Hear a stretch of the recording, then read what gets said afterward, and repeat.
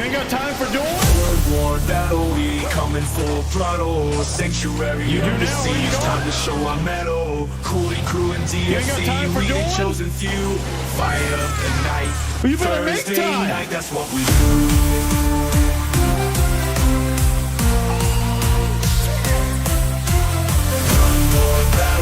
Sanctuary under siege, Coolie crew and DFC, we bring it from this guy. We back in town, together we rise, conquer the crown.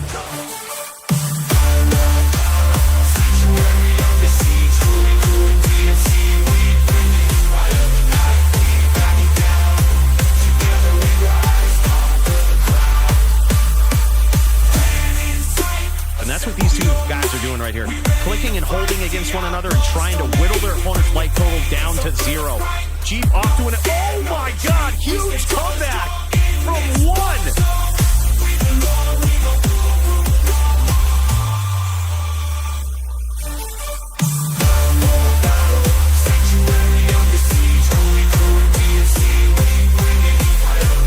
Beautiful chain from Toshank. Just keeping the pressure up and constant damage. Look at this.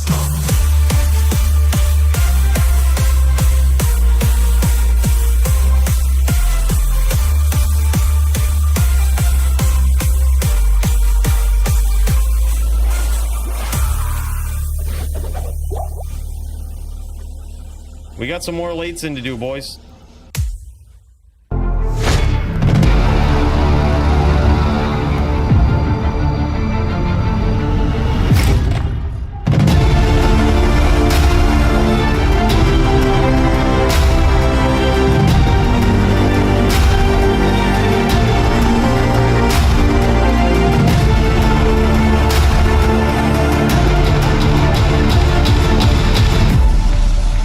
Ladies, welcome!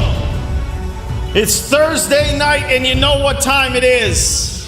Just wanted to pop into the Hall of Fame. This is the Hall for Champions, much like yourselves. Alright, we got the newest members of the channel right up here. I want to send a special salute to these guys. Holy shit, without you it wouldn't be possible. Wouldn't be possible to deck this whole fucking room out in 24 karat gold. God damn. Thank you. And you guys over here, most recent Savage donations. Mooch has bought the desk over here. As you can see, this is how we keep it plated. And fair warning, last time someone of you guys was in here, you tried to stick your hands in the scroller here like it's a ceiling fan, but, well, it's the last time we ever saw that guy. All right, we still looking for him in the back. We don't know what happened. Bill had to do a lot of cleaning. And speaking of which, one fucking rule in here, okay? Keep your goddamn hands off the 24 carats, all right? Last time, hate to start the stream up like this, but the last time, Bill had to put in some overtime.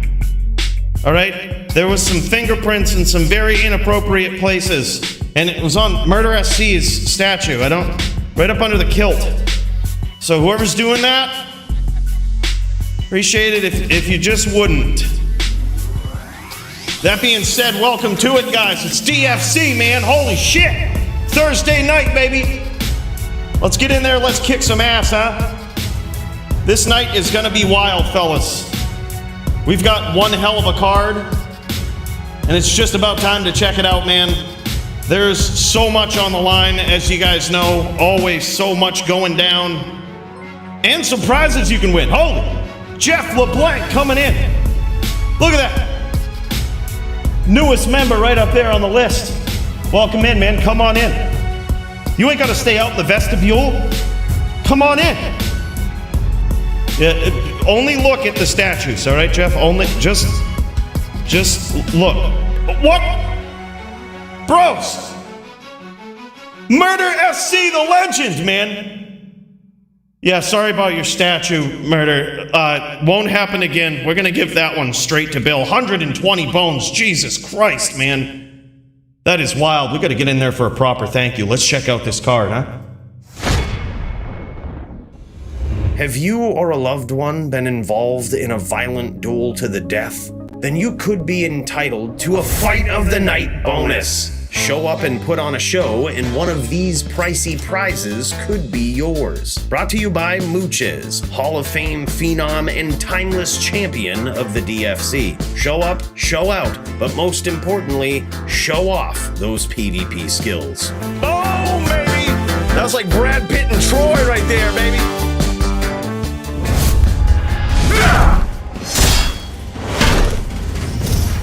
Damn, son, that's Murder SC coming back just like that on that Barb, man. Says, how dare you show that clip?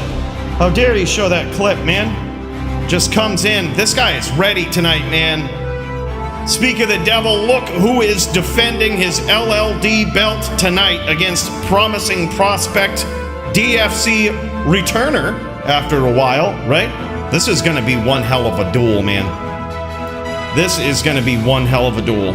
I'm kind of scared, all right? You better come with the A game, Murder SC. You better come with the A game. Because Donger looks amazing, man. He sent me a picture of his setup. Oh, shit, man, it's out of this world. Out of this world good. Very, very good Din player. Just shot his way right to the top. This guy knocking on the door of a title, but he's got one mountain of a man standing in his way. Murder SC, another, dude, big cheers to this guy. Whatever y'all are sipping on tonight, make sure you grab those chug mugs and tip one back. That was one hell of a generous donation, man. 120 bones. Start us up. Holy shit. Bro, I don't deserve it, man. I don't deserve it. You ain't got to do that. You ain't got to do it, man. Showing up and kicking some ass is going to be all the entertainment that myself and probably many others need. Mooches also defending his belt here tonight against Punch. This guy also back knocking on the door of the title. And holy shit, this one's going to be wild. He's actually, I believe he's going to be bringing in the Barb for this. I believe. He also has the option of the Necro.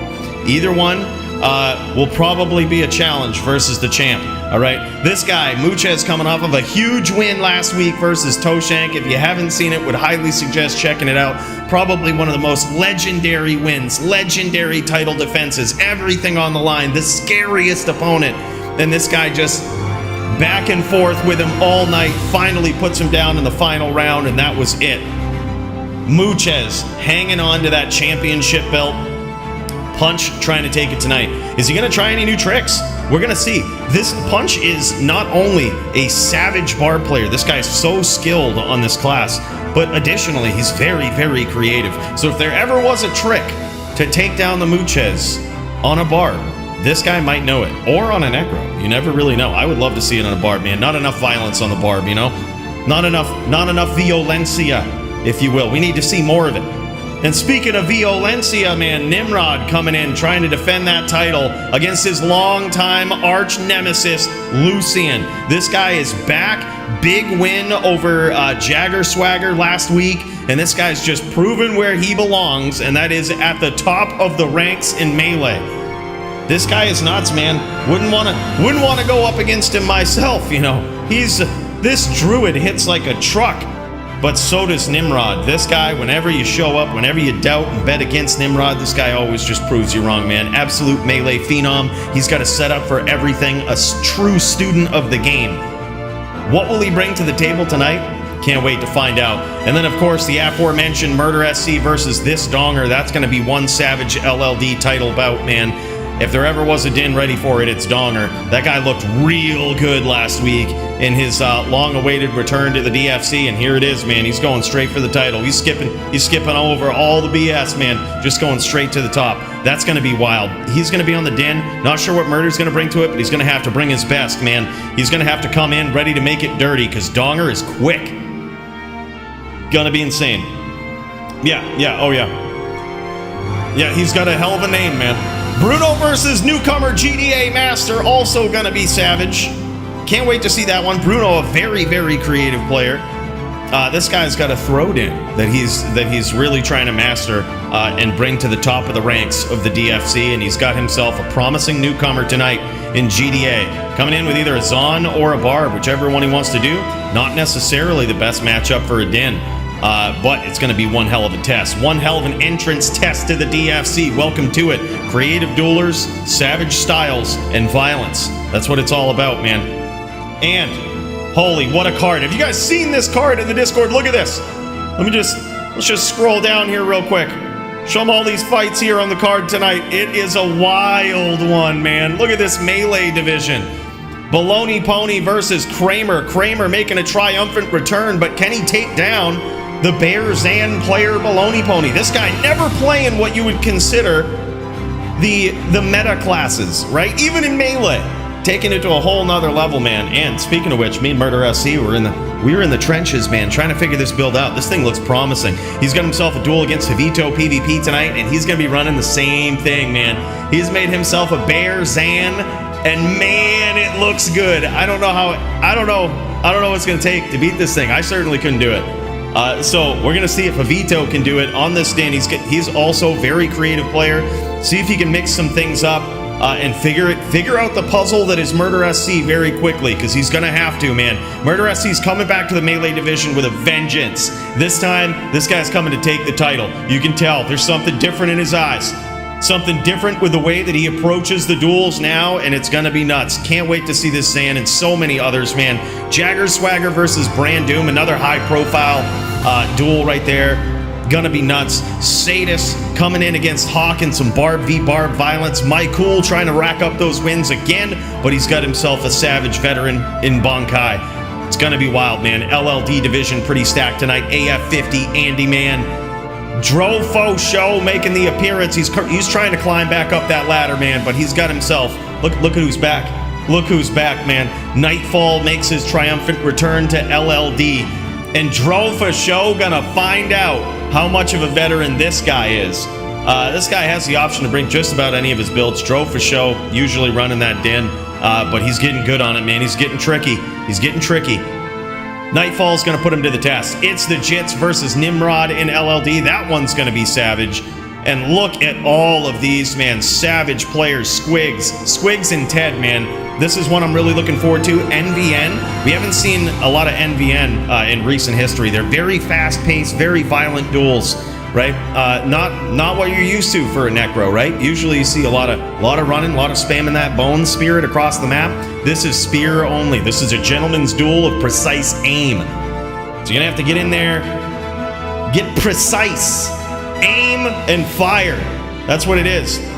Yeah, it is really cool, man. I'm really looking forward to it, because something tells me somewhere in the distant future, just in case Mr. Lama ever comes up, tries to challenge me NVN again sometime, I'm going to be taking notes. And these are two of the best Necro players that I've ever seen. You guys are savages, man. Serenity versus Riz, also going to be an insane duel, man. Looking forward to that one. Riz, an absolute sin phenom. Serenity working his way back up the ranks, and, in my opinion, one of the best Dins that's ever stepped into the DFC, if not the best. So he's going to likely be on a VT taking down a Sin. Some say it's free for the Sin, but I wouldn't quite say that when you're going up against Serenity. This guy is known as the Sin Killer. He's done it before. You can't get too comfortable with this guy. He knows what he's doing. He knows how to manage that range, and he certainly knows how to get in there, throw that shield around, and get violent with the smite. And then we've got the return of this matchup right here, Polytheist versus Baloney Pony, the Shaman Mirror of the Century, man. These guys are finally back doing it again. Both of these guys climbing the ranks and just looking healthy on the charts. What has Baloney Pony learned? Has he learned the tricks of the trade against his fellow mirror-matched opponent here on the Shaman Druid? Does he have what it takes this time? Is it going to be a closer duel, or will Polytheist run away with it? We're going to see, man. Bonkai back at it, man, climbing the charts, going up against Onomatopoeia. Gonna be wild. Medium versus Murica. Man, oh man. Oh, by the way, we've got some special duels on the roster here tonight. We've got some real special ones, man. It's kind of wild. We've got some feature matches, okay? Some people that we were able to get on the card as we made it, and some that will be a surprise later on. Some Sin v Sin, some SVS right here. LPC getting in, also doing some Zan v Zan mirrors. It's wild, man. That's why this episode is called the Doppelganger, man. You're gonna see a lot of mirror matches mixed in here, and I honestly think they're some of the most exciting. Some people say Zon v Zon, not the greatest, not the funnest one to watch. I couldn't disagree more. It's so exciting to just see how fast players can swap back and forth between their two main attacks, how they've built their characters and what that close range combat looks like, those quick decisions that you got to make in the heat of battle in Zon v Zon. Same could be said for Sork v Sork, NVN, Barb v Barb even. You know, there's a lot of mirror matches that we don't see a lot of, and tonight, well, that's gonna change, man. There's a lot of shit. A lot of good fights on the card. The return of Gertie. Oh yeah, we can't miss that. The return of Gertie and some Sin v Sin. Holy shit. It's getting wild. Speaking of the return, I see you, Dio. What's up, man? Good to see you, brother. Good to see everyone here tonight, man. Big cheers to you guys. I say we get ready for this. I see some people up in there firing up their streams, probably right ready to go, right ready to enact the violence. And I say we just do it, man. Get in there, get violent, see some mirror matching, see some not so mirror matching. Just see some Diablo ill-spirited, Bloodmore savagery. It's friggin' time, man.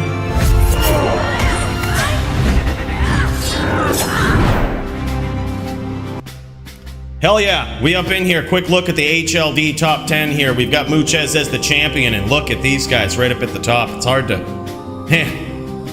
crack into that top 10. It's just full of savages. It's just absolutely full of savages. None of them that you want to take on, go face to face with, man. These guys will put your face in the dirt, in the Bloodmore, man, and they won't even think twice about it. All of these guys, very, very difficult to beat. Then look at this, at the top of the ranks, Melee, we got Nimrod, Lucian knocking at the door tonight. Nimrod successfully defended the title against that Cooley guy last week, whoever that was. We don't see him on the card this week. What a loser. You just beat him up and probably made him quit. Haven't even seen him on Diablo 2 since. Just beat him up bad, dude. But all these guys, man, absolute savages in Melee as well. LLD, man, building up some ranks here as well. Look at Jits just climbing his way up. Donger going from the 9th spot, trying to take on. Look, you can tell how promising this guy looked after his first duel right there. Just goes in from number 9 and says, "Let's do this." Same can be said for Fax, man. This guy also, he might be a little lower on the ranks, but don't let it fool you. When these guys step in, it's a whole different realm, man. It's a whole different realm. All right, let's check this out. Let's see who's up in there. See who's up in the Discord. I got Nimrod, I got Murder SC, these guys ready to throw down. All right, let me pop in here. Let me check this out. All right, Murder SC chilling, or I'm sorry, Nimrod chilling by the fire. He's just waiting on his opponent, getting warmed up. You see Murder SC in here. Oh my God, he's on his BearZon too. Are you ready to go, Murder? You ready to throw down? Are we gonna get to see this thing right off the rip? Oh man, be wild. That'd be wild. Oh shit. All right, these guys are ready to throw down, boys. It's time to see this BearZon in action. What will it look like? Let's find out. I'm really curious to see how this does, man. It's gonna be violent. Let's check it out. Murder SC, the big legend. Another big cheers to this guy. Let's tip one back. He gave 120 bones, man. That's gonna keep the candles burning in here. We might even buy some new fucking fruit for you guys to enjoy up in here. That shit's old. I wouldn't even try it.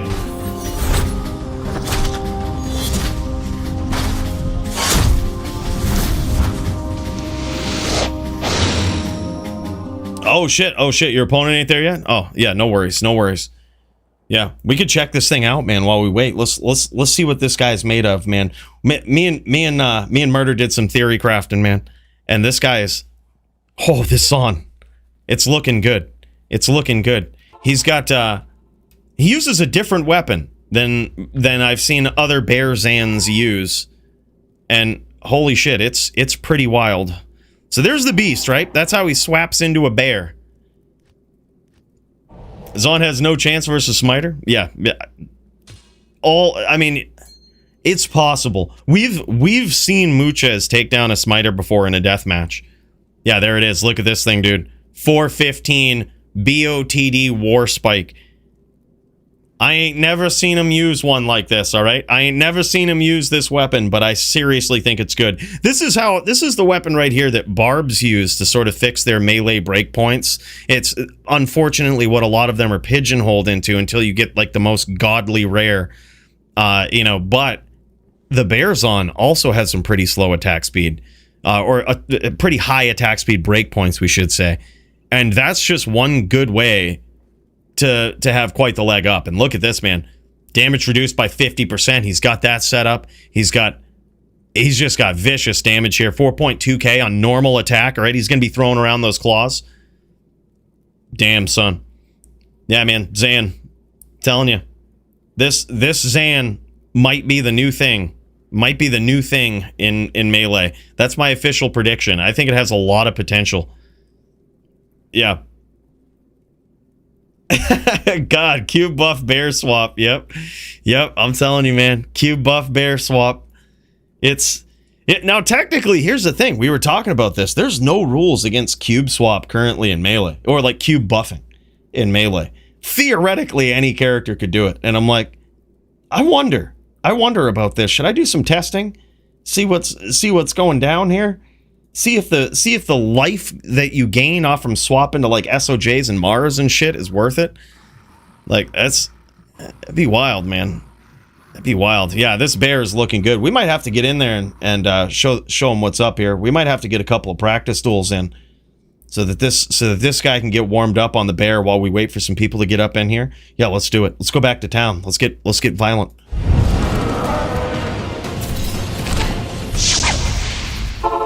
All right, yeah, firing up the game right now. We're gonna get up in there. We're gonna show you what this dude's made of, man. It's pretty friggin' nuts. Not gonna lie. It's pretty crazy. Good to go in about 20 to 30. Oh, hell yeah, man. Hell yeah. All right. Yeah, we're gonna bring in this guy. I'm gonna try some shit, man. I'm gonna try some shit. I'm gonna throw it all at him to see what we can do. I couldn't beat him last time when we getting these duels in, man. I couldn't beat him. We got to go into beast mode. All right, we're gonna put on the crush and blow this time. No more dicking around. We're putting on the crush and blow. I'm just gonna do this right. RH, my guy, 23 months. RH what? Became a member. RH celebrates 23 months of membership. Damn, son, that's huge. That's huge, man. Big cheers to that. Thank you so much, RH. That's insane, man. 23 months, creeping up on that 2-year mark, brother. Yeah, exactly. That's what I really need to do, not a frog. That's what I really need to do. We're going to stack this up. I think the IAS breakpoints are almost good. So we're going to do that. Do I really need AR for this Zan? I think we just need straight deadly strike and violence. That's just really what we need. Possibly even this. We might be a little short. No, we ain't. No, we got enough IAS. No, we good. We're gonna do it like this time. This could be the setup. Oh, I have fortitude on. Whoops. Let's just do this. We can't be rocking fortitude. Or maybe we should. Maybe we should versus this Zan. I hope I have 75 block. All right, I do. All right, let's try it out, man. Let's see how good we do. We're going with a crush and blow setup. We only got 10k AR. I'm assuming we don't need it. I'm assuming we don't need much AR to hit here. I could be wrong, though. He starts proccing that forward. It could get vicious.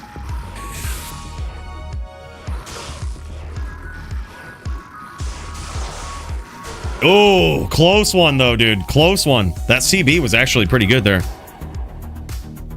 Yeah, look at that, though. That Zon is something else. That Zon is something else, dude. I gotta say.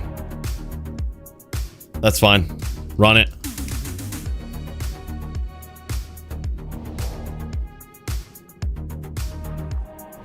Yeah, I think it might be the way. I think that the CB might be the way. Oh, he didn't hit me with it. We still got that full defense, baby. All right, CB doing some big work. Yeah, I don't think we need a lot of AR here. I think the Zon's defense is a big problem. Oh, all right, we got there. CB, dude. CB. All right, I'm already doing better than in our testing, I think, but I also didn't have my, he didn't have inner sight on me that time.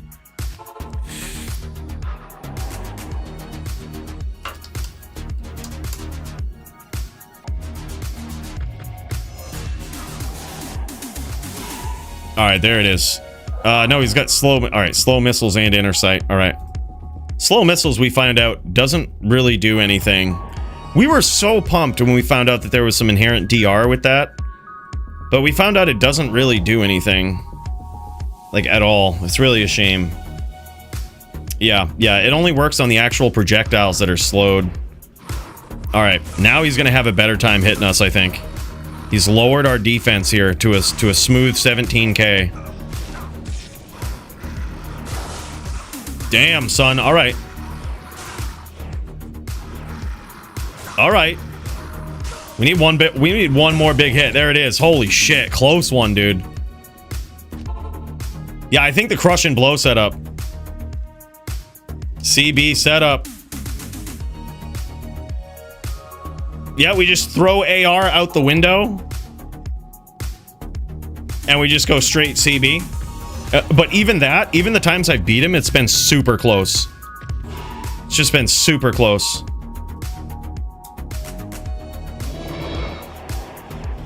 CB, the real MVP. Oh, for sure.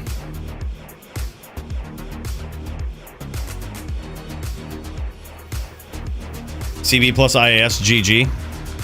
Yeah, it's pretty good. We got a big hit right off the rip there. That was good. Look at that dodge, avoid, and evade, dude. Still going off in bear form. That's why this is so powerful. Like, it's so hard to hit the Zon, and it's not the defense that's the problem. It's that dodge, avoid, evade, the block, and the defense. Holy shit, man. Yeah, that's wild. Is Odyssey another BearZon? Oh, shit, yeah, dude. Oh, shit, yeah. These guys gonna go at it, actually. I kind of want to see this. These guys are gonna go at it. Let's freaking go. BearZon v BearZon.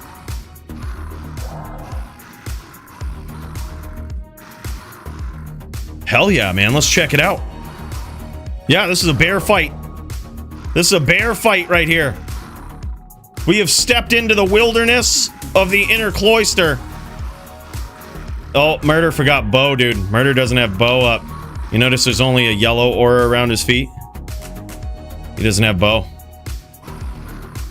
Uh-oh. Gotta morph back. Look at this. Odyssey over here just getting ready. He's all fired up. All right, boys. I want a good, clean bear fight. No biting ears and shit. This ain't no Mike Tyson duel. Right, let's get in here. Let's make it count.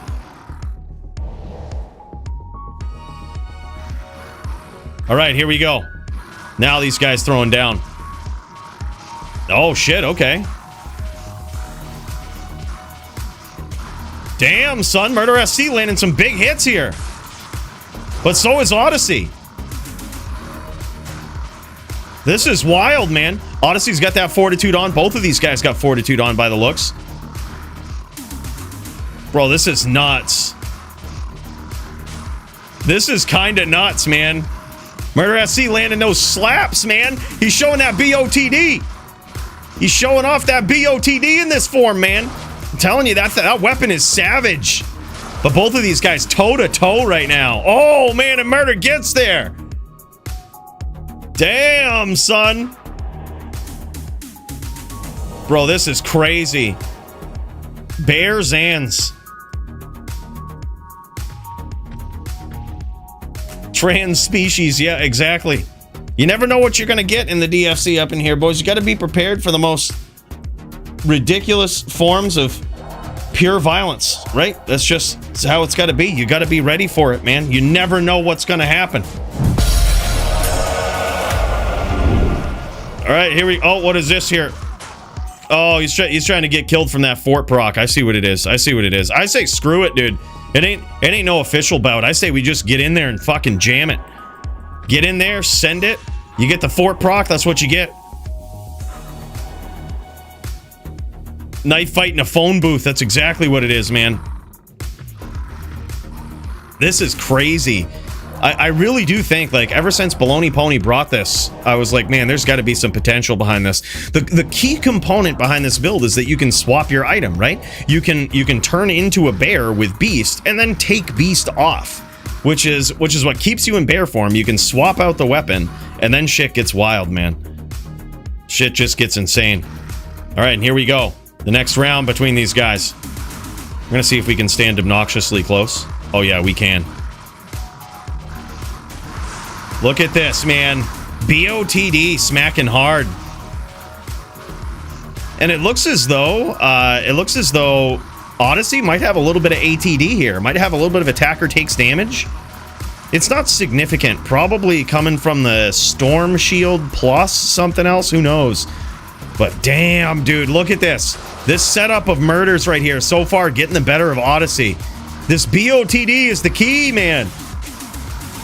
Breath of the Dying for the win. This thing finally has a place not just in the hands of the Barb, but in the hands of the BearZon. This thing is insane, man, and there it is again. Murder SC throwing down with this thing, man. This guy is ready. This guy is ready, dude. Just absolutely wild. Yeah. Yo, what's up, Hell Link? Good to see you, man. Yeah, this guy's an absolute legend. This guy a dual member. Super supporter right here. Big cheers. If y'all are sipping on anything, make sure to raise a toast to this guy because he is the true beast. That's him, Hell Link, coming in. He ain't messing around today. Big cheers, brother.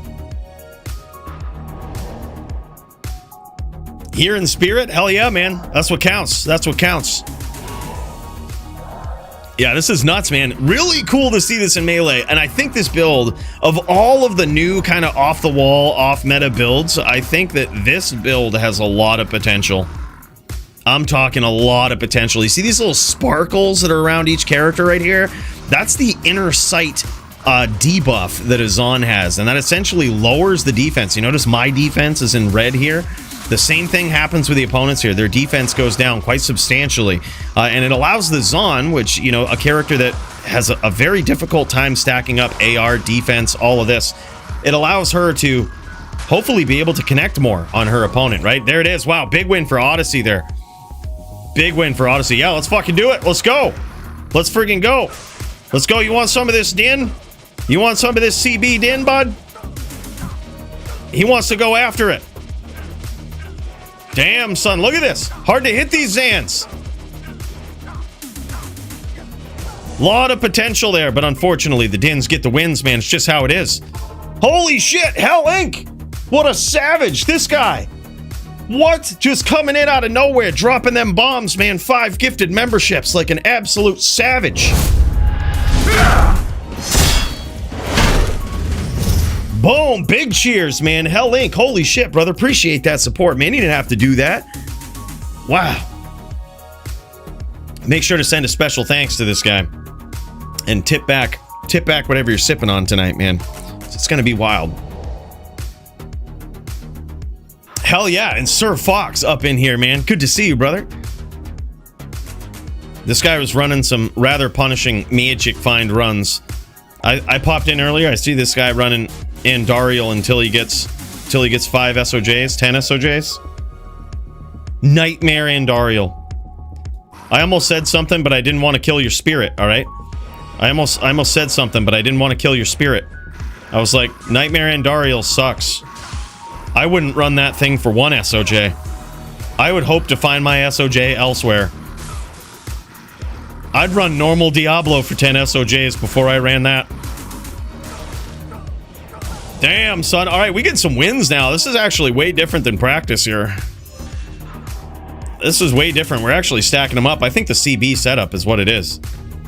I hope Javito ain't watching me and he ain't picking up some notes, you know?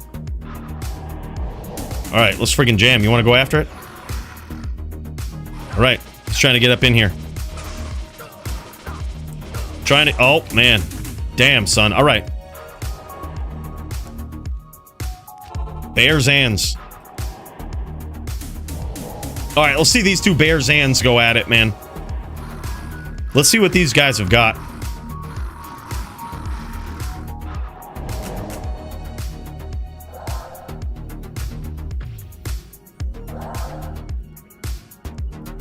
Yeah.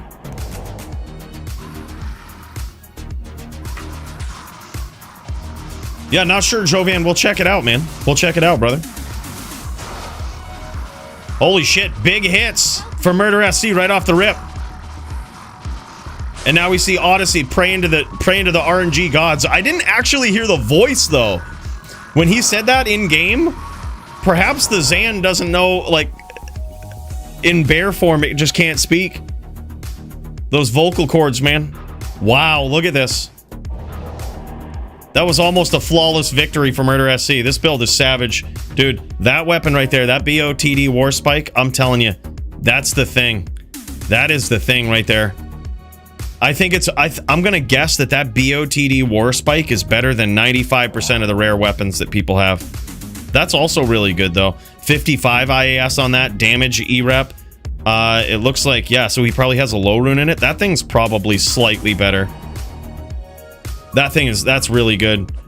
But dude, you've also got the stats with that. Oh god, it's I'm telling you, it's something. Like, BOTD is really just a... I mean, even still, it's got better IAS. Like, the BOTD has better IAS. It's insane. It's got that 60 IAS. I think, wait a minute, what was the base on this? This is a fanged knife, so it actually might be faster. It might actually have more IAS on it. Yeah, let's jam.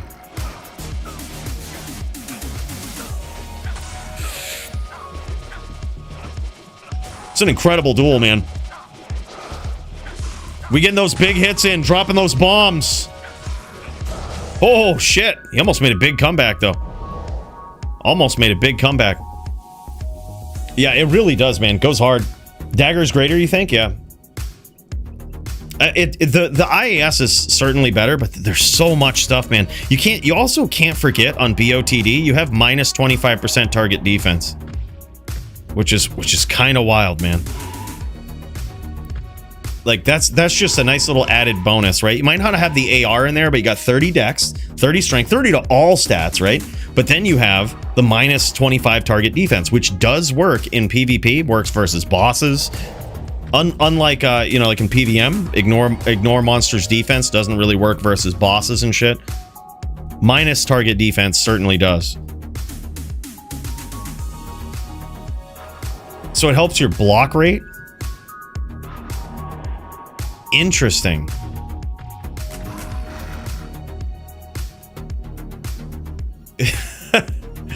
Well, yeah. I think that just BOTD is just a very good, it's a very good replacement, right? Like, if you don't have those big rares, doesn't matter. Like, BOTD is just so much cheaper.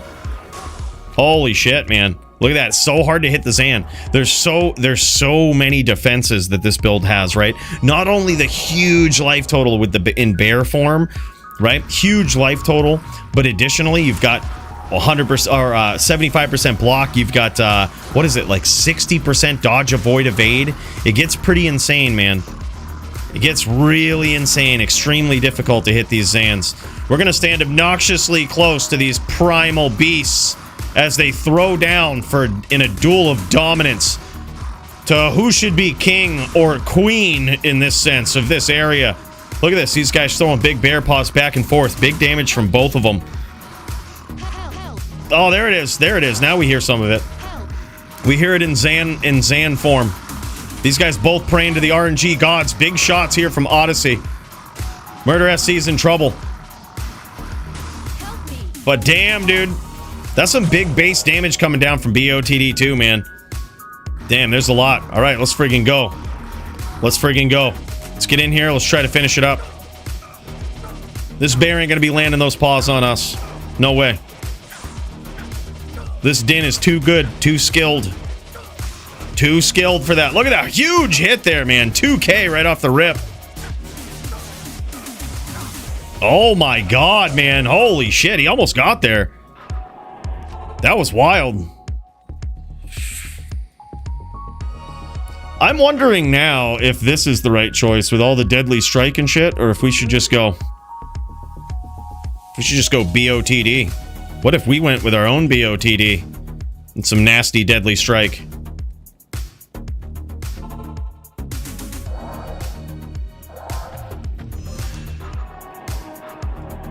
$9.3K Zeal. Let's friggin' go. Let's friggin' go. Been ordered on Switch here and there. Hell yeah, man. That's not a bad build at all. It's a very, very, very fun one for some PVM.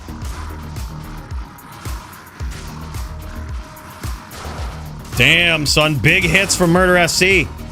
And look at this. There's a big level difference between these guys, too. Like, first of all, neither one of them are 99, but 3 levels is really where you really kind of start to see, like, over a % difference in the chance that you're going to hit, which is kind of big, right? Let's friggin' go, man. Let's jam it. Let's show Murder SC what we're made of here. 9.3K Zeal with some massive deadly strike and CB. Let's get those hits in there. Let's make that life total a joke.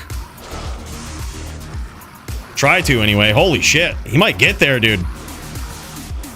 Holy shit. He almost did. That was insane. It's kind of wild, man. But all right, boys. That's enough warming up for right now. Looks like we've got some savages up in here, ready to jam, ready to slam. And as a wise man once said, ready to Alabama. I see the Squigs and the Ted Stickles up in here. And these guys get ready to throw down with some NVN. I say we check it out, see how these guys are doing, see if they're ready for the violence that is about to ensue. Because, wow, man, it's getting real. Let's jam it, man. Bam. Here we are. All right, some NVN, man. We're tuning into Ted Stickles' stream here. The kin player himself. This guy climbing up the ranks, and now he's seeing Squigs up at the top, and he's like, nah, man, I'm about to show you how it's done on this class. But never underestimate Squigs. This guy has got a style. He's got the ability to figure you out very quickly. But Ted knows some tricks, man. I'm not gonna lie. All right, this guy might be a far better Necro player than me, but I've taught this boy some shit, okay? I've taught this boy how to spear train.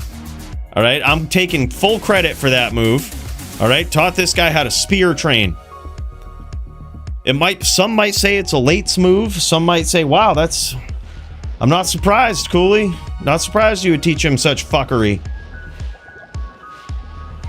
The Cooley train is what that's what it is. That's what it is, the Cooley train. You know how it is, man. These guys getting ready to throw down. Looks like they might have found themselves a central game, probably thanks to Primo, man. Big cheers to this guy for that. Let's get after it. About time for some violence with these guys.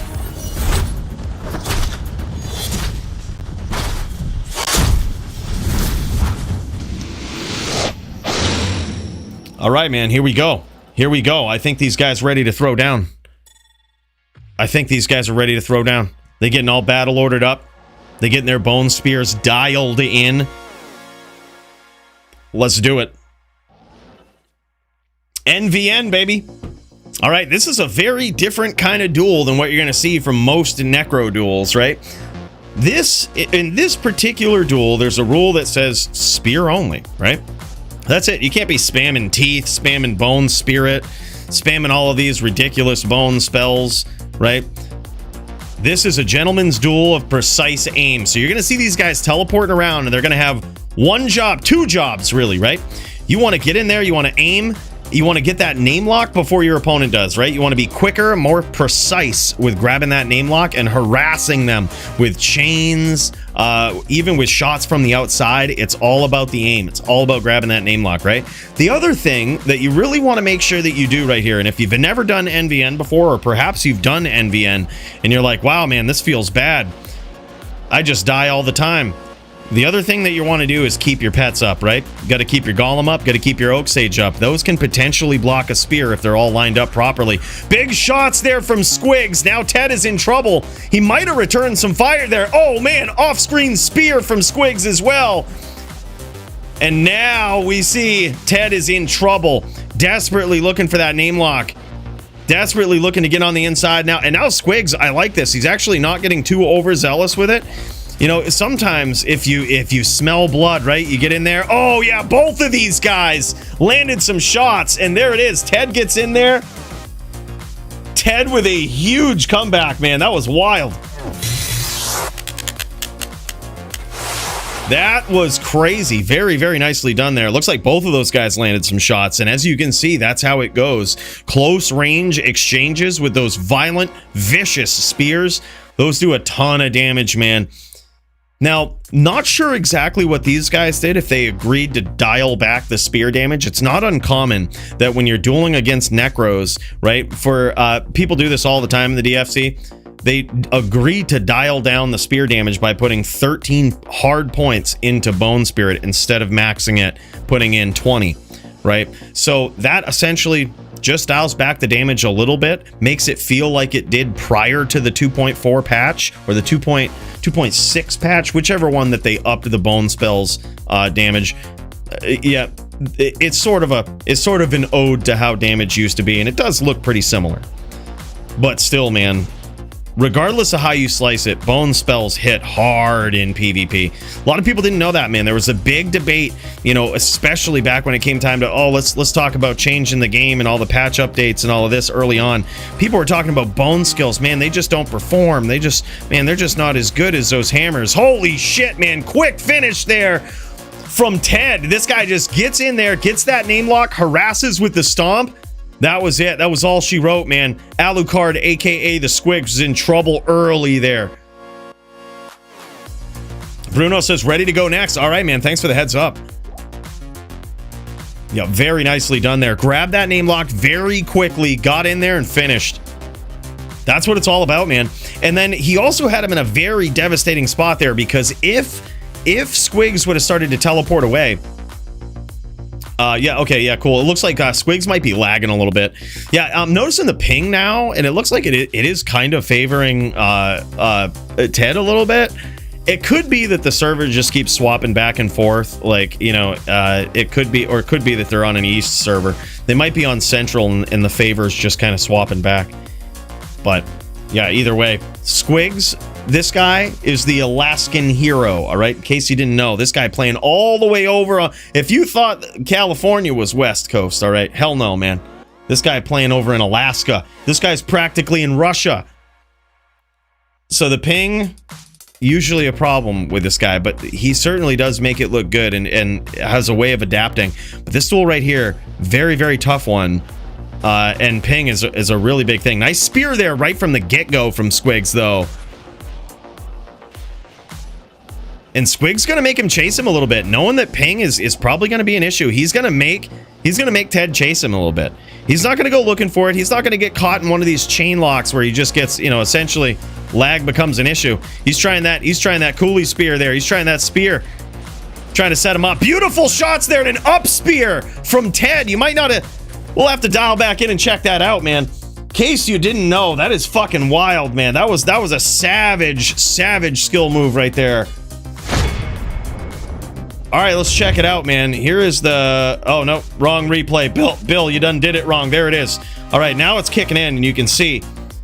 Watch his cursor. He's not name locked in this exchange here. Watch where his cursor is. 45-degree angle up as he shoots these spears. It's because he didn't have a name lock. But look at this. As he knew he was in the perfect position on this approach, watch this cursor. Stomp and then cursor right up at the 45-degree angle. All of those spears landing. Beautifully executed there. Very nicely done. And here we go for the fourth round between these guys. So far, Ted is up 3-0 in this NVN showdown. Gentleman's duel of precise aim and violence.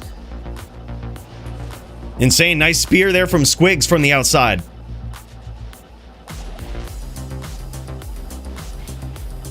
No, it's not high now, but as you notice, his ping kind of gets higher as he starts to engage with Squigs. It's almost like it tries to even out or something. Yeah, big mirror battles tonight, man. It's kind of wild. A lot of them. This is the first one, man. First one up on the rip. NVN, a duel of violence. A gentleman's duel of precision and violence.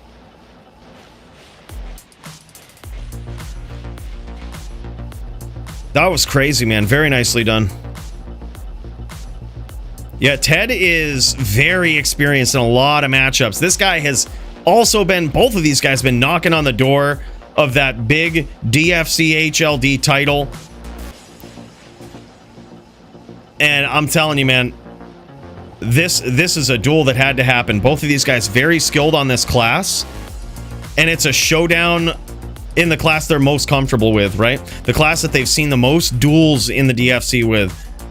But it all comes down to this. It all comes down to who has done more NVN. No matter how many duels you've done on the Necro versus other classes, NVN is a very, very different duel. Look at this sneaky name lock here from Ted.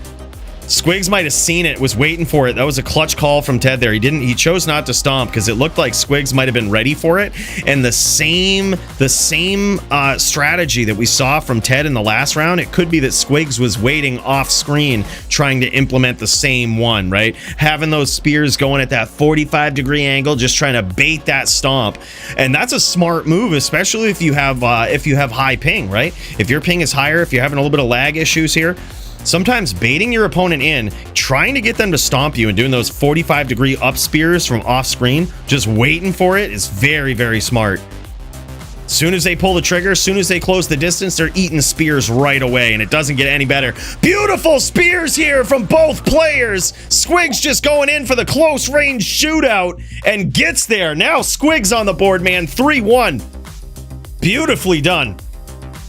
You see a duel of the two old men here, the two gray-haired characters just circling each other until they decide, you know what, fuck it, let's throw down right under this tree here, right in the center of the Bloodmoor. Let's get violent. Let's make it happen. It's the only way to go, dude. Hell yeah, dude.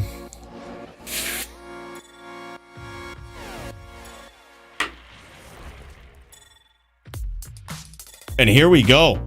3-1, still in favor of Ted. Squigs trying to make a big comeback here. He landed those spears. He could have got out of there, right? He could have chosen to just leave that exchange, but instead he said, nah, you know what? I'm gonna stay here. I'm gonna just have a shootout here. If he wants to engage in it, I'm already up one spear. Let's friggin' go. Ted happily obliged, but it was not the right move. Now these guys chasing each other, looking for this. Now Squigs trying to bait him a little bit here. He's trying to bait him a little bit. Trying to get him to come in, trying to catch him from the outside. He's had a lot of luck with those spears from the outside. Beautiful, beautiful call there from Ted as well. He noticed that he didn't quite have the up and up on that exchange. He noticed, he saw the move far before it happened. He knew he was going to catch some spears there, so he wisely disengaged and reset. Necros love being right next to you throwing those spears, man, especially those 45-degree angle spears like you saw from Ted. Absolutely insane. Yeah, that's how you hide them, Toshank. That's how you hide them. Yeah, sometimes it doesn't work, though.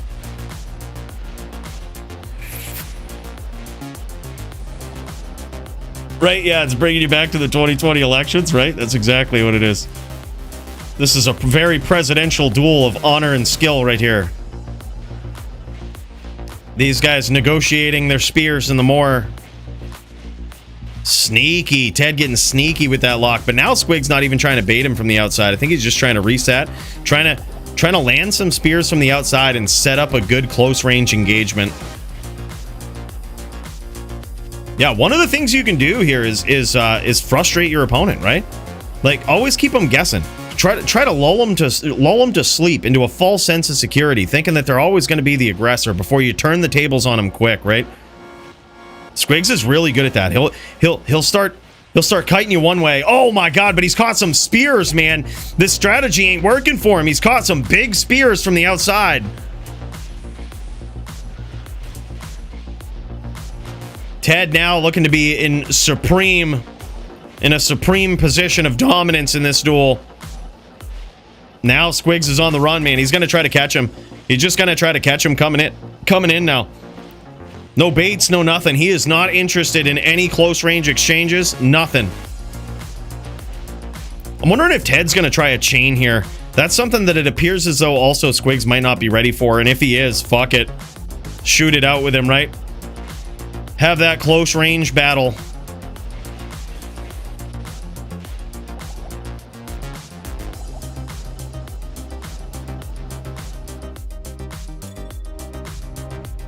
Ted wisely recast battle orders there just as it runs out. See, this is like the sixth sense that a good dueler has, man. They always have an eye, kind of a passive eye on those like glowing auras around their feet right there, those glowing buffs, right? That's the battle command battle orders, the blue and yellow buffs. So when the yellow one goes down, usually the blue one ain't far behind it, right? So they always are good at keeping an eye on that, right? Just keeping it right in the peripherals. Just ready to recast, because when that thing drops, man, you don't want to get slapped with no battle orders. Battle orders increases your life by quite a bit. Let's say almost doubles it.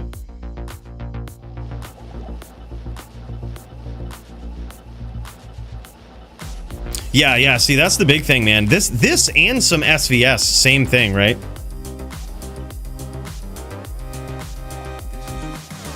Ted just gives him some mana there.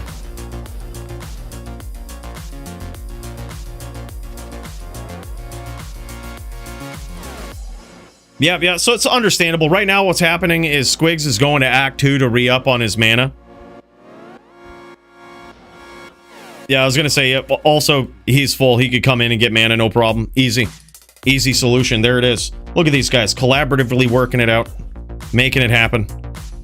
GG. The reason he goes to Act 2 is because you can go talk to Lysander, and he'll sell you potions without healing you. Unlike Akara, who will just immediately heal you when you go try to buy potions.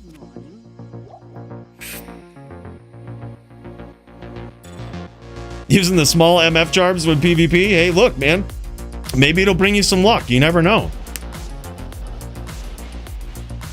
Yeah, basically what you want to do is just be quick, right? You got to get on their screen and be quick. It's all skill. It's all like grab the name, be quick, and then here's the big trick to keeping the name lock, right? Is as soon as you get that name lock with casters that want to run away from you, you want to return your cursor to the center of your character, right? Almost like right around just above the waist, and return it to the center of the screen. Then you can hold down teleport and it will continually hit them with teleport every time. So if they're teleporting away, if they're getting real slippery, you can just hold down teleport with your cursor right in the center of your character there, and it will stay right on top of them. That's called tele chaining.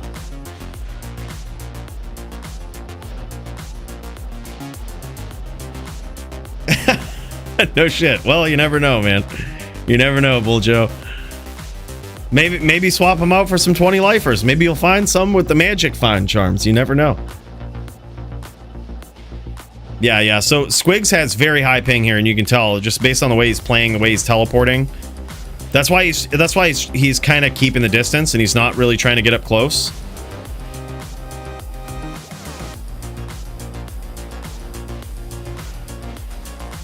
But the real test here is if Ted can punish him with a chain. There it is, man. Beautiful shot there from Ted to finish it up. And damn, son, 4-1 finish from this absolute necro savage here. Wow. Shame, dude. You could definitely tell a little bit there with the ping with Squigs. It's too bad. It's too bad. But damn, son. Good duel otherwise, though. That was pretty savage. All right, Bruno is ready to roll, dude. Bruno is ready to roll. Also keeping an eye on Nim. Nim, don't hesitate to give me the heads up in the chat if you're ready to throw down for the title. We have tuned into Bruno's stream. This guy is on the throwed in, man. He's got a lacerator. He is ready to throw down quite literally against GDA Master. This guy coming in making his DFC debut, but both of these guys have a very challenging match ahead of them. You see, on a throwed in, you have a lot of options, right? A lot of things that you can do. And look at this. He's playing on a controller, too? What is this? Bruno's going next level with all the creativity here. You can see it right down here where all of these buttons are keyed to a controller setting. That's insane, man. Oh, they're both west? Oh, okay, that's what it was. I was like, I wonder why Ted's ping is so decent. But yeah, that makes sense. I totally remember that now that you said it. For some reason I thought he was east. I don't know why. Oh, man, big throws from Bruno from the outside. He probably cut him open with that. Yeah, he's got a little bit of open wounds going. Oh, and look at this shield from GDA Master. He's got the shield in there. He got cut hard, though, man. And he's got some poison on. Dude, he's ripping him apart. Oh, shit, dude. That one poison, he's very likely has Trangul's gloves on, and the mastery damage from that poison and the poor poison charms that he has on in his inventory is gonna add up quick. But damn, big damage there from GDA. Big hits. Bruno's got to remain evasive there. I don't see him getting in there and smiting with it either, which he very well could do at close range, which could be a big deal. Not only can that cut him, but it could also proc amp, which is going to be really bad for GDA. But when Bruno gets on a character, he rarely, like, if he's on a throwdown, he going to be throwing, man. That's what it is. By the way, X, what's up, man? Good seeing you. Yeah. And a good reminder, man. Hit that like button. We actually have it. We have it linked right up to you. It sends a letter to YouTube, handwritten letter. It's like an algorithm. Bill writes it. It's not totally automated, but point is, he sends YouTube a letter. No algorithm needed. Lets him know this is the stream to be on for Diablo 2 right now. This is it. All right. And yeah, so he's got 28 letters to write at this point. Give him some more, boys. We pay him forum gold per, so.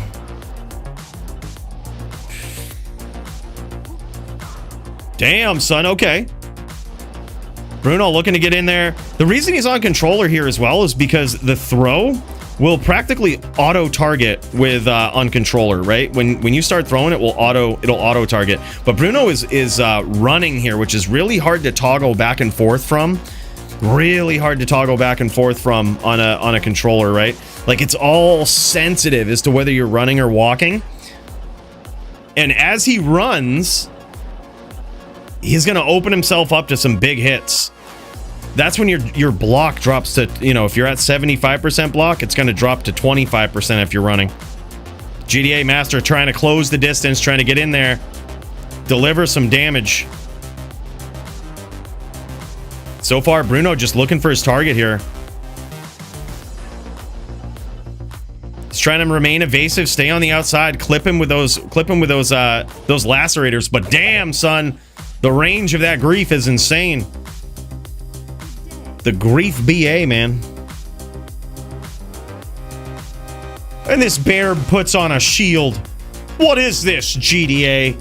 I thought we was having a gentleman's duel here. GDA putting on a shield against the throw barb. I thought this was America. I thought we was having a gentleman's duel of violence. Look at him just picking on this den, man.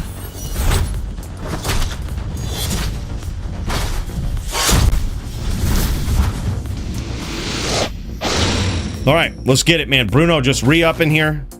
He's getting in the zone.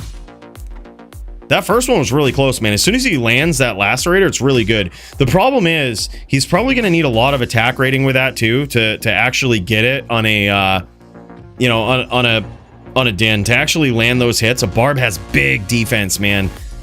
Really hard to get through.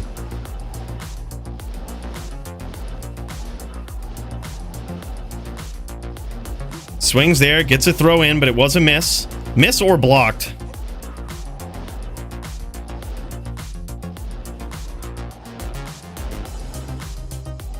Bruno staying close range here. This is actually really impressive. He's staying close range, kind of dancing in and out. Oh, man. Good distance for some throws. Oh, my God. Procs the amp from the lacerator. That's huge.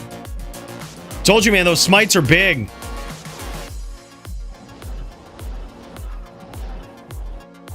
Oh, shit. Okay. He's going to have to reapply that amp now. He might have actually got in there with Zeal, too. Although I did see the swirlies.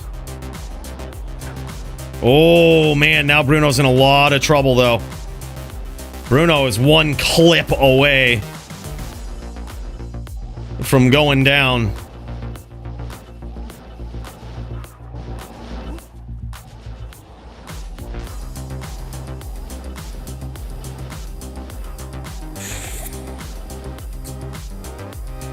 Yeah, this is going to be hard for him to get in there. It's almost like he needs to keep the distance at this point, but it's going to be really hard to do, man. GDA is just on top of him.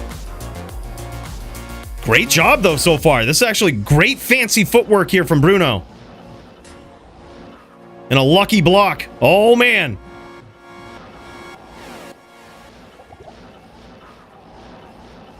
He's actually surviving here. As good as he can for having literally one life.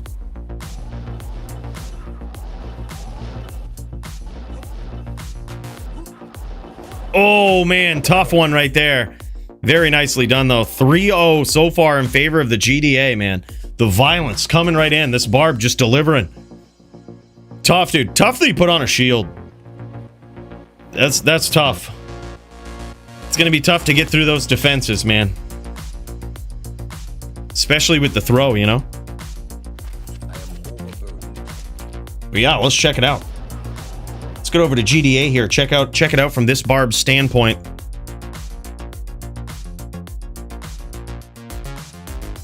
Oh, and there it is. Beautiful cube bow set up here. You'll also notice this. Both players are doing this. They have a demon limb in their cube, and it's not uncommon for a lot of characters, Zons, Barbs, sometimes Dins, to just cast the enchant charges on demon limb for a nasty AR buff in the duel. Really cool item for that. Certainly a Herodric cube hero for many builds. Yeah, and you can see the ping here from GDA Master, a little bit high, but you know, hey, look, he's making it work. He's making it look clean. Pat and Pendon, what's up, man? Good to see you. Medium is usually an Oridin with a few tricks. Yep. Yeah, usually he's on Oridin with a few tricks. Definitely want that fire res up there, man. Oh, look at that. Gentleman's duel. He said go, but wasn't quite ready. All right. That's okay. Bruno just getting ready for this. Give me 0 ping in a duel and I'll still lose. Hey, man. Melee, you never know. All right. Get up in there in some melee. You could have high ping in melee and still win. Melee is a different kind of dueling, man. It truly is the dueling language of the entire world, I think. Like, you can duel against anybody in the entire world, and you're not really at a disadvantage besides, albeit your gear, you know?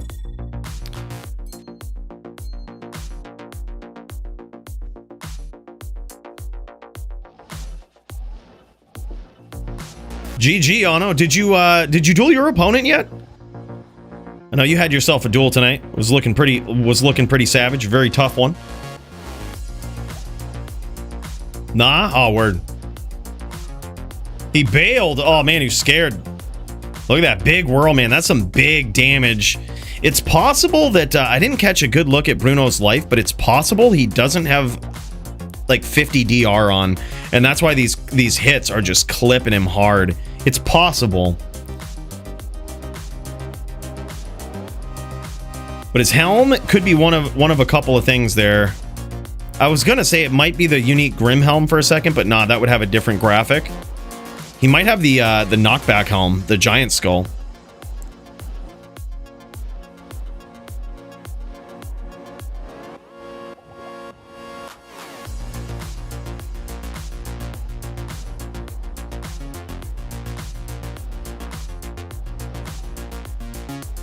Oh, the leaps are big here too. I'm pretty sure you can leap over these throws. Yeah, look at that big ping disadvantage there for GDA. But he's getting in there, man. He's making them count. He's making these hits count. He's being very patient with Bruno. Bruno's doing a great job of just staying on the outside here too. Just staying just out of reach. Oh my god, just as I say that, GDA gets in there and clips him, dude. And there it is, the 4-0 finish. Tough opponent there, man. Shield Barb. Definitely a tough one for the throw in. But when he got that smite in there, man, my jaw dropped. I was ready. I was ready for those big throw hits. But damn, son. GDA throwing it up, getting his first win in the DFC. One hell of a welcome to it. And a very, very creative opponent, dude. Both of these guys, nuts. Yo, what up, Hellion? Hey, good to see you, man.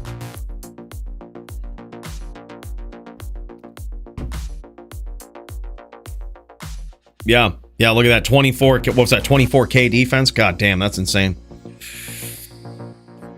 That's insane, man. Well, a hell of a duel between these guys. He might want to show off some gear here. I would love to. I would love to check that out, dude. Der Orden heißt euch willkommen. LOL. What language is that? Anyone know? Anyone know what GDA's playing in?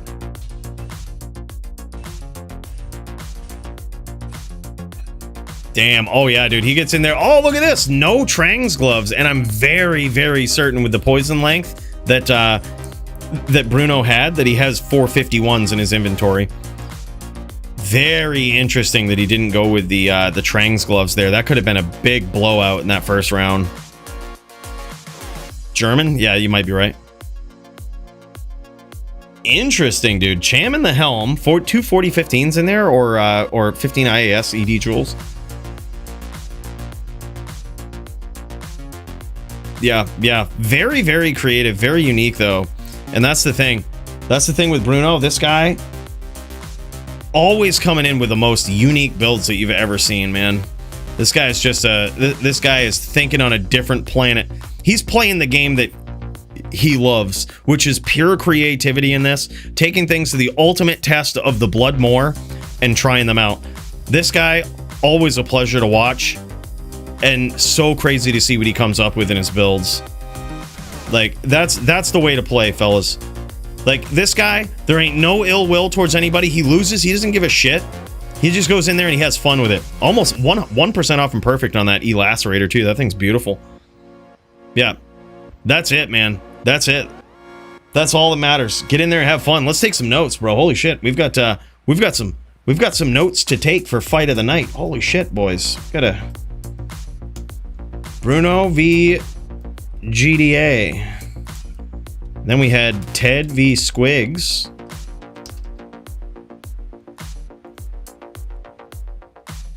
Hell yeah, I take notes because at the end, you guys will get to vote on who you think should win a fight of the night, performance of the night prize, but then we give those out, man. As you saw at the top of the hour. As you saw at the top of the show, man, it gets pretty wild up in here. You know? The prizes are insane, and it's just nuts. There's no other way to describe it. Have you or a loved one been involved in a violent duel to the death?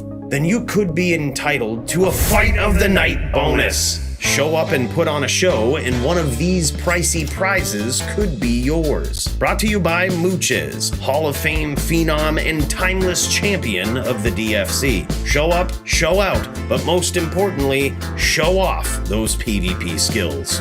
Oh, baby! That was like Brad Pitt and Troy right there, baby!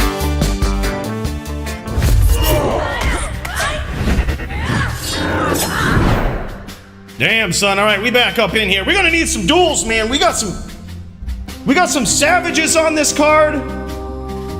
Where they all at? What's Nim up to in here? Is he ready to throw down versus his opponent? He's still standing by the fire, waiting for Lucian to show up. Look at him. We're just staring through up in the Aether up here. This is the great throne of the Oracle. We can see anything.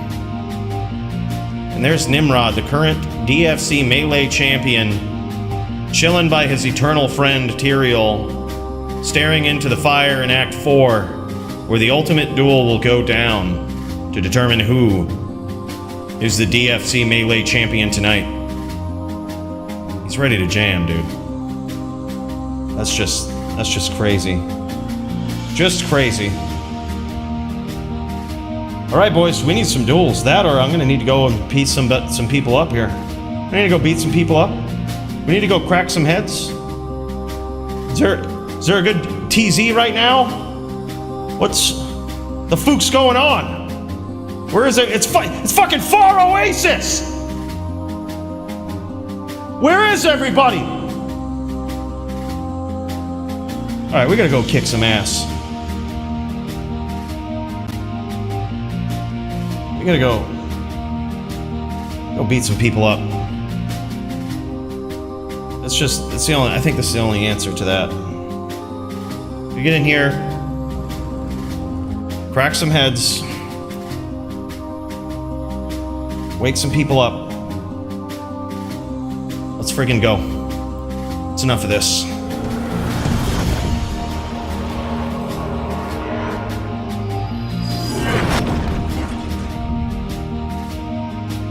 All right, here we go. Now that I see some Barb play, man, yeah, just got to get in there. Someone's in low-level duels. Oh, it won't let me come in with my 99. Well, that's fucking weird. All right, well, whatever. Let's fire it back up. Let's get in there for some LLD. Let's get in there with some LLD, man. Salut's trying to be a big dog up in here. Gotta show him what's up. I was gonna bring in my lowest level on the account. I know what low level dueling is. It's where you pick your lowest level character, right? Is that how you do it? LPC versus Gemmed, most underrated card. Oh yeah, that's gonna be Savage, man. That's gonna be some SVS. Some SVS savagery. All right, let's get in here. Let's turn up the volume. All right, we'll get in here on a charger. Shouldn't really need much more than that for most of these pubs. Shouldn't really need to bust out the big guns.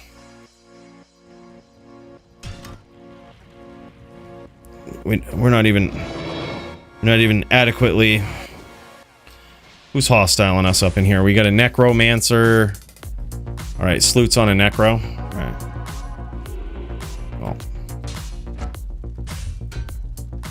All right. All right, we'll get up in there.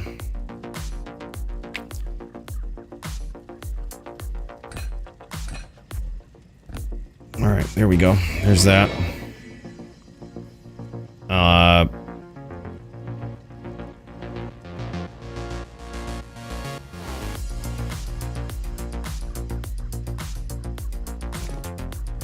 All right, good enough. Good enough. We'll do it like this. All right, go Sloot.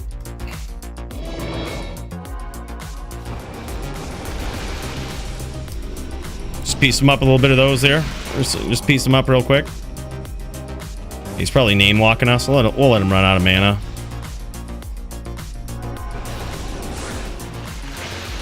That's right. Oh, we ain't charging you, bud. Oh man, just kidding. Yeah, we are. We gonna get up in there.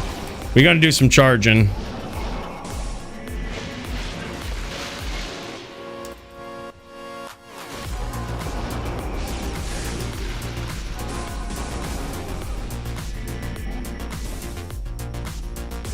All right, all right.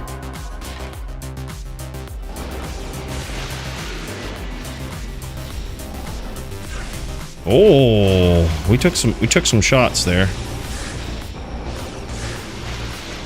We took some shots there for sure. Oh shit. Okay.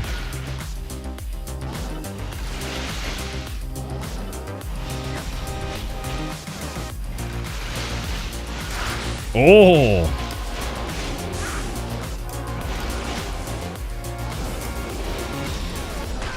Boom, baby. Caught him with that upcharge. GG. Just getting in there. What was that about being scared, Sloot? Whoa. You just put me in beast mode, bro. We just came in, we dropped that hammer.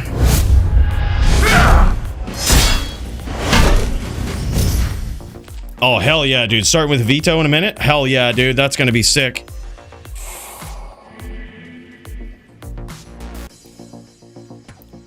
Hey, look. Look. That weren't no foot charge. That was just an upcharge, man. That was just an upcharge. That was a, hey, I hope you're not dumb enough to fucking stomp me. That would be bad. I hope you don't try that. Because I need to get out of here and I ain't stopping for nothing. You either get on this bus or you're gonna get run over by it. Alright, go Sloot. Or Destruction. What is he? Druid? Is it Druid? Sec. I gotta get prepared for the Druid. Druid is a different setup. Droid is diff setup. We got to get ready for the droid.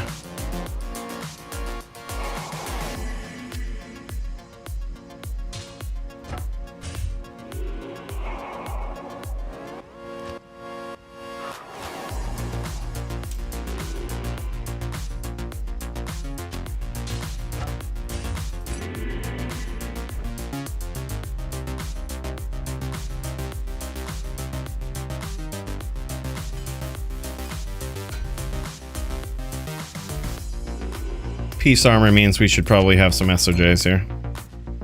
And maybe this. Actually.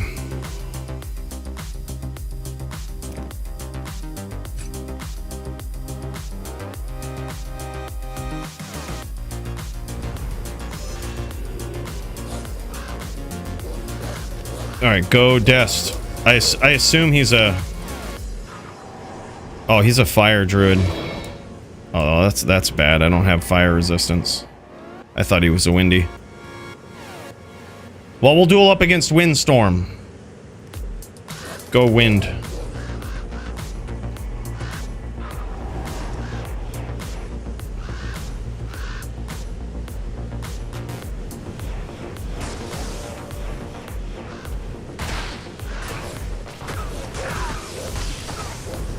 Oh, we thought we could zeal him, but he just stayed right there. All right, we got a little cocky with that one.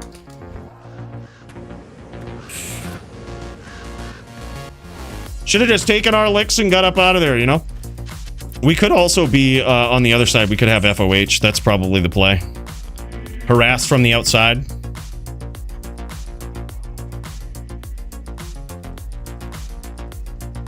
That's probably the play.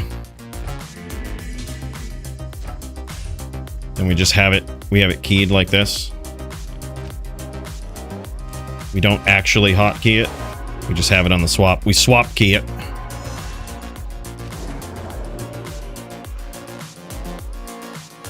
All right, go Wind. All right, here we go.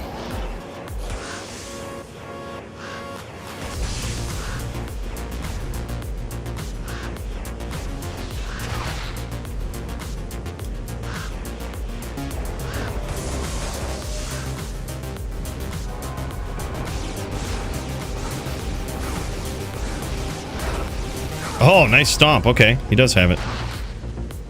He does have it. All right.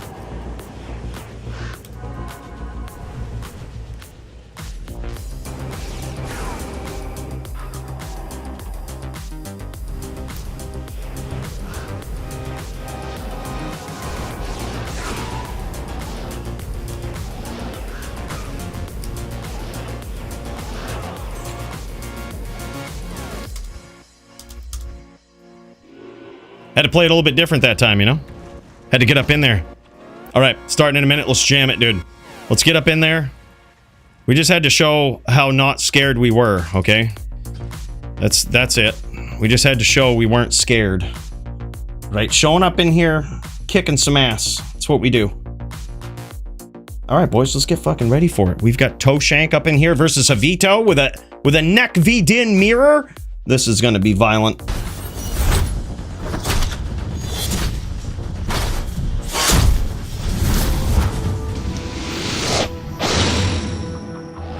All right, man. Havito PvP up in here with probably his biggest challenge in recent history.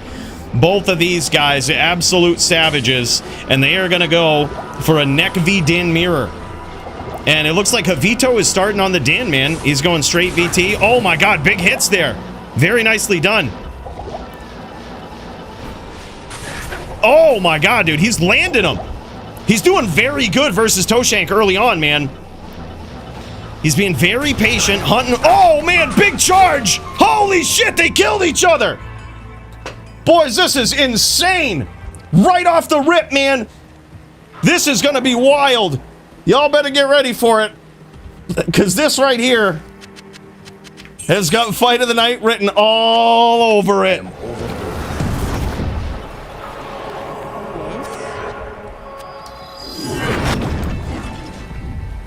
This is nuts, man. Javito did very, very well in the first part of that duel there. What he's got to do as the Din player, this is certainly not your match right here as a Din player. You've got to be very, very patient.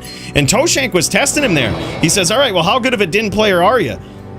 And he found out real quick. This is some guy. This is a guy right here you can't underestimate. People do it all the time. They underestimate Javito, and it is the wrong move. This guy is way better than anyone gives him credit for, and that's why he's at the top of the ranks. Can't underestimate him. And now, look at this dude. Toshank being a little bit more, staying on the outside, looking for these opportunistic shots, coming in, and now really showing him that range. But Javito, very quick at grabbing these name locks. This is a very big test for Javito here. Toshank is one savage player. That's all right. I'll allow it. I'll allow it. Oh, he's got it. He fixed it.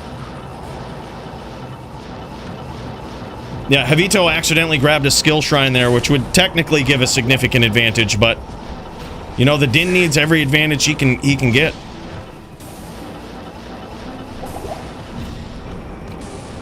But then he went and grabbed an experience shrine and overrode it.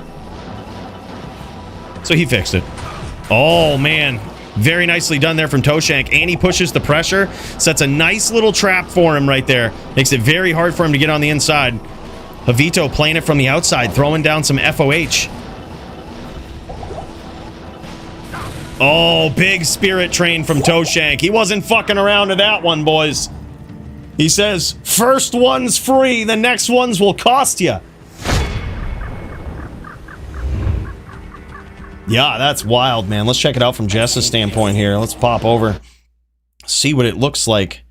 This guy, previous DFC champion, just had an epic duel versus Muchez last week. And Muchez, we gave him fight of the night because that was just an incredible win, man. How can you not, right? Even though he's the guy that gives out the prizes, I think he should certainly be in consideration for fight of the night still. And if he wins, do whatever the hell you want with it. You can keep it, give it away, throw it back in the pool, whatever you want, right? Dude gives it to Jess for an epic duel, man, and it really was. Certainly one of my favorites in DFC history. So good. And Toshank just on the top of his game, too. It's so good seeing this guy on, you know, he took a little bit of a break from the DFC, came back, and this guy is just on fire. Nothing but the heaviest matchups. Muchez last week and Javito this week, dude. He ain't messing around. Look at this, setting himself up with some Bone Spirit trains. Javito catches him. Hard to tell how much damage Javito would have taken from that, though. He might, Jess might have landed a Bone Spirit there. Oh, yeah, he landed some big damage. Javito's in trouble.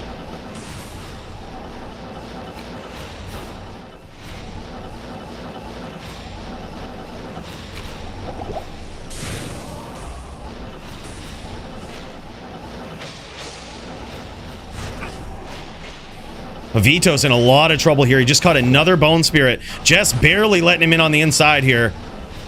As he gets close, he's immediately looking for that name lock, looking to land that spear. And then he's going to reset, set himself up for a nice, yep, there it is, with a nice Bone Spirit train. That's how he sets up these engagements, and this is what the Necro does that makes it so difficult for a Din player. You notice how he's launching these Bone Spirits, and that's how he sets up. He just waits for the Din to come in, right? He's got a couple of Bone Spirits waiting. Then he teleports in front of him, looks for that name lock, and lands those spears, just like that. Beautifully executed from Toshank there. Very nicely done. I think that's, what is that? Is that 3-1? Yep, there it is. So these guys are going to swap it up. They're going to swap characters and go to the next duel, man. And now this time, Jess is going to be on the Din. It's going to be wild. All right. I'll BRB, boys. While these guys get set up for this duel, this one's going to be nuts. Can't wait to see it. We've had a lot of cheers, man. We got to go drain it. All right, BRB.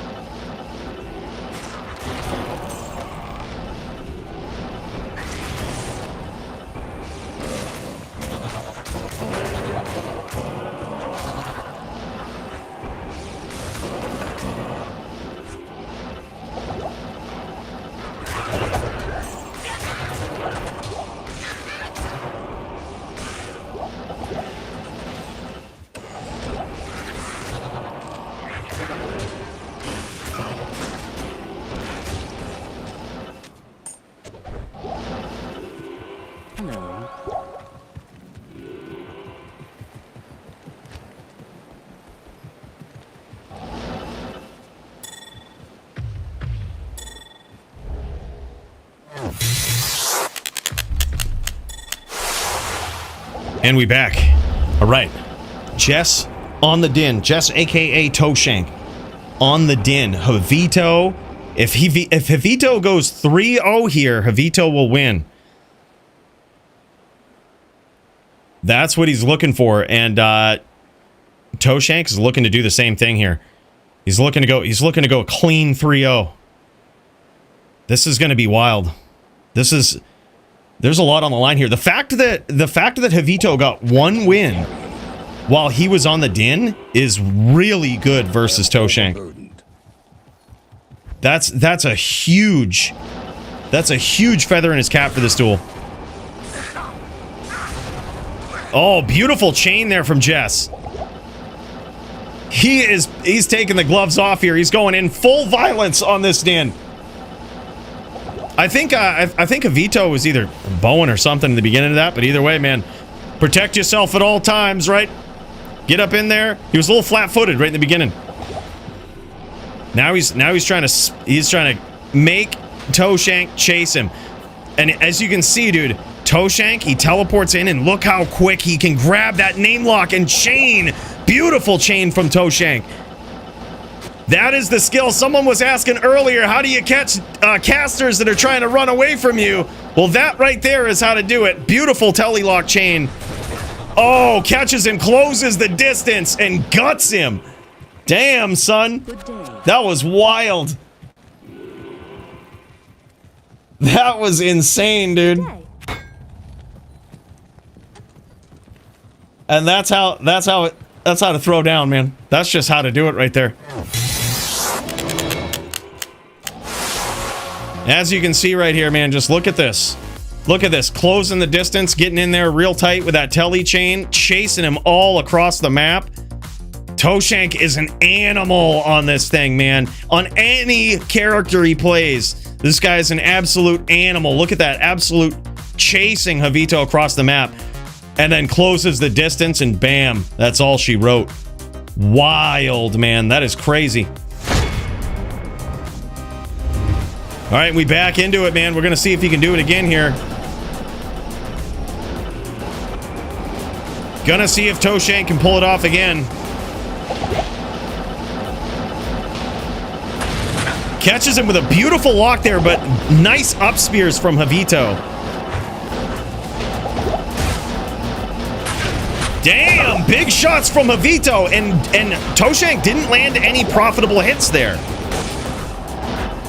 But these chains are just on a different level, man. I'm sure Javito is not used to that style of aggression from most players that he goes up against. And now he's got the big lead on Toshank on this on his necro. Toshank in a lot of trouble here. Very, very low on life. But look at that life total. 6.1k on a din.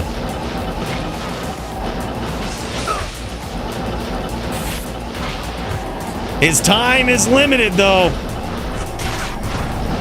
Wisely disengages right there. Javito doing a nice walk down strategy. As you're getting chained, as you're getting stomped by an aggressive paladin like that, oftentimes walking down away from the aggression when you land is a very, very good thing to do. It does open you up to the charge. However, Toshank just disengaged. He was like, look, I see where this is going. Oh, and he catches him. Beautiful hits here from Toshank. And now he's back in this. Javito very low. Holy shit! Huge comeback from Toshank. And that is it, man. All he needed was the 2 wins there on the din. And that is it. Holy shit, man. What a savage. Let's see it again, man. Literally from 0 to hero. This guy coming right back in. Look at these. Look how low he was. Caught him right there, and just a beautiful chain lock across the moor. Brings him right back into this duel. Sneaky name lock there, and that's all she wrote. That was wild, man. Holy shit.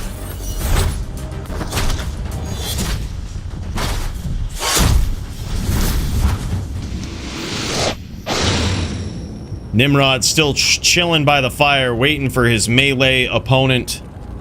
Saying, damn, where's he at? I wonder what he's doing to get ready for the fight of his life. See, that's what he's saying. He's egging him on right now. He says, come on. What are you doing? Let's get in there. He's ready. He's ready for it, man. He's ready to go into beast mode. I feel you, Nim. Damn, son. All right, let's check out the Discord. Let's see if anybody else is ready to throw down. Check out the fight card here. I see GDA up in there, but I think he just had the one duel tonight. Damn, son, where's everybody at? We got 20 some odd fights on this card. We need someone to throw down.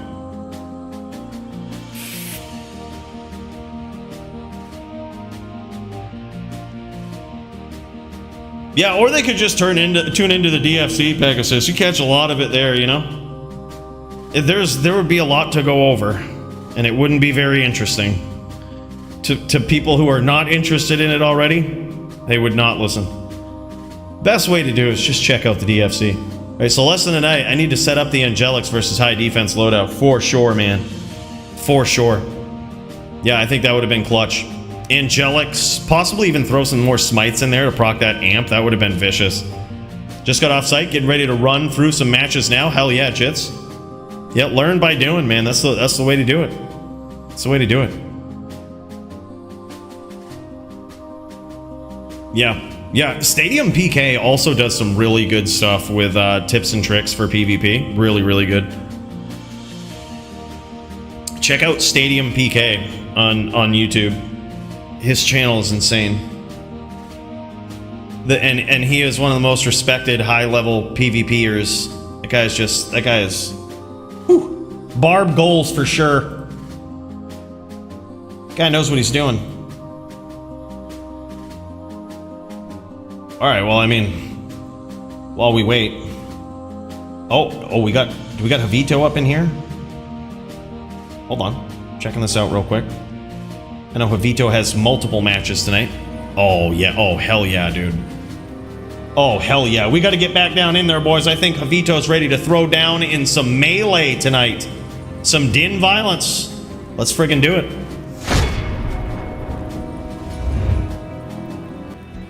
Oh, hell yeah. I think he's ready to throw down. Yeah, he's on the card tonight against Murder SC. Oh yeah, that's right. We see Murder up in there chilling. But oh, look at this though. Look at this. Javito coming in, and I don't see. Perhaps he has a lot of crush and blow on, but he's got himself a hammer, right? We're gonna see if this will get there. He's got himself a Zotted Legendary Mallet, 20 IAS, Cruel Fool IAS. It's a beautiful hammer. 2 40-15s in this nice armette here. 8 Deadly Strike with a Viso mod. That's beautiful. Matching 40-15s as well. Gorgeous. And he's got the Deadly Strike for the Zan. He's at least headed in the right direction with this, right? He just wants to do big damage versus Murder SC. 40 ED jewel there. Hard. I couldn't tell what the other part of it was, but 40 ED in the shield. Dual stat ring with life and AR. Beautiful melee ring. And some nice melee gloves. Now you notice he's gonna need a lot of that IAS to make up for the naturally slow attack speed of that hammer. However, he's definitely reaching that breakpoint, especially with the inherent 20 IAS on that hammer. That's really good. This is a really good setup. This is waiting for Murder. GG, man. Hell yeah. This is gonna be good. We figured out some tricks. I went up against Murder with the Zon that he is on for tonight, and holy shit, it is definitely a puzzle. It is a very big puzzle for a Din to figure out. You would figure you'd go in there with this legendary mallet and just start walloping him, right? You might win, but when I tried the mallet, man, holy shit, it was tough. It was tough to land those shots. I'll give Gertie 100 forum gold per kill. Damn, son.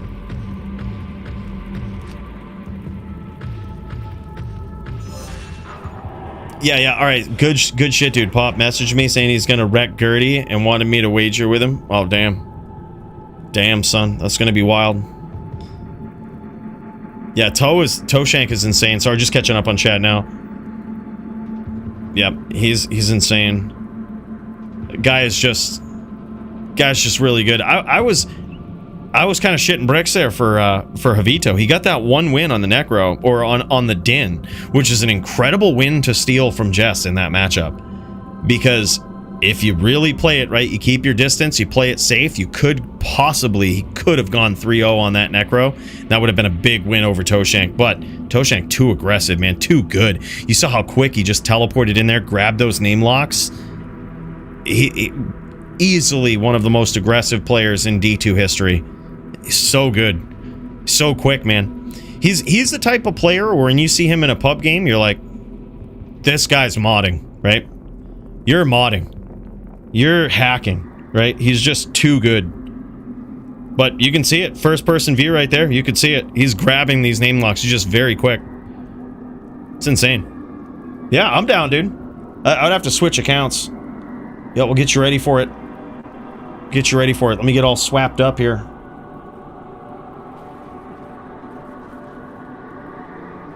Alright, hold up. Let's get up in here. Let's get all swapped up.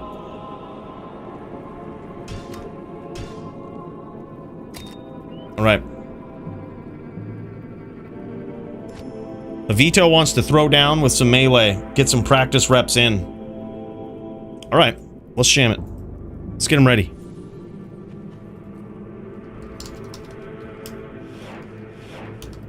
Let's get him ready.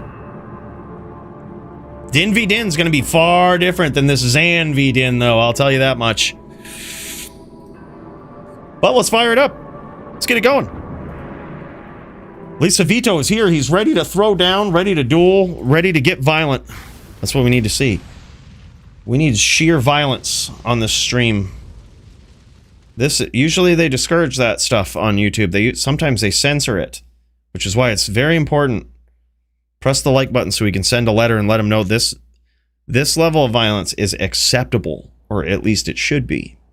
All right, that's what we put in the mail. That's the letter that goes into the mail. So, in case you were wondering, what game are you in? Isn't this one, is it?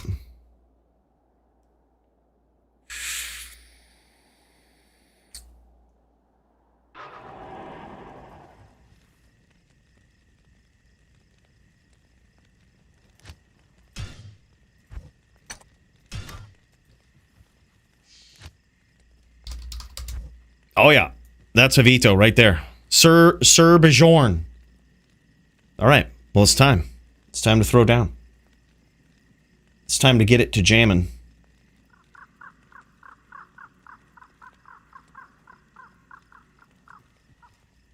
Yo, hell yeah, man.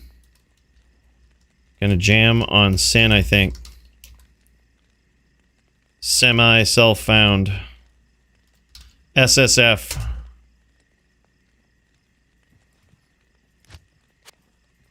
Oops. Oh, there he is. There's Murder SC right there. There's Murder SC right there. Well, okay.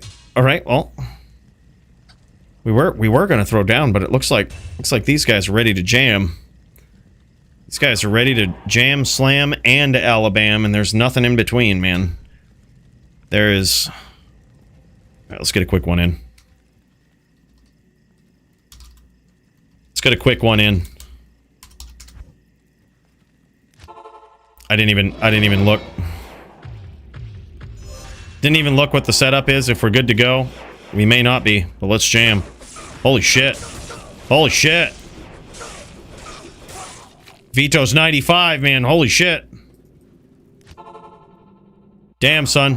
All right, got all the bad RNG out of the way. Oh, don't leave. You're gonna reset it.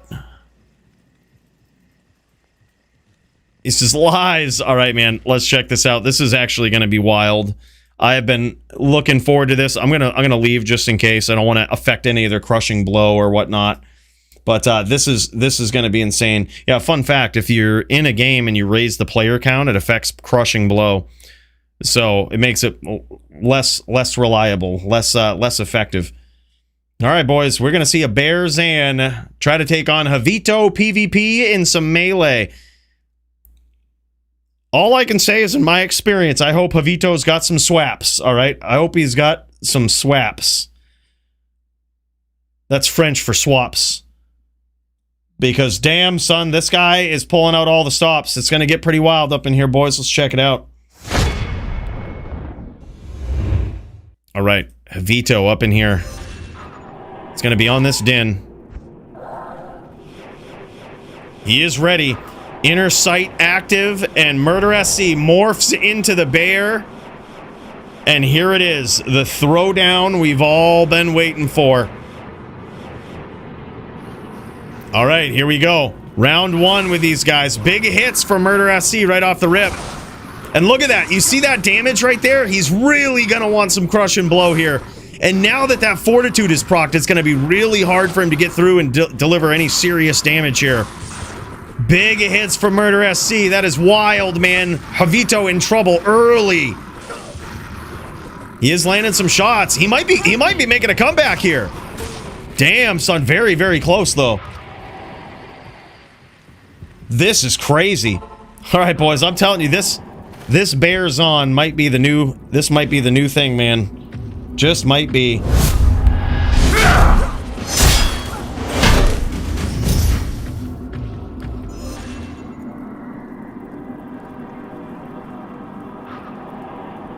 I think he's east. I think he's East America.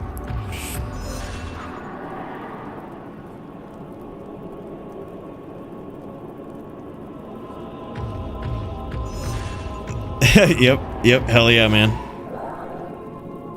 What up, Toshank? Good to see you, man. Incredible duel. That was insane.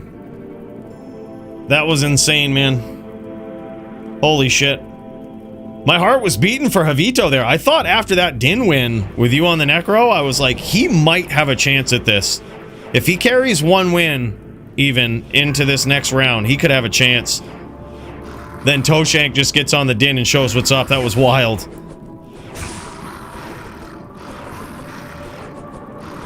Yeah. You caught him good, though. That was insane. Big damage here from Javito. Okay, he's doing it on a hammer. He is doing it with the hammer here. Better than I did, man. I didn't have a lot of success with the hammer setup, but damn, he got him. Looks like he's really stacked up his defense here. He's going to make it extremely hard for Murder SC to actually connect on him. And that's the big thing with the BearZon, right? There's a couple of things that it's very, very hard for the BearZon to balance. And that the first thing is defense, right? But the Fortitude proc does help if that goes off, right? You might go into like the 5-digit defense at that point. But the other thing is AR. And that's why she's allowed to cast an inner sight, right? Make this a duel between these guys. But this setup right here, you notice, man, there's some big damage coming Javito's way with that BOTD War Spike. Close round here between these guys.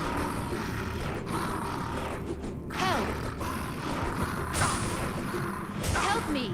Help me. Murder SC pray into those RNG gods, and it paid off there. He gets there in that round. Incredible. BearZon, man, I'm telling you, I think there is something about this. I really do think that this might be a build that's hard to mess with in Melee, right?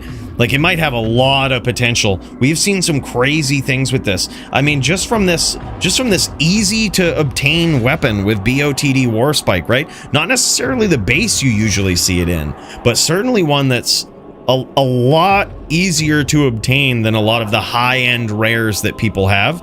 And it's so effective, man. You can hit those proper breakpoints with that thing, and the damage it delivers, which is something that you have to focus on as well. Your base damage in BearZon form, it has to be good. It has to be high, right? You don't care about Deadly Strike on the weapon, so you don't need like a low weapon. Why? Because Critical Strike is a passive skill on the Zon tree that just gives you basically Deadly Strike. There it is, another close round between these guys. I believe it's 3-1 now in favor of Murder SC.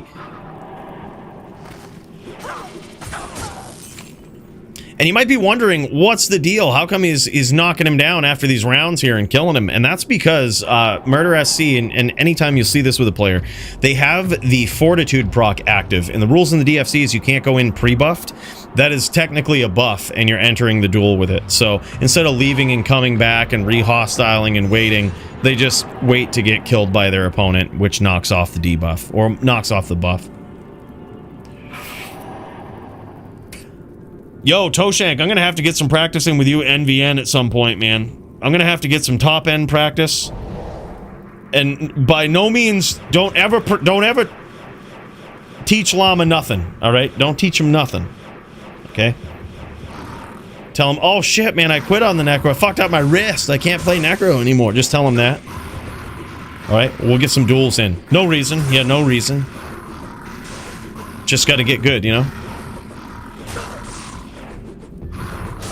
Damn, man, and this is how nearly all of my duels went against the Murder SC in this form right here with the hammer. He just gets these big hits, man. It's incredible. The damage that comes from that BOTD is insane. I think what Javito's going to have to do here is he's going to likely have to swap. He might roll the dice and just see how far along he gets. Yeah, he's gonna swap probably to a crushing blow setup, or at least more crushing blow. I also had a lot of success with EDC slash BOTD. But yeah, it does look like he has a crushing blow setup in the helm. You also don't really need a lot of AR versus Zon. You're probably gonna hit him. You're very likely gonna hit him.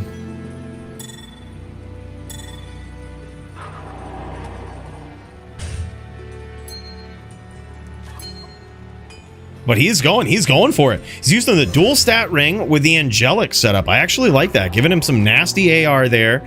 It doesn't look like he'll quite have max block with this setup, but honestly, it's not a huge deal. Nice sacred charge here. That's actually kind of cool.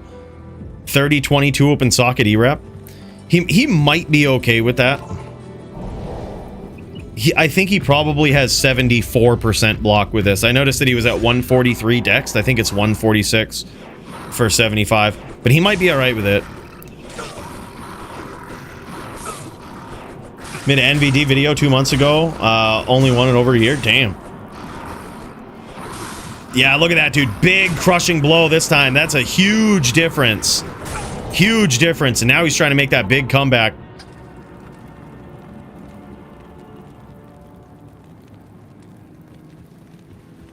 Now I believe, let's see here, it's 2-4, yep. Clean, man.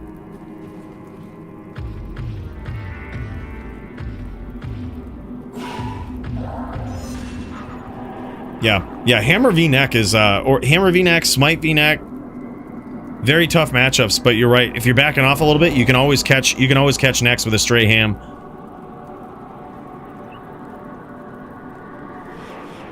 All right, and here we go. The next round between these two. It is 4-2 in favor of Murder SC, the BearZon.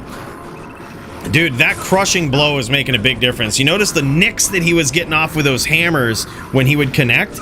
It would be maybe 5 to 10% of Murder SC's life. But when you have crushing blow going off in there, that could immediately do 10%, and that's before damage. Damn, son. All right, there it is, 4-3. 4-3, still in favor of Murder SC, but Javito trying to make a comeback on this den.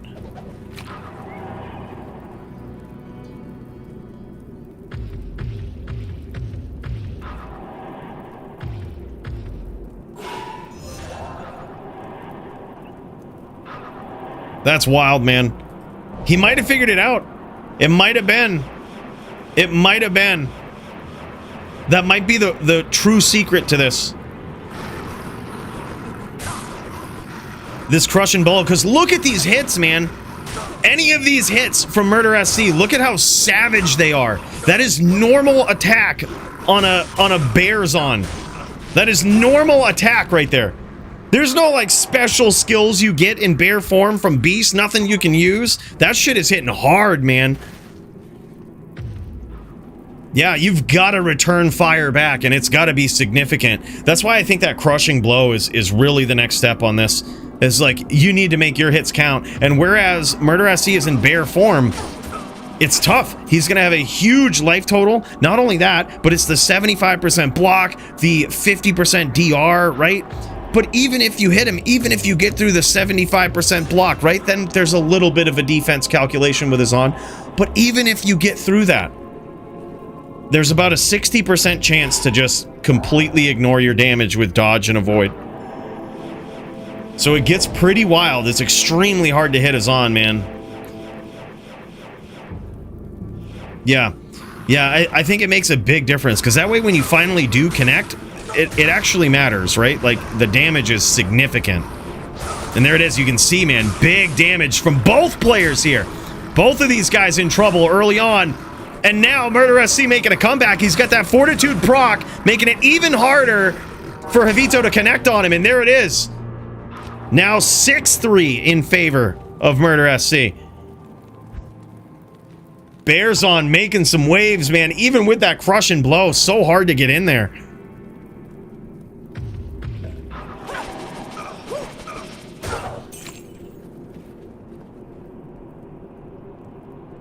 Fort is banned on 2 classes. It's banned on the Paladin and on the Druid, mainly for build diversity in Melee. Like, if the Paladin has Fort and the Druid has Fort, those classes just so quickly take over and nothing can beat them. But the Phoenix is also banned on a Paladin. Any other class can use Phoenix. I don't know why you would, but they can. But yeah, the Zon can use Fort. You just have to debuff before the duel. Yeah, before the next duel starts. But come to find out, there is plenty of options instead of Fort on a Paladin. One of my favorites was brought to my attention by Nimrod. He uses Eth Arcane's Valor, and that thing is savage. So good, man. Also opens up a lot of options with the helm there. You don't necessarily need the two socket, 2-din Vizzo helm anymore. You can get away with a regular 2-socket Vizzo helm. Deadly Strike Vizzo helm, even. 3-7, man. This BearZon is coming in. Coming in hot, dude. Even with the crushing blow setup. That is just tough.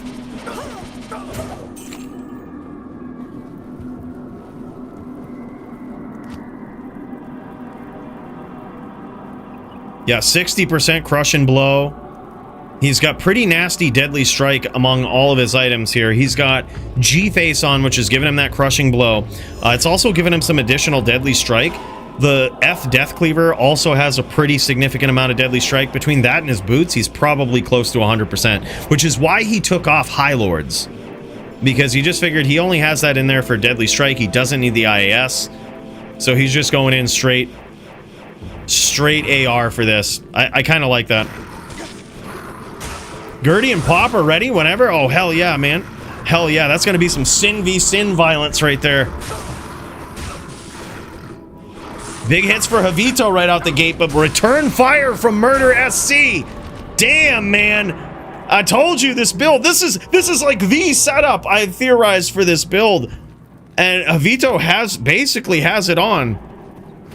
This is a tough one, man. This is a very, very tough one. All right, he's going in for his second swap here. He's going in second swap. I think if he has a BOTD, that might, believe it or not, BOTD plus the High Lords might actually be the way to go, but I don't think he has BOTD. Because you can get Deadly Strike and stack it up on other things. BOTD handles all of your IAS breakpoints, and you can just stack up massive damage, Deadly Strike, and Crushing Blow elsewhere. And it's just, then your actual physical hit is doing 10k. Plus Crushing Blow. Plus everything else. It's pretty wild. Is he going back to the... Oh, dude, he might be... He's switching it up a little bit here. Going back to this. A little bit of Vizzo. Going back to the EDC Vizzo setup here. Taking off a little bit of the Crushing Blow. Alright. He's going to see if he can just get in there, actually land some shots. He's noticing that it's hard to connect on this Zon. And I can promise you, it's not necessarily because of the defense. It's just the dodge, avoid, evade, block. Like, oh man, it's so rough to get in there. So rough to land a shot. No shit, really, Darius? That's crazy, man. Yeah, I love this Zon. It's a very interesting setup. And there it is, man. You can see those hits right there. He's not necessarily hitting anymore. Damn, son. Big hits from Murder SC, and now he's really showing. He's really showing what this BearZon's made of. That's actually really cool, Darius. I wouldn't have thought that. Yeah, insane build, man. That is a nasty Zon. Dude. Cheers to Javito as well. This guy's just happy to be in there and see some awesome builds. That's really cool to see.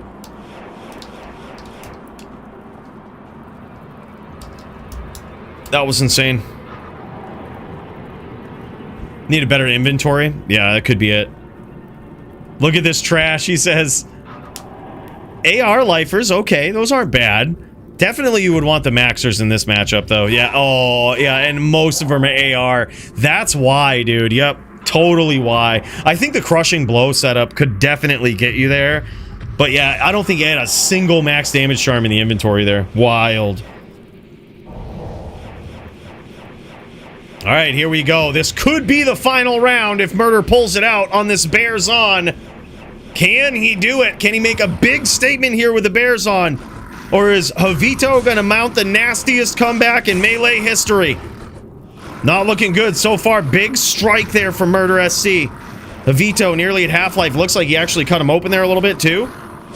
Oh man, and the damage just keeps stacking up. Javito trying to land the hits. His AR is through the roof. But it's a different wall he's got to get through, man. The mountain of a BearZon right there. Absolutely insane. Incredible debut of Murder SC's BearZon here. That thing is incredible. Let's check out the gear, man. Y'all have got to see this. This thing is just insane.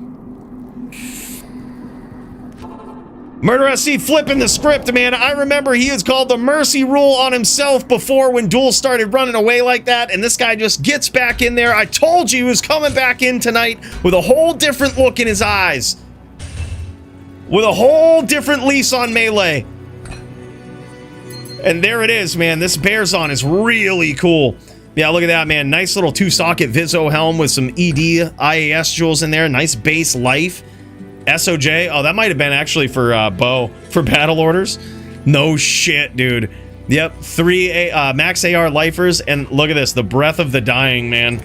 That might have been a mistake there with the SOJs. He might have kept those on for, like, tried to cube bomb and kept them on. Even more of a statement, dude. This Zon is insane. Very nice fortitude there. Beautiful passive gloves. Look at these things, man. 2 to passive, 20 IAS, crushing blow. Beautiful. Yeah, I think that was his bow setup with the Maras. Yeah, I think it was his bow. I think it was his bow setup. Holy shit, even more crazy, right? Like, this thing is a force. It is a force to be reckoned with, man. Javito's got a nice helm there as well, man. I like that. He also looks like he has the Black Hades with the Zod, 2 IAS jewels and some IAS ED jewels in it. That's for his hammer setup. Yeah, very nice, man. Steel Wrens. Steel Wrens are just the key, man. Got to get yourself some of those. I like the way he set it up with the Zod rune in the center there. Beautifully done. 2 matching jewels. The 207 Gore Riders. As someone who's from Maine, I appreciate the 207s, man. I almost chose them myself. Yeah, beautiful setup here. The only thing is, he needs a better inventory, man. That was definitely what cost him that. I think with a crush and blow setup and a better inventory, he had a better shot there. But yeah, we got to hook this boy up, man. We got to get him there. The violence, though, very nicely done from both of these guys. That was sick. Absolutely wild.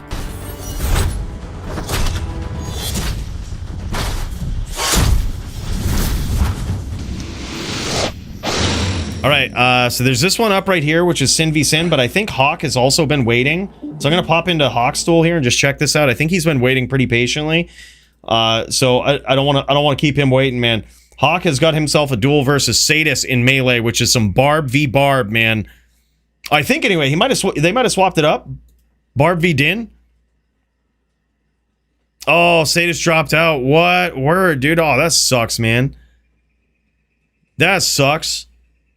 Well, hey, free win, man. Free win. We'll make you earn it in a bit. All right, Hawk? We'll make you earn it in a bit.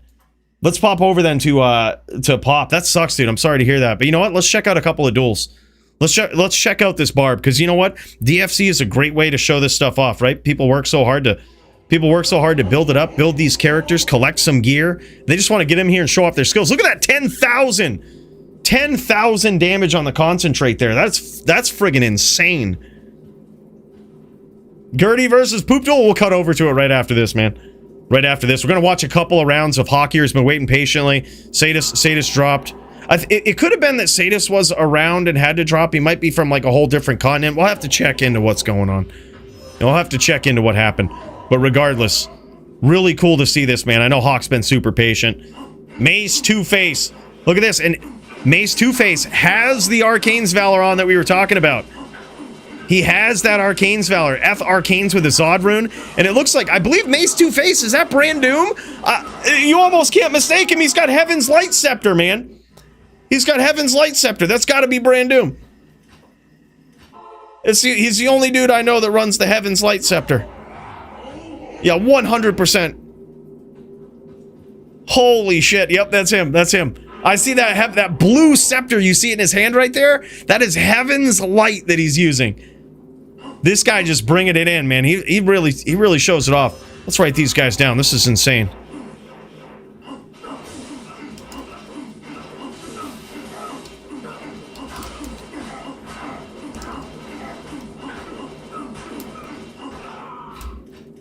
That's insane, dude. Heaven's Light just coming in and making it happen. It's really crazy to see these super creative items. Like, Melee really does bring out some of the wildest things that you've ever seen in any of these builds. And any of these builds that are really relying on actual connection between defense, attack rating. You have to balance so many things on a Melee character. Your DR, you basically treat that like a breakpoint that must be hit on every character. The 50% DR is such a must, right? But then you have IAS breakpoints, which are especially hard to hit on a Barbarian, right? IAS breakpoints. You have damage. You still have to put out adequate damage. You have to, you know, your 75% block. There's so many things that you have to balance on these characters. It's kind of wild. And D2 gives you just enough items where oftentimes you have to make choices between hitting them all, and that's the beauty of it. So went into max roll and came up with this. Oh shit. Oh shit, here we go. Damn, son, huge hit. That was 2,700 damage right off the rip from that Heaven's Light Scepter. That is insane. And it looks like it could be one of the swaps that Hawk made there was the Demon Horn, right? He might have actually swapped a Demon Horn helm so that he gets some attack or takes damage. Now, the thing is, it will give... Yeah, Demon Horn's Edge. There it is. Oh, he's gone full ATD. With the exception of the shield, you could actually put on a Spike Thorn there and have even more ATD, which is something we've seen Green Lungs do. But yeah, probably block is something that makes it so you can't necessarily swap to it. But this is really cool because attacker takes damage goes off every time your opponent zeals. So every click he's zealing 5 times and he's taking all of that attacker takes damage for every hit, right? So his life total can whittle down pretty quickly, but he can really make up for it in the heavy hits of that Heaven's Light. That's insane. Yeah, it really is, Smelps. The true beauty is the choice that you're allowed to make with items. People often want items to do everything, and that's just wrong, right? Like, you want items that allow you to make choices. That's the best. If they ever change any items, if they ever make any, any changes, give us items that allow us to make choices. They don't need everything on them. They just need to be interesting choices. And there it is. He's on the board, man. He's on the board with his 10K Const Barb. Trying to mount a big comeback here. Yeah, exactly. You start putting everything on items, you're gonna get D4. All the items look the same. You need everything on everyone. Like, it's just crazy.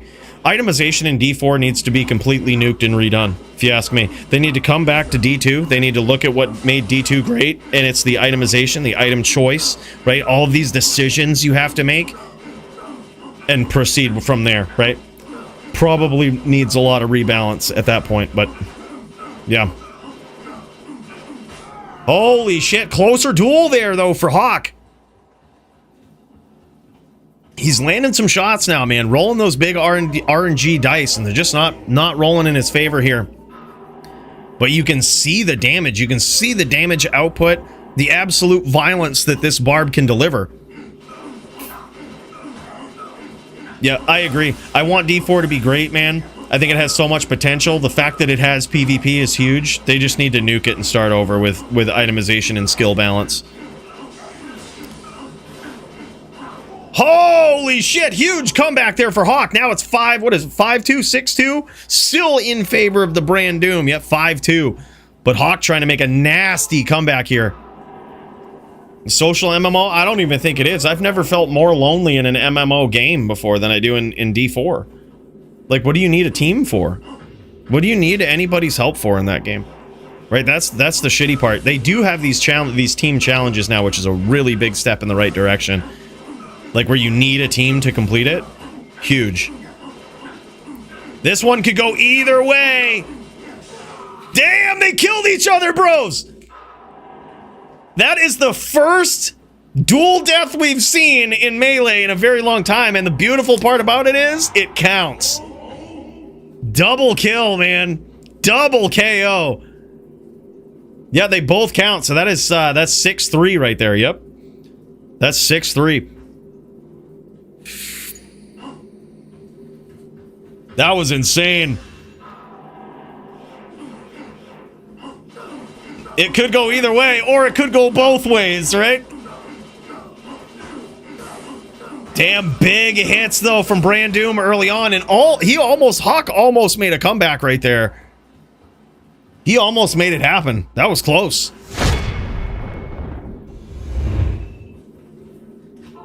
Holy shit! Wait NG like a stalking butler. Oh, hell yeah, man. Nice job, by the way, with that build. Murder SC. That's the man. That's the myth. That's the legend right there. 50 bones, just dropping them. Bro, that's 170 bones. Bro, you ain't got to do that, man. You ain't got to do that. Holy shit. Thank you so much. Murder SC, big cheers, man. Let's tip one back to this guy. Keeps the candles burning in the throne room, you know what I mean? That's what it does. Those will be burning for a couple of months now with that. Lighter fluid's cheap. Oh, man, and there it is. Now 8-4. He goes, I forgot to swap my belt. Oh, shit. Yeah, jam it. That's all right, dude. That's all right. No worries. No worries. Just go back and swap it. That's fine. Happens to me all the time. Yeah, he's probably down some DR is what it is.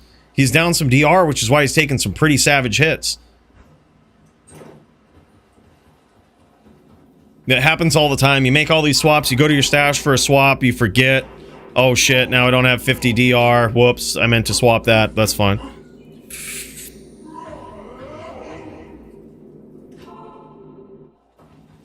No shit. Really? Really, Grindcore? No shit. That's interesting. I'd never heard of him. I'll have to look into it, man. I'll have to look into that guy. By the way, Mount Ariat, what's up, man? Good melee duels the other day.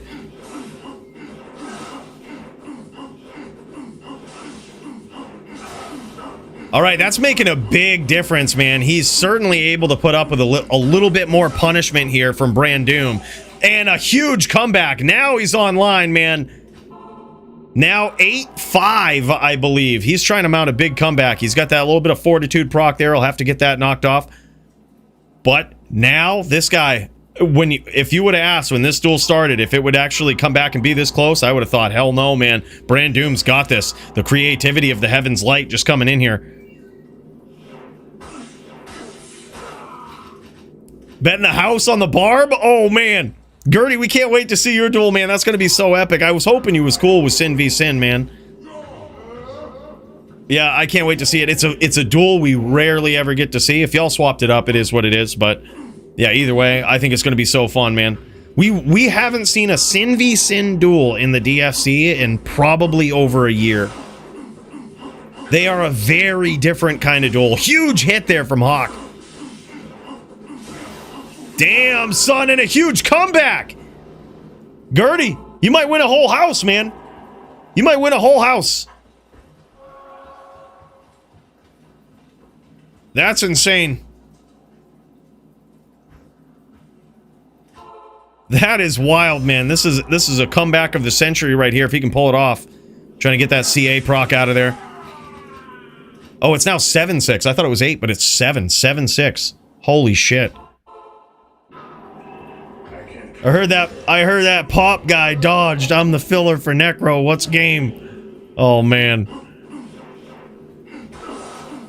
Doubt. Hashtag doubt. Oh, big hits from Brand Doom. This guy ain't trying to let him get away with it that easy. Damn, son, a near flawless victory there. I think all that damage basically came from the ATD.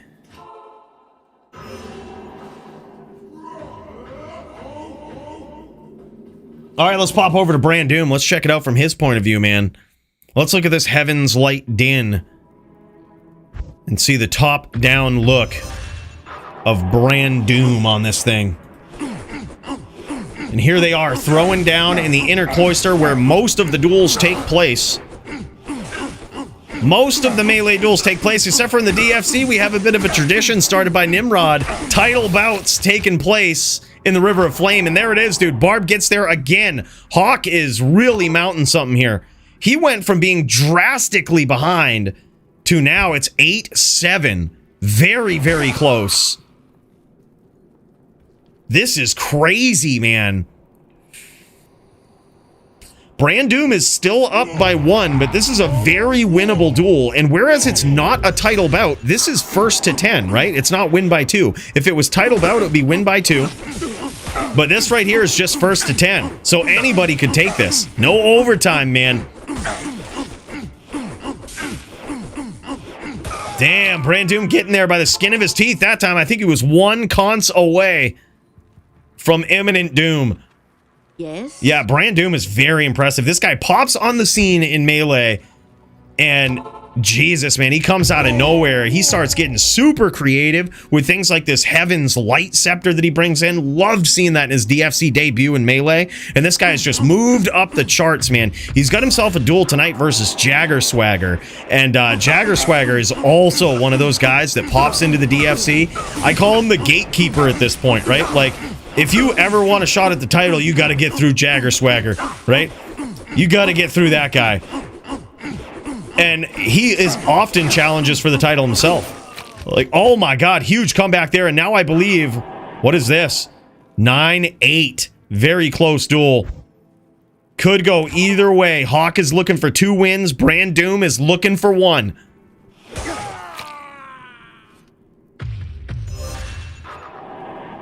I know, right, Gertie? He's got to get in there. He's got to know that a house is on the line. All right, and here we go. Barb trying to make a big comeback here. Eats some damage from Brand Doom right off the rip, but no crushing blow. Oh, man, look at that. And he's cut. Hawk hit him, and he's cut open. Brand Doom is cut, steadily bleeding from this. This one's going to come right down to the wire. Fort proc there from Hawk. So that's going to make it harder to hit. His defense is through the roof. And there it is. We have a tie game, man. It comes down to this round. 9-9, and the winner takes all in this next round. Holy shit, man. What a close bout. He's going to have to knock off that CA proc. There it is. And it comes down to this. I thought for sure Hawk was out of it right from the first couple of rounds. I was like, man, Brand Doom has got his number. But here we are, 9-9, and it comes down to this. Both players swinging away, missing. Oh, man, huge hit from Hawk. Brand Doom trying to make a comeback here. We've got the Fortitude proc on Hawk's end. Massive defense buff, and that is it! Huge comeback from Hawk, and he takes it! Looks like Gertie's got himself a new house. There it is, man. Huge comeback from this guy.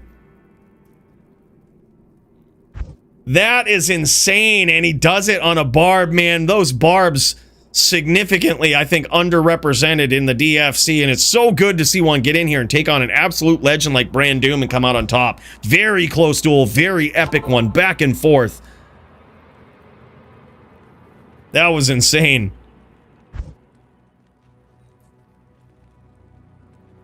Back and forth, man. All right, let's see this gear. There's that beautiful Heaven's Light, man. He's got a Zod rune in it and a low rune.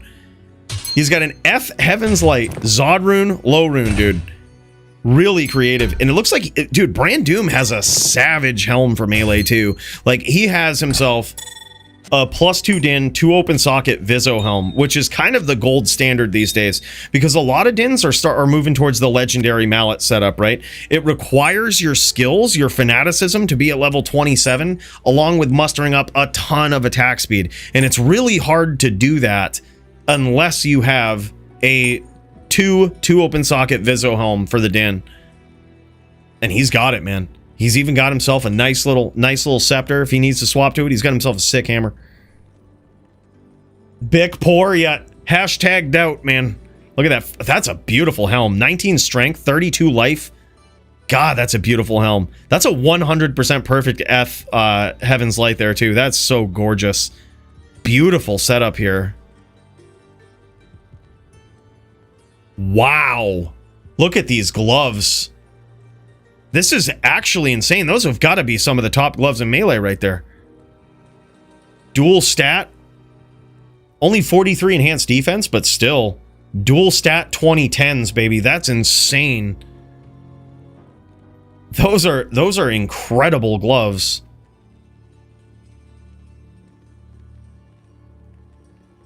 Yeah. Wild, man.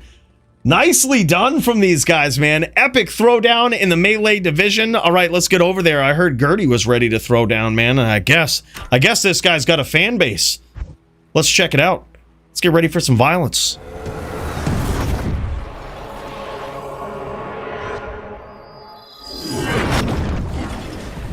Gertie versus the Pop. Oh, man. Sin v Sin violence. This is getting wild, man. Those Sin's been known to put on a show, all right? But this is going to be a little bit different of a duel. This is going to be a little bit different. And as these guys start throwing down, we can break down the Sin v Sin strat. Not sure if these guys are going on full Ghost, full Trapper, but hell, we're about to find out, man. And what a duel this is going to be. This one is going to be fucking wild. I am so excited for Sin v Sin. You have no idea. You have no idea, man. We haven't seen it in a very long time, and that ends tonight. Let's friggin' go. Let's jam it.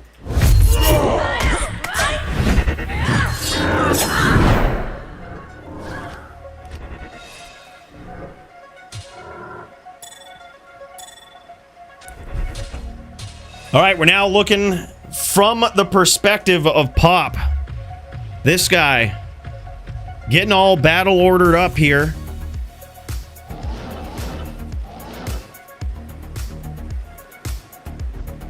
Did we pool? Oh, these guys gonna pool here. Oh shit, yeah, definitely gonna need a pool. It poofed.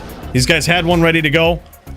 I appreciate you guys' patience. Thank you for being patient. They had a pool ready to go and everything, and it poofed. They poofed it.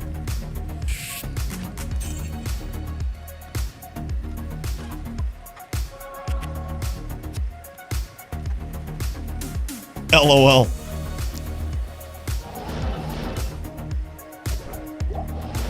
Not in 10.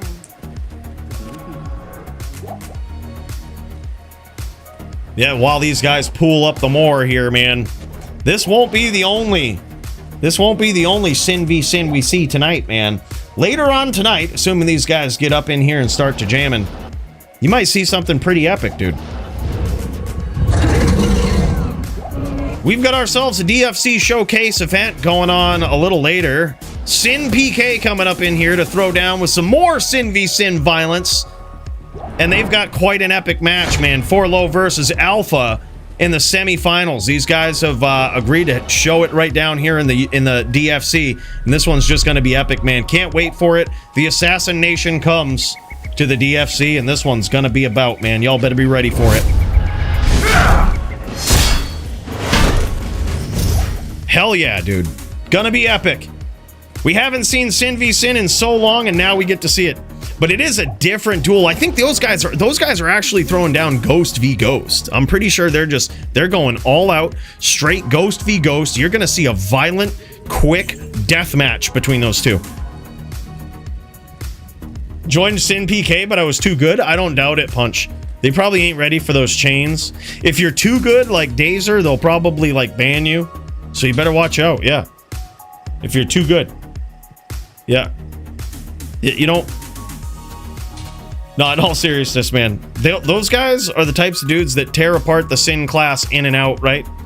They know the ins and outs. Everything, every breakpoint, every strange interaction that usually only someone like Max would know popping into chat, right? We would have to ask Max about these strange interactions. These guys just know them. Back of their hands, right? They have all of those tricks in their back pocket. They're ready to use them. Let me know. I'll sit on blades and Self World. GG. Hell yeah, man. Hey, that might be the way to do it. That might be the way. I like Blade Sin, man. I really do. I think Blade Sins are really, really underrated right now. These guys getting rid of each other's mercs. Look at this. What were they prepared for here? Holy. Small Marge and Large Marge. Both of them. Yeah, good advice though, Marge. All right, and here we go, boys. Some Sin v Sin violence. And it is on. All right, so this is a bit different of a duel, as the great Bowie once said. And I'm very curious to see this. Again, we haven't seen it in a very long time. As the great Bowie once said, in Sin v Sin, the one who aggresses first is often the loser, right? So that can lead to some very long distance, you know, sometimes drawn out duels. And it kind of makes sense, even in D2R, right? Now, a lot of things are different since the days of Bowie, right? So, for example, when Bowie was on top, this guy was probably one of the most famous Sin players of all time. And when he was on top, there was the FHR thing, right? You could just hold down, you could lock somebody out with FHR. An efficient way out of it was to whirl. But that was what the Sin players were looking for. They were looking to close the distance, lock up the name, grab the name lock, hold down Mind Blast, and lock your opponent in those traps, right? Trick them. Very beautiful setup there from Gertie. He kites him into those traps. And you notice Gertie keeping the distance a little bit. He gets some damage, doesn't get too greedy. Just gets his licks in, and that's that. Some beautiful trap placement there from Pop. Pop just laying him down, spreading him out, making it so that it's very hard for Gertie to approach from any angle. But that's okay. Gertie just won't. He will wait for the action to come to him. And it appears as though Pop might have landed some shots there. Oh my god, dude. Oh my god, do you see what's going on right now? Do you see what's going on? And this is what I mean by the subtle tricks. So Gertie is using a very dirty trick with these traps. You might notice that they're hitting pretty damn hard, right? If you caught a glimpse of him there, he is using Infinity. Now that's not for the Conviction Aura, right? The Infinity is actually for laying traps. When you lay traps and you have minus 55 enemy resistance, that persists through the trap even when you swap back to Dual Claw. So he's laying down his traps with Infinity out so that they hit even harder, forcing his opponent to stack up even more light res. Yeah, it's insane. And then also you could just catch them with Infinity out, right? Like you could just catch them with that Conviction Aura. And that's exactly what Gertie's trying to do. He's trying to kite him in. He's trying to get him under that Conviction Aura and blow him up, dude. But you'll notice these traps are going to hit hard, man. Oh, there it is. You see just a little nick from these traps hits so hard. But dude, Gertie is in trouble. Dude, beautiful placement there. Beautiful placement from Pop. That was insane. And now, though, it's looking like he's in a lot of trouble. He might be Mind Blast PK. You notice that Pop just teleported right behind those traps, stayed right in the pocket, wasn't afraid.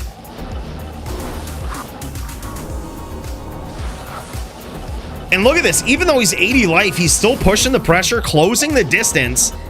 And it could be that Gertie is just waiting on that. Oh, there it is. Now he's getting in there with that Mind Blast. Mind Blast chain, baby, and that could be it. And he escapes. Somehow he escapes. Pop barely gets out of there. And there it is, man. Mind Blast PK finish. A very close round between these two. That is a Sin PK match right there, fellas. That shit was wild.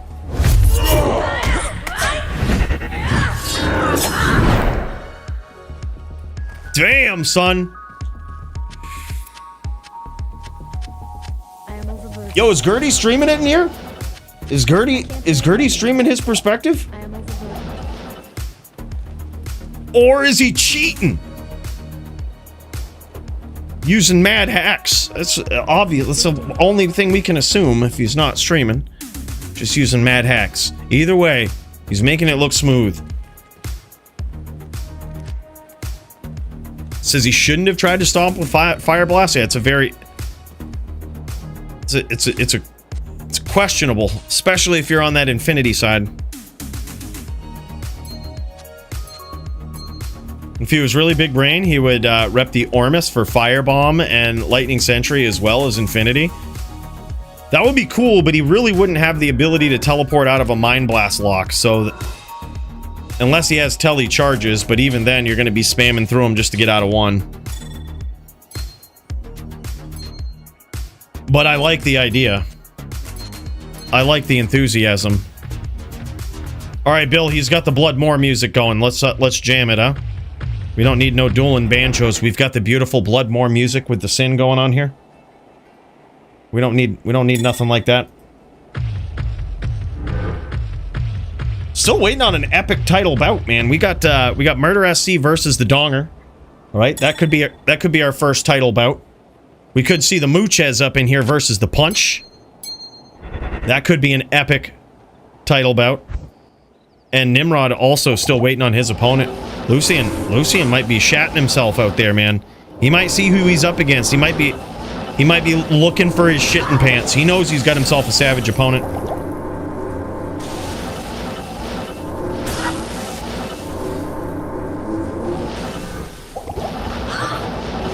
Pulling out the staff to bait the poon. Yep, that's what it is. I mean, these guys, you couldn't have orchestrated, you couldn't have written a better story.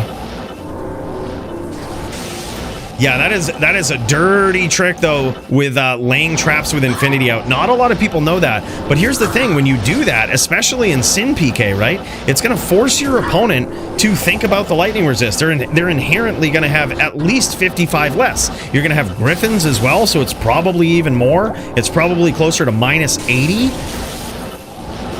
There is, and if you catch him with Conviction out, it's even more. So it's like, man, it's a very, very dangerous game, but certainly very strategic when laying the traps. And from my understanding, you can lay them with Infinity out, and it persists. Those traps persist with -55 enemy light res as they're laid. Right? They're a very, very strange minion in this game. Oh, nice clip there.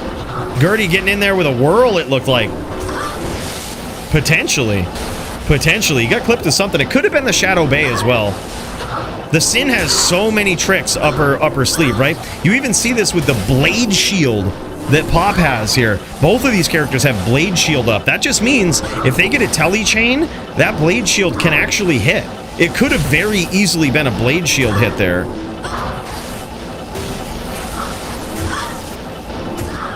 And they, it's not going to do big KO damage, but it certainly adds up. It's one more attack in the insane arsenal of the assassin's multiple attacks. Even Mind Blast, which is a skill that is typically used to stun your opponent, will also do damage, right? It's also doing damage. Big hits from Gertie there. He teleports in with Fire Blast. Another thing that can get super confusing in these Sin v Sin matchups is whose traps belong to who, especially in these close range exchanges.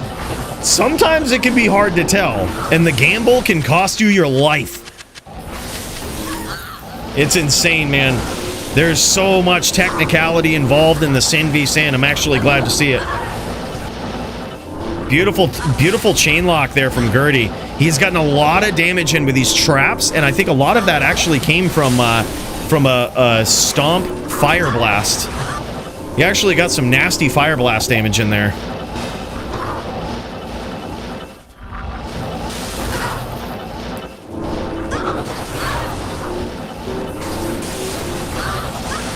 Man, and he is piecing him up. So many traps everywhere, diversified threats. And it isn't going to be long if he takes much more damage here. Pop is going to be in Mind Blast PK range. But he has landed some shots against Gertie here. He might have actually won out pretty well on that last exchange. He had some traps set up. Gertie teleported right in the middle of them.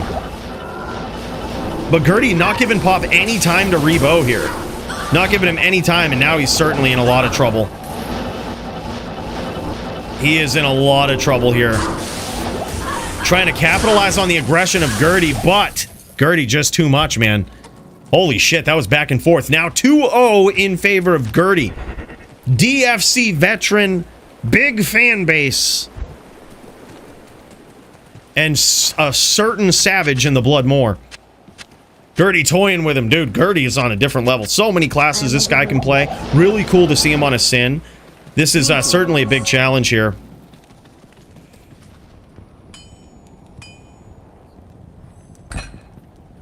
The polytheist, good to see you, man. He says the girdle. That's right, he ain't messing around, man. Gertie is an absolute legend. We've seen this guy play on everything from Druid to Necro to Barb. All of the FPK classes, right? Like, this guy is just well-versed on all of them. But he's just one of those rare players that could take any class and do well with it. Also the type of player, you meet this guy in a pub game and you swear he's hacking, right? He's just so quick, so solid at grabbing those name locks, pushing the pressure with chains. Like, he's so good, man. Just next level skill from this guy. But Pop is actually doing really well here, I gotta say. Like, not to understate how good Pop is here in this Sin v Sin matchup. He's landed some pretty savage shots against Gertie as well, and both of these rounds have been very close. And I gotta say, massive applause to both of these guys for not latesing it out in this duel. Both of them are just dancing around each other, laying the traps of death to just try to obliterate their opponent in the trickiest, most creative ways, and really showing what some Sin v Sin, Trap v Trap is all about. It's actually a pretty wild match, man, and it's really cool to see when both players ain't prying it out. They're just getting in here and throwing down. Really good to see these guys jamming it. All you got to do, Large Marge, is just click the link in the description of this video. It's for the Discord, and then just keep your eye on the announcements channel. We announce when the signups for the next DFC are, and then it'll take you through Voxel Fox. But then, aside from that, just sign up there, fill out the form, let us know what you're dueling on, and bam, you're in. That's it, man. And what format you want to be in. I want to Sin v Sin with Gertie. I would love to see that, Botosaurus. Dude, Botosaurus, many of y'all might not remember this guy, all right? Just in case you need a reminder, this guy was top Sin in the DFC for a very long time. An absolutely savage and way underrated, I think, Sin player. Very, very good. I will say though, Botosaurus, I'd be scared. I think Gertie's a sandbagger, man. He talks some smack, you know what I mean? He talks a little bit of smack, but he can back it up. That's what it is, right? He gets in there. This guy throws down, so skilled.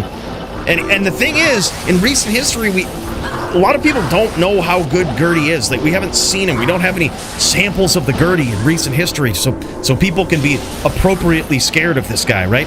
This guy is a savage. You can see him dancing on the outside. It's almost like he knows right where his opponent's traps are. Some CT casting. That's also a trick that he has up his sleeve here. That's something that if you're playing a trap Sin, this is a trick that you need to add to your arsenal. Unless you're Bowie. He never really did it. Don't ask me how he did so well without CT casting, but he was a very special case. He was the exception, certainly wasn't the rule. And CT casting, what you'll notice is that sometimes these players will bring up just like that the skill tree, the character tab, and they'll drag their cursor through it, allowing them to cast traps slightly further. And that works for any skill, whether it's teleport, whether it's blizzard, meteor, any of these ranged skills that you can cast. CT casting is a very good tool to have in your arsenal, right?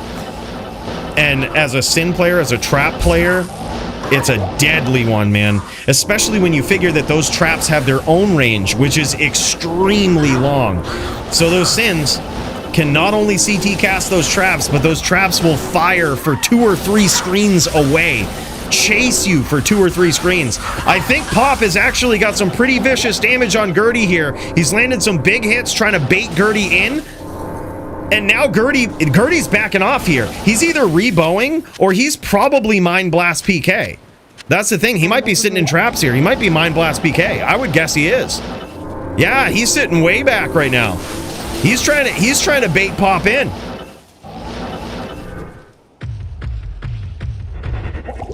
That's insane, man.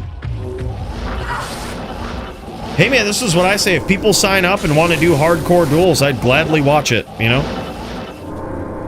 I'd gladly watch it. Oh my god, huge bait from Gertie there, and down goes Pop. That was insane, and that is what Sin PK is all about right there. When you're going trap v trap, yeah, look at that. He was almost, yeah, he was very, very low.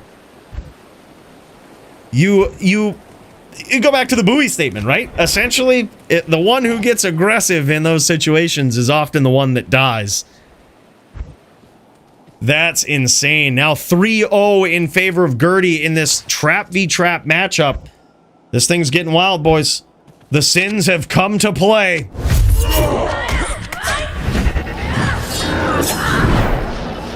The deadly Sins.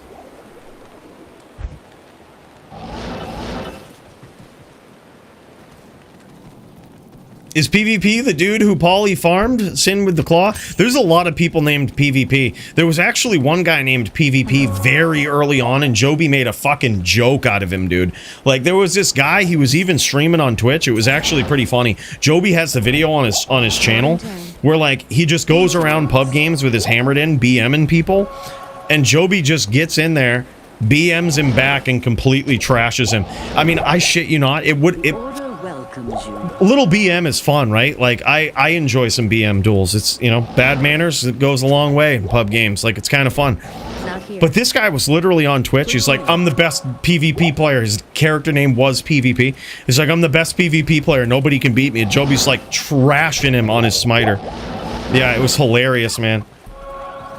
But I think it's just a go-to name. A lot of people name their characters PvP, so hard telling, really.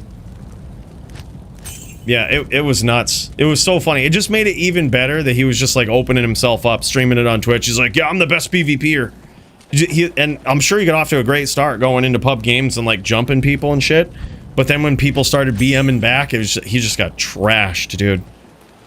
It was crazy. Just straight stashes full of full rejuves and everything. You just couldn't out-juve them. Yep. Yeah, I think most of us do Dreamology. I think most of us do, right? Some people take it right to that next level.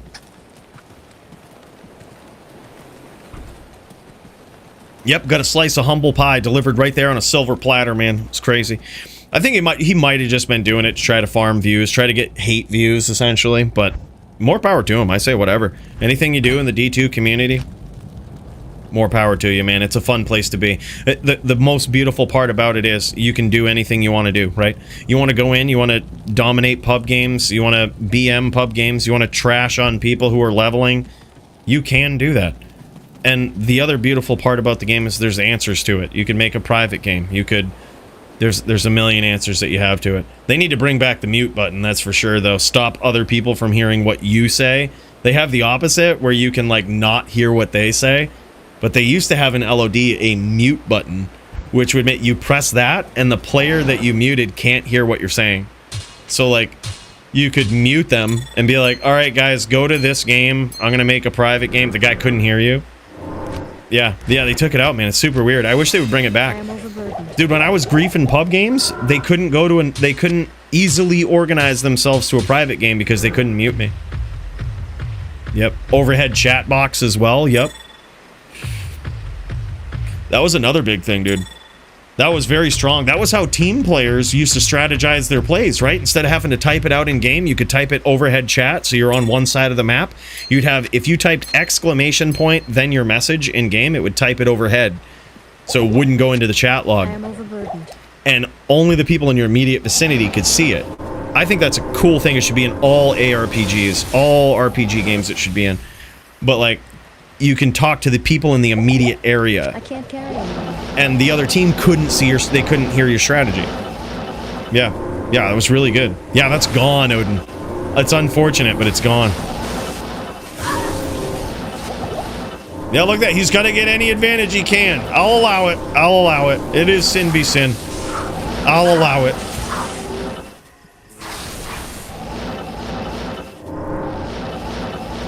I love that these guys have really committed, gone all out. These guys are basically elephant sins, and what that means is they are fully committed to the trap damage, right? Now, if this was typical HLD, and you were a sin going up against, say, a Necro, and you went full elephant sin, and I'll tell you what that means in a sec, they could over-sorb you, right? They could go 85-20 on you. And that's basically anything that has over 12k traps. Like, if you have over 12,000 traps, then you can get elephant sin sorbed, right? And what an elephant sin is, it was started as a meme. It started as a joke. We actually have a video about it on this channel, that like this build used to be a meme. And it started from somebody who made a JSP post asking if their sin was good, right? Or saying that their sin was good. And it was just like Hodo, Spirit, the most cookie cutter shit you can possibly imagine, and certainly the wrong shit. And like, he's like, well, this is technically better damage and blah, blah, blah. And they just couldn't conceptualize why Dual Claw was better. But the funny thing is, in D2R, with how minus res works, all of this, and the mastery damage from items like Griffins, the Elephant Sin now, maxing out your damage like that and focusing on full damage is actually kind of a thing. So yeah, it's pretty wild. Now Elephant Sins are actually just something we do refer to, yeah. Yep, you're an elephant sin. Full damage. Look at that big stomp there from Gertie. Lands some fire blast. Those might have been claw blocked there. Gertie with just massive aggression there. And Pop firing back, setting up some of these traps, trying to bait Gertie into this. Gertie just sitting back pretty here. He's just sitting back pretty.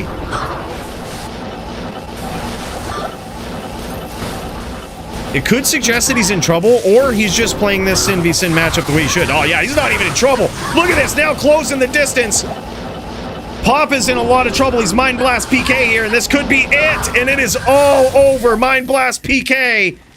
Gertie gets there in some Sin v Sin violence. What a show, man. So glad to see that. Such a long time since we've seen a matchup like this. Wild, man. Very, very good. Yeah, I gotta say, both of these guys are actually insane. I gotta applaud Poon. I gotta applaud Pop here for actually pushing the pressure and like making this not a pride duel, right? Like just going in there and trying to get that damage in there, showing what trap v trap can be all about. Yeah, he says, I need to get me an infinity. Yeah, he sees the power of it, man. He sees the power of it. That was crazy. Really, really good duel between these guys. All right, man, I see Jits. I'm gonna check in on Nim here. Let's pop into Nim. Let's see if he's still waiting by the fire, waiting for his opponent. Look at his opponent just standing him up. Just friggin' standing him up, man. You know who I do see, though? Mr. Polytheist Baloney Pony up in here. Not sure who, if Jits or whatever was in here first. We're just gonna pop over to this. This is gonna be a Shaman battle of the century, all right? The Shaman battle of the century. These guys meeting each other inside the arena once again. Shaman v Shaman. Polytheist versus Baloney Pony. Baloney Pony, the Shaman player that plays on controller, definitely gives him some advantages. I think in this matchup, there's an interesting disadvantage, but we're gonna see. We're gonna see if he's switched up his game plan a little bit, if he's gonna address Poly a bit differently in this match. All of this will be figured out in the epic matchup between these two titans. Let's get ready for it, boys. This one's gonna be wild.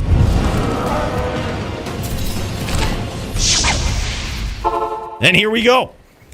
These guys pooling up the moor, making sure they got some nice set of mana pots out here in the moor, in case they get low. Now, sometimes we're gonna squash this right now, right? There might be, I'm not sure if this is gonna be one of them, but sometimes you'll see long duels, and there's nothing like a long duel that gets people talking about we should ban mana potions. No, we shouldn't. We've tried it. All right, we've tried it. Just to give you the heads up, you think duels last long with mana potions? What do you think people are going to do without them? They're just going to wait for their mana to regenerate. And then their life is going to regenerate too. And you can't blame them. They don't have to aggro if they can't teleport in, right? They got no mana. That being said, though, I don't think this is going to be a long duel. This one's going to be pretty epic, I would guess. I would guess these guys are going to be going back and forth. We're looking at it from Paulie's point of view here. Last time, I believe when these guys met, Paulie went 4-0. 4-0 versus his fellow Shaman player opponent. He's got a sneaky name lock here.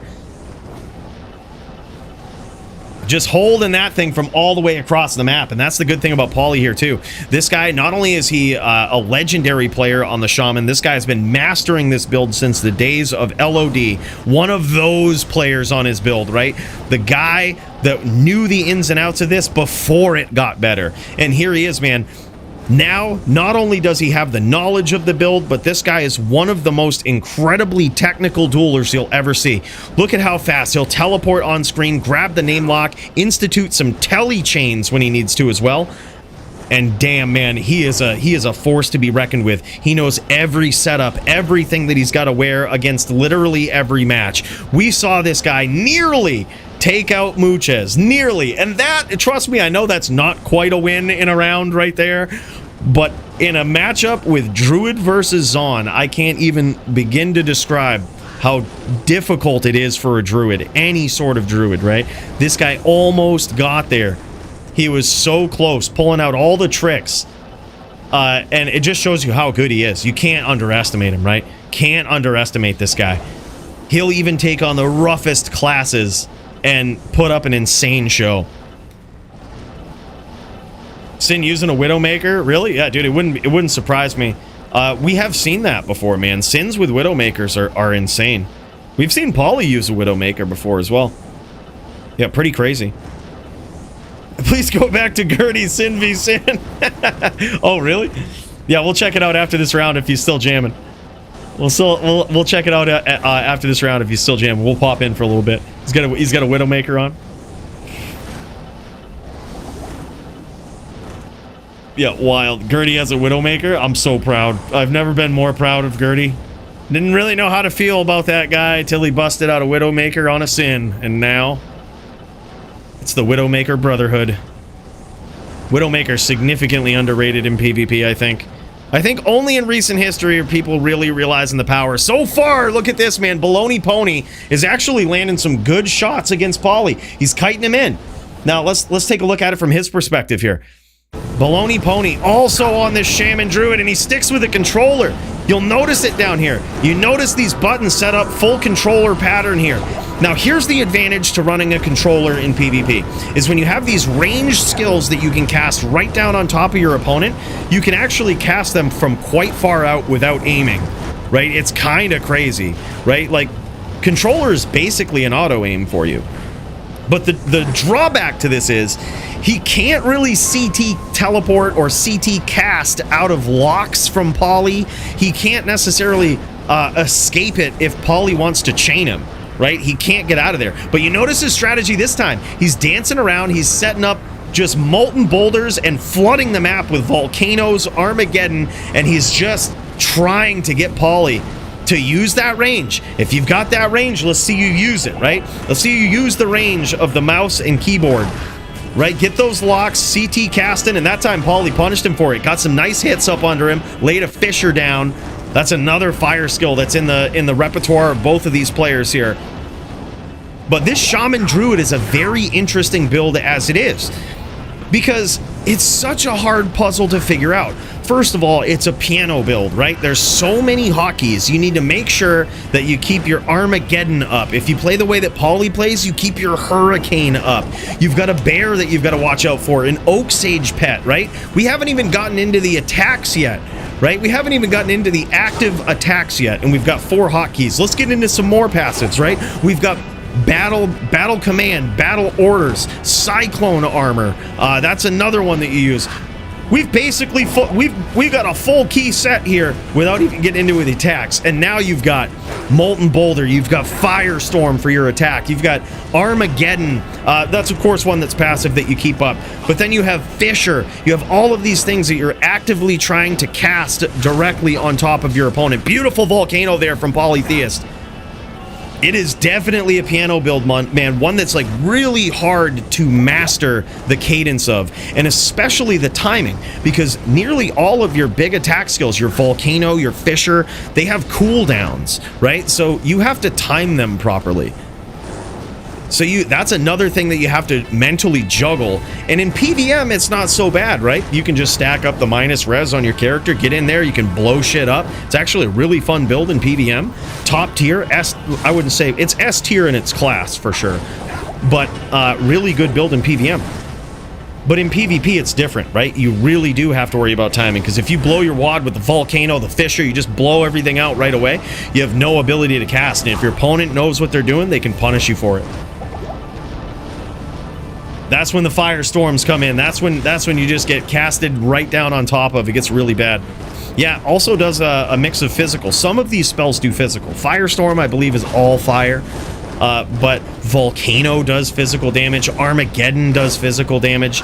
So not only do you have to resist the fire defensively, you also have to worry about your damage reduction, because you're gonna get hit with that too. It's kind of a wild build, very intricate. I would say, while some builds are easy to learn, difficult to master, I would say the Shaman Druid is difficult to learn and very difficult to master. But the curve is certainly a little better, right? The curve between, hey, I've learned it, and hey, I've mastered it, is certainly not as steep as some other classes, but it's certainly there. It's certainly noticeable. And a lot of it comes down to your item choice, what things you have in your stash, your knowledge of all of the PvP matchups, and what weapons, what tools to bring to the duel. That's what it comes down to. Yep. Yeah, it comes like there's a lot of different types of damage, man. That's why it's so hard to resist. You can't necessarily fully sorb a fire druid. Polytheist getting some licks in there now, getting some big revenge damage on Baloney. This is getting wild, man. Let's check it out from Poly's standpoint here. Oh yeah, dude, and he is looking good. Oh, final. Oh, I thought that was the duel, man. Oh, my bad, Hellion. My bad, dude. All right, yeah, we'll get up in there. All right, we'll get up in there. You guys gonna Sin v Sin it? Y'all gonna Sin v Sin it? That'd be sick, man. We might try to bounce back and forth between rounds. I think they'll probably be just as long. We can swap back and forth. NVT? Okay, all right, cool. Cool. All right, jamming and slamming some NVT. Yeah, those are going to be a long-range duel, man. All right, cool. That's actually good, because we just saw some nasty Sin v Sin, Trap v Trap. Actually happy to have a little bit of a break from it. I'm the conductor. All right, jamming and slamming, dude. That's going to be nuts, man. Good luck versus Gertie. You've got yourself an opponent, let me tell you. This guy ain't messing around. He didn't come here to play, he came here to win. Yeah, we also do have Jits ready to jam and slam here as well.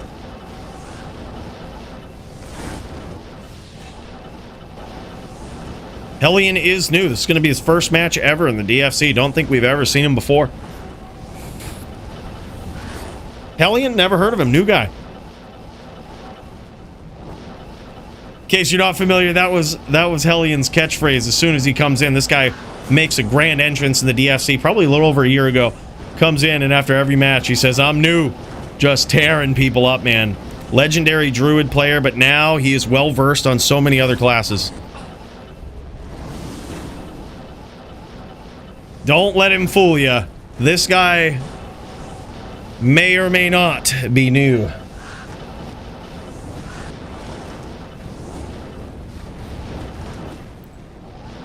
Very long range duel here now.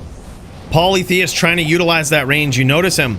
He's going to go in, and when he gets these good angles on Baloney Pony, he's going to CT cast up under him, especially when Baloney is trying to flood the map, right? Polytheist just stays on the outside, does some nasty CT casting. Look at that, very beautiful lock there. Baloney's trying to bait him in, trying to hit him with these molten meatballs here. The molten boulders getting slung all over the map. You'll see these huge rolling rocks, man. That's what it is. That's another attack in the arsenal of the Fire Druid. It's insane, man. There's so many attacks. There's so many angles that you take with this class. It just gets wild. Look at this. Poly is looking for a name lock here. He doesn't necessarily care if he gets the pets. Doesn't care if he gets the player. All he cares about is a name lock. Those pets will follow the player as they teleport. So he can hold down on those. He'll cast that volcano right up under his opponent. And he's very sneaky with it. Might have landed an Armageddon there too. He got dangerously close. This is a match that we don't usually see Polytheists engaged in. This is the first time Baloney Pony represents the first ever other Shaman Druid that has done so well in the DFC on this build that he's up in the poly ranks, right? He's way up in the ranks. Both of these guys just tearing it up on this build. So as much as they say that the Wind Druid is the S tier build in PvP, I almost went on a rant about this in the most recent video. There's some evidence to support that the Shaman Druid might actually be the best PvP Druid now as well. It just does very well against a lot of builds. Now, granted, the Necro matchup does get a little worse. You'd almost rather be on a Wind Druid there. But it's still doable, right? It's still winnable. Just a little worse for you. Jit's running Smiter versus Neck. Can we watch that? Yeah, let's jam it, dude. After this round, we'll pop over. We'll check it out. Yeah, because these are likely going to be long rounds, man. This is a chess match between these two. This is a big chess match. It's Baloney Pony going to be trying to kite him in, trying to use that short range auto aim of the controller. Polytheist going to be trying to use that long range, catch him by surprise, telly chain sometimes, I would imagine. A little dangerous when you're going up in the mirror match with it. Poly staying ahead of him with the Armageddon there. Another smart move. Oh, gets caught there, though. Baloney Pony doing some work.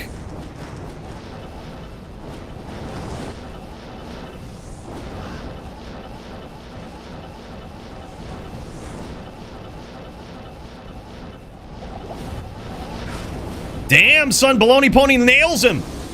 Nails him with a molten boulder. This could be a huge comeback for Baloney, man. He had a good start. Polytheist got some big damage on him. And now it's pretty even.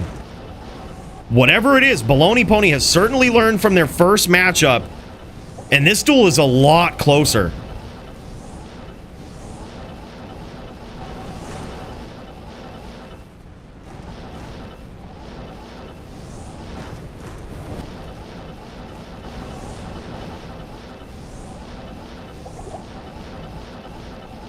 Oh, hell yeah, man. That'd be sick, Track Amp.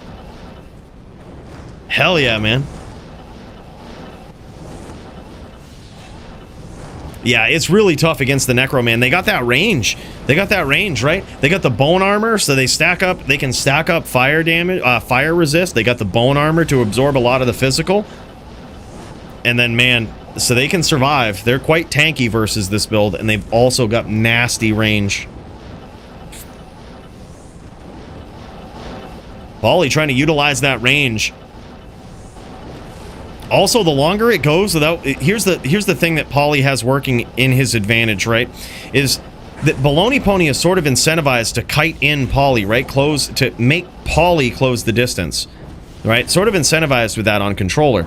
But as Poly stays on the outside, and as Baloney doesn't try to finish him when he's low like this, Paulie can just rep back life, right? He's got a little bit of that replenish life, and over time, the more Baloney Pony goes without trying to capitalize on that, the worse it gets, because he's gonna rep back life, right? And now Paulie can stay on the outside. He can try to make Baloney come in. He says, all right, man, your turn. Your turn. Oh, man, that might have been a big Armageddon hit there. Might have been. Let's look at Baloney Pony's life total here. He might be quite low as well, though. That's the thing. Oh, yeah, both of these guys super low. But Baloney does have slight lead on the life here. He's going to keep the same strat. He's like, all right, man, this is my game plan. This is what I'm going to do. Trying to kite Paulie in, take these opportunistic shots. And he's being very careful not to follow Paulie where he's been.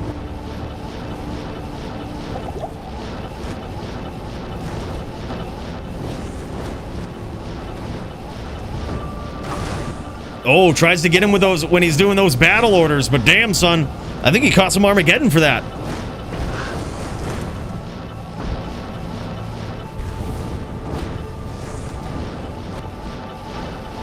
It's a very interesting duel because the Fire Druid is typically a mid-range dueler, right? They kind of want to be, they kind of want to have their opponent not quite on the edge of the screen, but like mid-screen, right? Up close against most opponents, it isn't really the greatest, right? Or so you would think. They also have some pretty vicious skills up close. Firestorm is an insane skill that can damage quite significantly any player up close. Will really test out that lightning or that fire resist, right? Will really test that out. But additionally, they have Molten Boulder, which also becomes a problem, especially if you're, say, a Barb and you just get a little too comfortable chain locking your opponent. The Fire Druid can hit you with that Molten Boulder, and it knocks you back, especially whereas most Barbs aren't donning a shield. They're going to perpetually get knocked back by that Molten Boulder till they whirlwind out of it, till they leap out of it, or just try to teleport elsewhere, or, you know, break their lock from the Druid. It's insane. Yeah, using Controller, man, it's not very common at all. Yep. In search of Mace Two-Face, Jagger Swagger is here.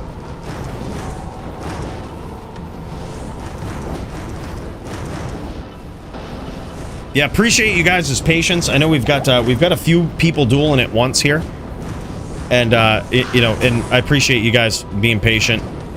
I know we were at a lack of duels earlier. We certainly aren't now. We are underway, man. Hell yeah, that's a melee match I'm very interested in. Brandoom versus the Jagger. Both of those guys absolutely savage Din players, and they're gonna throw down in a melee mirror match of the Dins. Yeah, take your time, man. Take your time. It'll probably be a couple of duels.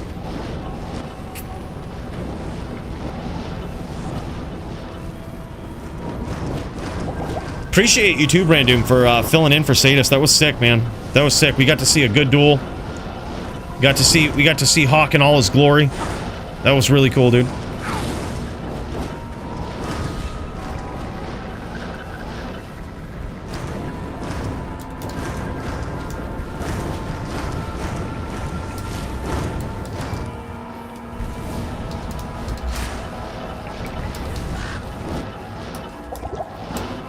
All right, taking some notes about fight of the night here, man. There's a ton of them.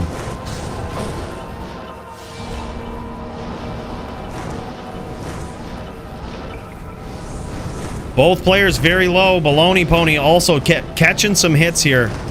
He had a little bit of safety with his life total there, but now it's all falling away from him. We've also got Punch up in here. Punch and Muchez. Damn, son. This is crazy. We're gonna cut back over to Polytheus here, see how this looks. Oh yeah, he's rep back a little bit of life. He's rep back a little bit of life, and that was the risk. That was the risk of Baloney Pony not being able to kind of follow up. That's the big risk, right? Paulie can rep back that life from afar. If Baloney can't push the pressure, he'll pay for it in the long run. Beautiful shot there from Paulie.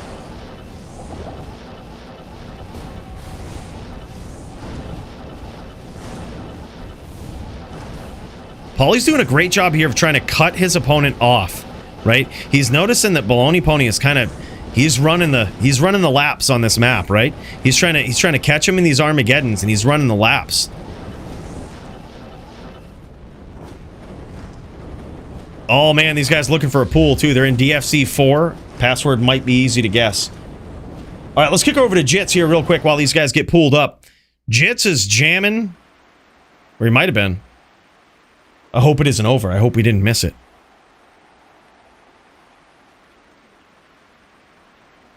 No worries. We'll kick back over to Paulie. Shouldn't take these guys long to pool. I think the best in slot shield is for a hammered in. Spirit.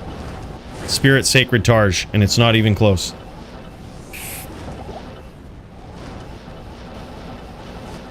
Donger and I, so we got two title fights on the line as well. Holy shit. Holy shit, man. All right, we've got an LLD title bout. Then we've got an HLD title bout in Punch versus Muchez. I'm so excited about that, man. All right, I need a stream. I don't see Donger or Murder.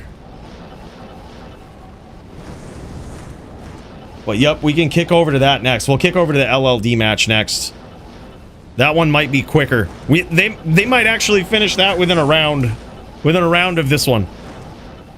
This could be a very long duel when you got two people that are very good on their builds with very, very different strategies. Similar but very different strategies. Polytheist looking to hit from the outside, outrange that controller. Baloney Pony looking to kite Paulie in.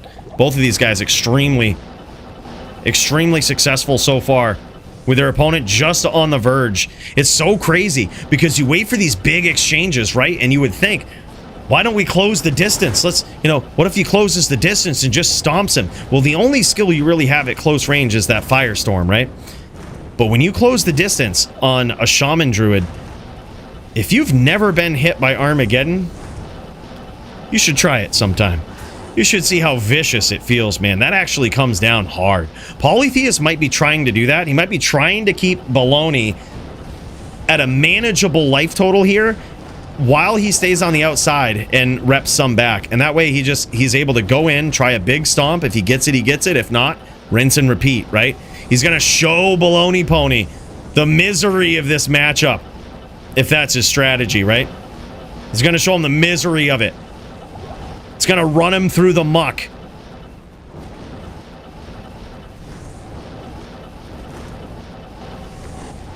And he's doing a great job, like I said, of cutting him off here. He's really backing Baloney into like a corner of the map. He's backing him into this one side, and every time he teleports out from it, bam! He gets caught with these fire spells. That is vicious, man. Vicious pressure there from Polytheist, and he's implementing a great strategy here. Just land these shots, land these soft shots from the outside, keep his life total low, and once you get repped up, go in there for a big finish. Nice job from Paulie. Y'all might not even see this. It's so easy to look at this and think it's just tellying, right? But it's teleporting, but it's very, very precise teleporting. He's trying to stay in front. In these exchanges, he's trying to stay in front of Baloney Pony. That will ensure that his Armageddons land on his opponent, and his opponents don't, right? His opponents don't hit.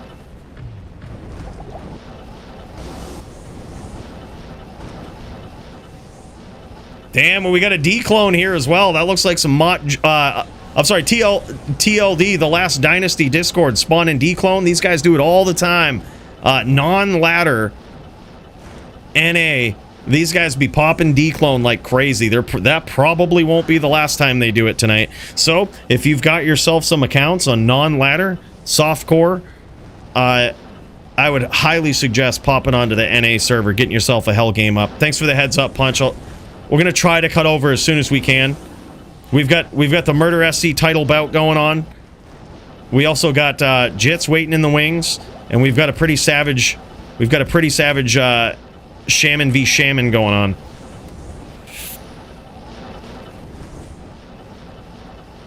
Paulie has rep back a pretty healthy life total here. That's why you can see he's closing this distance. He's just looking for that opportunistic stomp. looking for these beautiful opportunities to land that Kano, land that Fisher, and potentially a Telly chain. He might be looking for it. Wow, 2 D clones, man, right back to back. This is insane.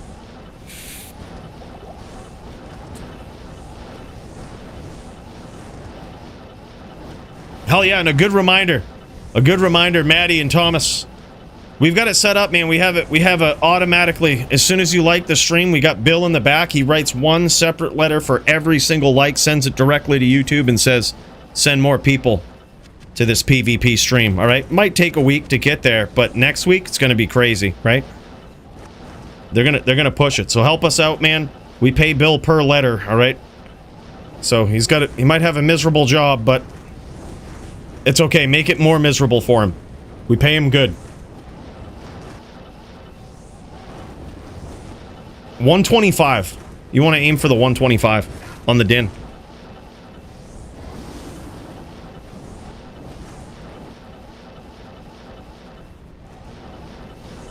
Alright, let's kick over real quick to Baloney Pony. See what his life total's looking like, man. He might be dangerously low.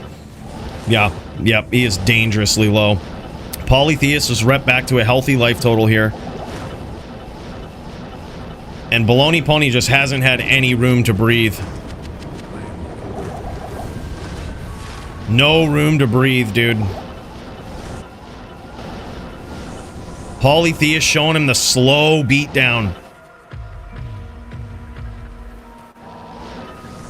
Alright, this is what I'm going to do here real quick, though. We're going to cut back over to this duel. I think this one's going to go long. So we're going to try to cut in and get a couple of rounds of Murder SC in his LLD low-level dueling bout for the title versus the Donger. Alright, let's pop over to that real quick. Man, this one's crazy. Are these guys ready to throw down? They're finally in the game. I met a man wearing Vans 501. I met a man wearing Vans 501. Oh, shit, son. All right, here we go, boys. This is the LLD title bout of the night. Who's going to pull it off, man? Who's your money on? The newcomer, Donger, the promising prospect, or the dominant DFC LLD champion, Murder SC? Let's fucking go, boys. It's on.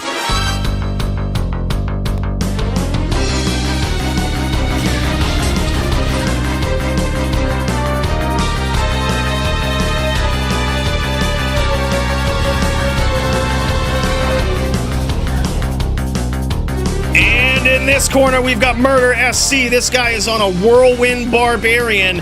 Oh my god, huge hits on Donger there. Donger charges in to close the distance, and Murder SC pieces him up there, though. Very interesting. Look at this dude. He's strength bugged. Donger is strength bugged, man. We haven't seen that ever. This is wild. And you thought it was patched. That or he could be on insight side? Hard to tell. He was casting with no shield there, though. He could just be trying to bait Murder to come in. Oh, big hits from Murder!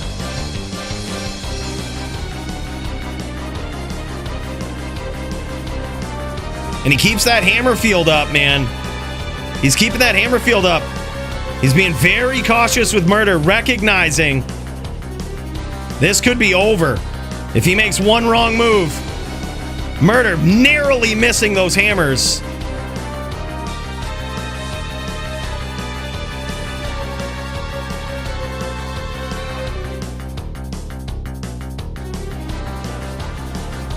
And now Donger is also, oh my god, Donger's also throwing down that FOH, man. That's annoying from the outside when your opponent is low. It's now 1-0 for the Donger. Damn, son. It's getting crazy.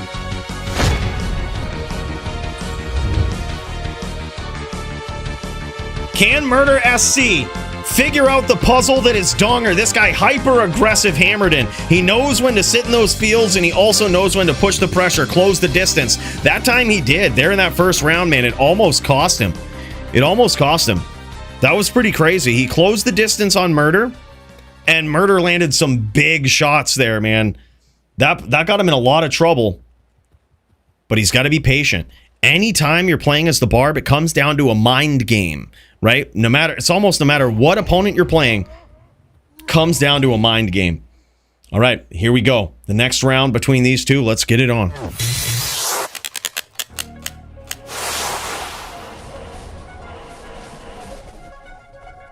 And he switches armors here. It looks like Murder SC. He's got his lifer armor on for vicious damage. Botosaurus, my guy!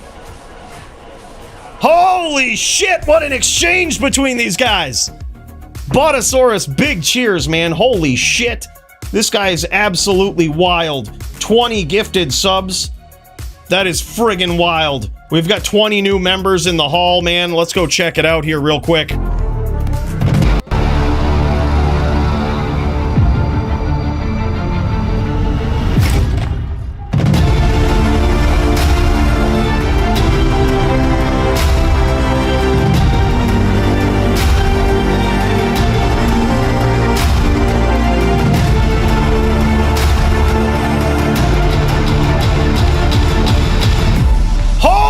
Shit! 20 gifted memberships from the Botosaurus. We got 20 new members up in here, okay? I gotta tell you something. We got one rule in the Hall of Fame, all right? If you're a member, you're welcome in here. Everybody else, you stay in the fucking vestibule. All right? You stay in the vestibule. Holy shit, Thomas Huddleston with the 20 spot. Holy shit, you think so, huh? He's off to a good start. But look, we got one rule up in here. We got 20 new people. Come on in. You guys are welcome. Everybody else, stay out in the vestibule. Okay? One rule. Don't touch the fucking statues. Bill has to wash the fingerprints off of these every week, and they've been turning up in some very inappropriate places, I must say. All right, so quit fondling the fucking statues if you're gonna be in here. All right? And make sure that when you are in here, you tip one back to Botosaurus, because that was fucking wild, man. And the 2025, what? He says it's not much, but it's something. Thanks for hosting Cools, my guy. Thank you so much. I really appreciate that, brother. Big cheers to you. Let's get back in there for the title bout. This shit is wild, guys. These guys are off to one hell of a start. Donger looking promising. Holy shit.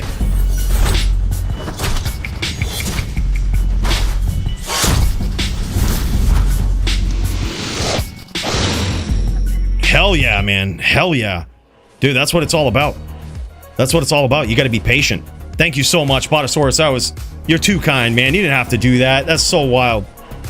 20 memberships with the 2025 signature dono. Big cheers to you. Big cheers to Thomas Huddleston for the 20 spot as well. Jesus, man.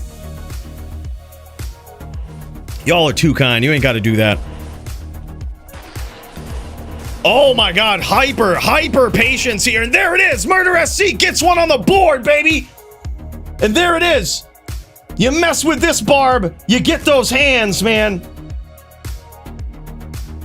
And that's how it looks. Just like that. Gets up onto there. That's what you want to do against a din like this, man.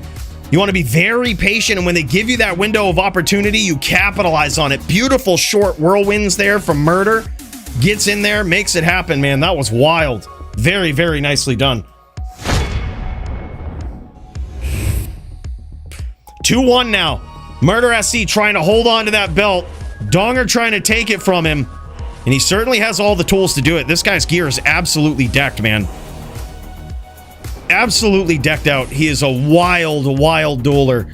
Very skilled as well. You can tell, man.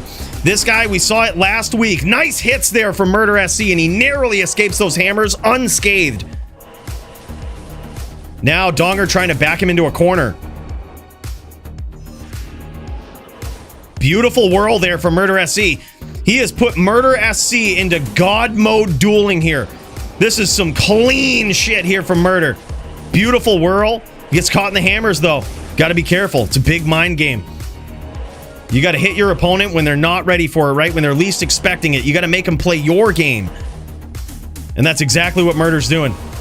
Beautiful whirls there again, and he gets there. We've got a tie game, fellas. 2-2 at the top for the title.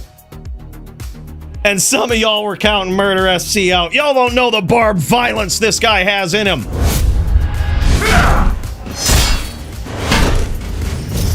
Wild, man. He's back on the board. This guy, one of the most dominant DFC LLD champions of all time, and always coming up against the odds, proving everybody wrong. You count him out, that's the wrong thing to do.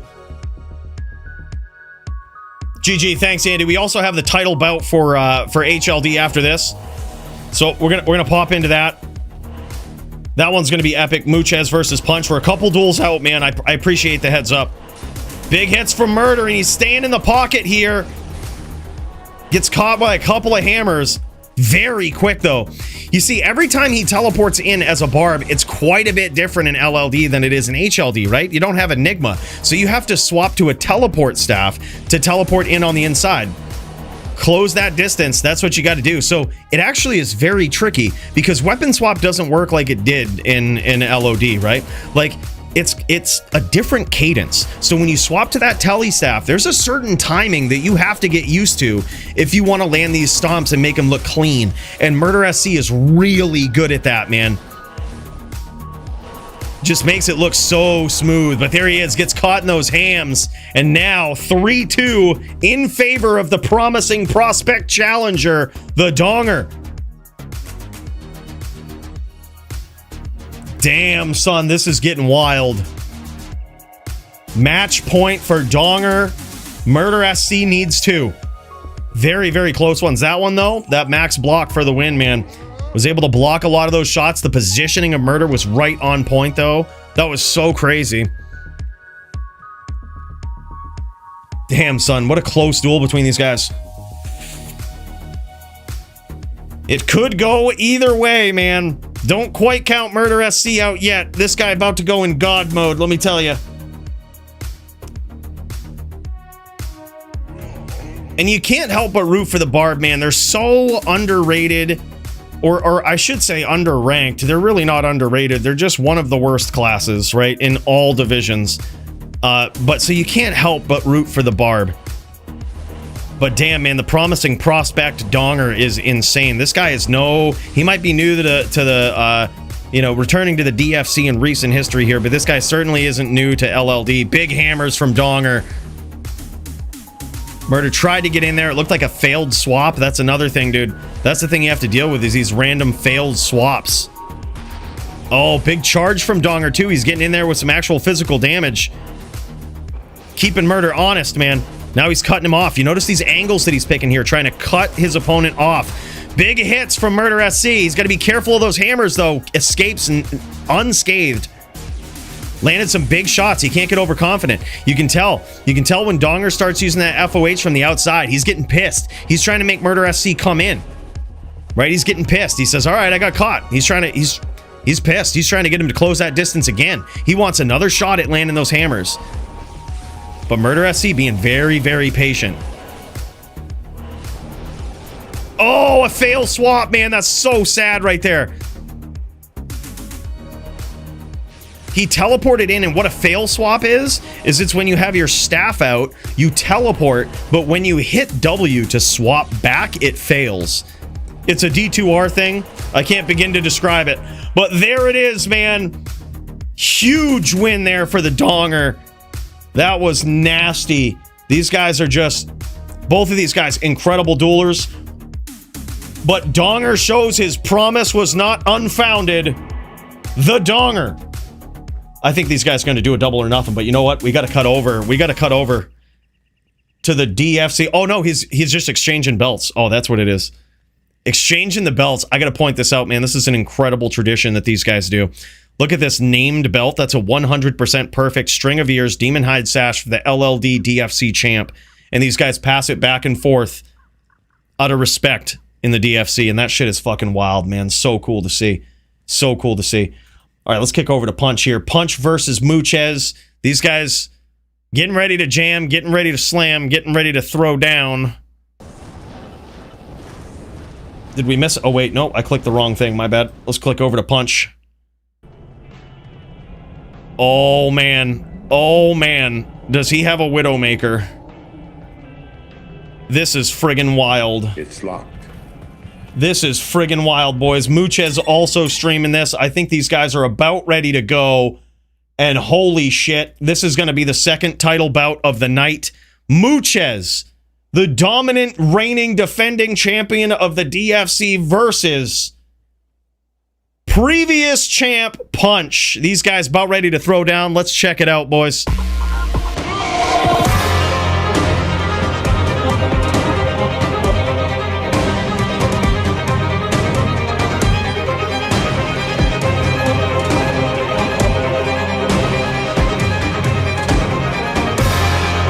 And in this corner, we have the reigning, defending champion, Muchez, his notorious Amazon. Can anybody take this thing down? He had an incredible bout versus Toshank last week.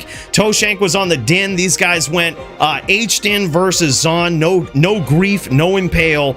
And what a bout it was. This guy proved, if there was ever any doubt about Muchez being a worthy champion, he put all of the doubt to rest that night. This guy is on top. He's got all of the skills, all of the setups, and he's ready to go. Oh, look at this, man. Punch getting in there with Holy Freeze. Barbs, whereas they're so tough to run, they have all of the odds set against them. The Barb is one of the only characters allowed to do this, to go with the Holy Freeze, and he's trying to throw down. Holy shit, man, and he backs out of that exchange with Muchez. Barb is one of the only ones that can use the Holy Freeze here. Muchez gonna let him come in. He's got Holy Freeze and he's got a bow. Holy shit, man. This is huge. Punch also casts the Hydra. Look at this. He casts his Hydra charges off of the torch to try to proc that dodge, avoid, and evade. Close round there. Holy shit. Yeah, Doom is allowed on a Barb. Barb is the only class that can use it. Yep, it's the only class. Holy shit, man. That is crazy. How will Muchez solve this problem? Lasts about a minute. Minute and a half. Minute and 40 seconds. Damn, son. Yeah, sorry about that, Hellion. We will get there, brother. I wanted to make sure these title bouts got shown on stream. Lots at stake for this one. Retrofitted throwed in? Hell yeah, man. Hell yeah. Angelics it is. That's how to do it. Get that deadly strike in there with the Gore Rider boots. I feel you, brother. All right, Muchez making some swaps. What will he do here? Can he figure out the puzzle? Punch has come in. He's going Conts. He's going Doom Zerker. Barb is afforded this opportunity because, well, I got to tell you, they're a bit slighted, right? They're a bit slighted. They're a bit behind the times with all these other classes. So, man, if he can pull it off, this is a puzzle that Muchez has got to figure out. This is an interesting one. Punch is trying to close the distance, get in there, and turn this into a melee match, right? See if he can do it. Let's pop over to Punch's point of view here. Let's see what his strategy is. Casting down that Hydra, too, was very interesting. Punch trying to make it happen. Shield Barb with the Doom Zerker. No grief, man. This is the second time that we've seen Punch take on a high-profile match not using grief. I'm beginning to wonder. I'm beginning to wonder. I'm kind of thinking. Yeah, right? It's kind of wild. He's also got the bow. I can't carry. He's got the Widowmaker. He's got Hydra charges. He's got Doom Zerker. He's going in, man.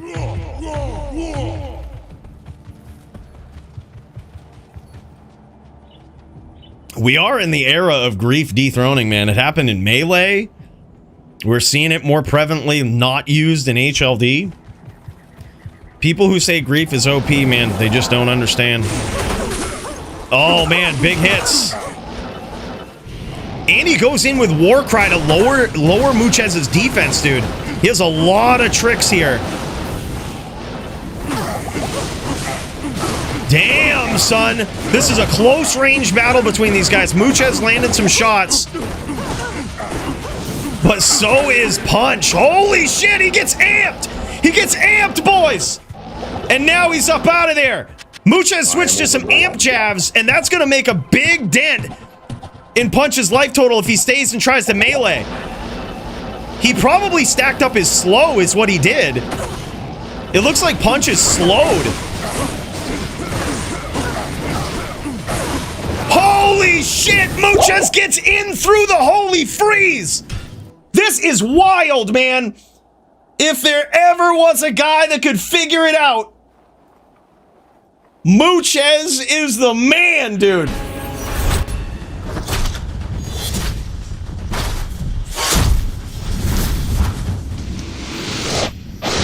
Holy shit. So what he did was he swapped to Kleglaw's gloves, and that's going to give him more slow. 35% is what you can use for slow in the DFC. So he says, all right, if you're going to slow me, I have to slow you down too. Right? So if he slows Punch down at basically the same rate he's getting slowed, now we've had a melee match. A melee match just might break out in the middle of an HLD match. Dude, holy shit. That is an incredible answer. But yeah, he's casting that Hydra, and that damage is actually very intelligent because a level 30 Hydra charge, which is what you have on a torch, does actually do some pretty considerable damage, to players who aren't ready for it, right? Especially when you're dueling up against the Barb, right? Maddie is the king of that Hydra PK off the torch. Y'all have seen it before, man. He's no stranger to it. Punch is pulling out all the tricks. He's teleporting in there, casting the Hydra. Not only does that proc the dodge, avoid, evade, right? Get that shit right out of the way, but it can also do some pretty significant damage when you're dueling up against a character you would expect to be stacking physical resistance against, right? Actually does some good chip damage. Gets in there. Punch is trying to cut him open, trying to freeze him up with that holy freeze. Get in there and deliver some nasty damage using all the tricks, Warcry and everything. Looks like Muchez he's on the Fortitude setup. This guy is going in full damage as well. And holy shit, man, this is going to be back and forth. This one right here is a savage duel, man. I'm so glad we get to see it. It's absolutely wild. Thank you guys again for your patience. I know we've got a lot of duels going on at once suddenly, but you guys are the best. I appreciate it. Muchez seemingly has figured out the setup, might have seemingly figured out the key to this puzzle here. Definitely has all of the answers, the Zon knowledge and know-how to take on any. That's the thing, you can't surprise Muchez, man. He might have not expected it this first round, but he certainly knows what to do.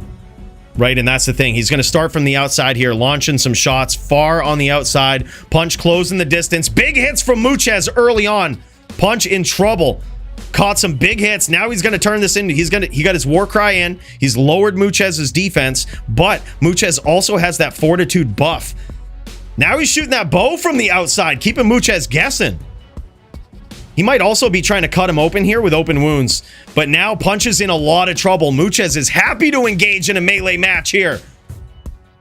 Muchez barely scathed from these exchanges. He is really showing, all right, this is what we're going to do. He is actually, it looks like he might have given up a break point here as well. Punch might have swapped to some additional slow. It just looks like he's shooting a little slower here. This is an interesting duel, man. Yeah, GG, man. We also got Hellion. Hellion's been super patient too. I want to cut over to that. Hellion versus Gertie. Holy shit, Punch is in a lot of trouble. Muchez barely scathed. Punch going to town. He says, you got it. All right, there it is. Now 2-0 in favor of the reigning defending champion. Holy shit, man. This is 2 rounds in a row. Oh, no, I'm sorry. 2-1 in favor of the reigning defending champion.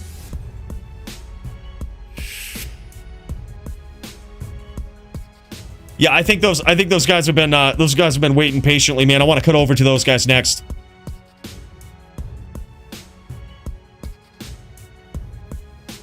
Yep, the return of the Hellion, the new guy coming in, going up against an absolute legend. Gertie went AFK. Well, we'll cut over, man. If it's going on, it's going on. If not, dude, sorry about that. Oh, aka Pop Smoke. Okay, that's what it is. All right, my bad. Pop. Yep. All right, my bad. My bad. Yep. Pop on her when AFK. Gotcha. I'm on board now.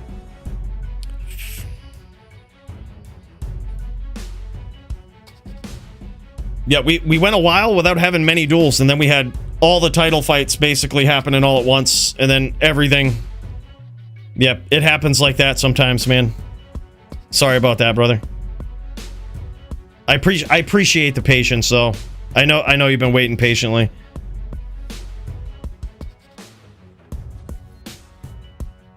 I can't believe Mooch has like figured out a setup for this. As soon as I saw Punch on Holy Freeze, I was like, fuck.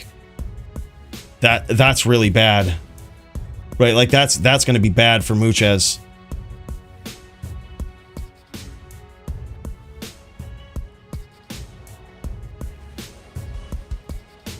But Mooches has figured it out, man. Punch getting in there, closing the distance, and now exchanging some big blows. He backed off there. He's trying to catch Mooches with his bow out. Damn, big hits there from Punch. Mooches happy, though. Happy to go toe-to-toe. Holy shit, what an exchange, man. Punch just needs one big hit, but it's going to be really hard to get now. Mooches just going to hold down on that lightning bolt. Oh, man, and down he goes. Now 3-1 in favor of the reigning defending champion. Can he get there? Can he pull this off? This is going to be wild.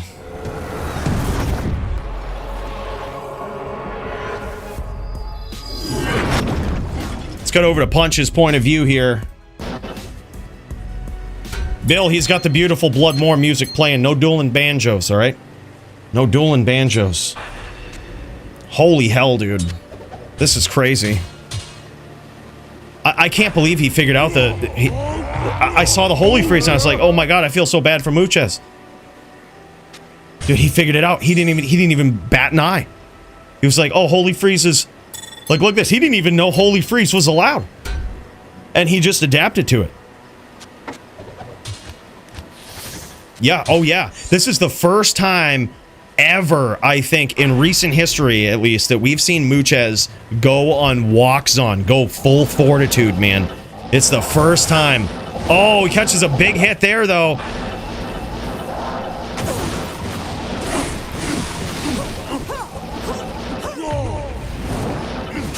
Oh, man, big hits. And he procced life tap on Mooches.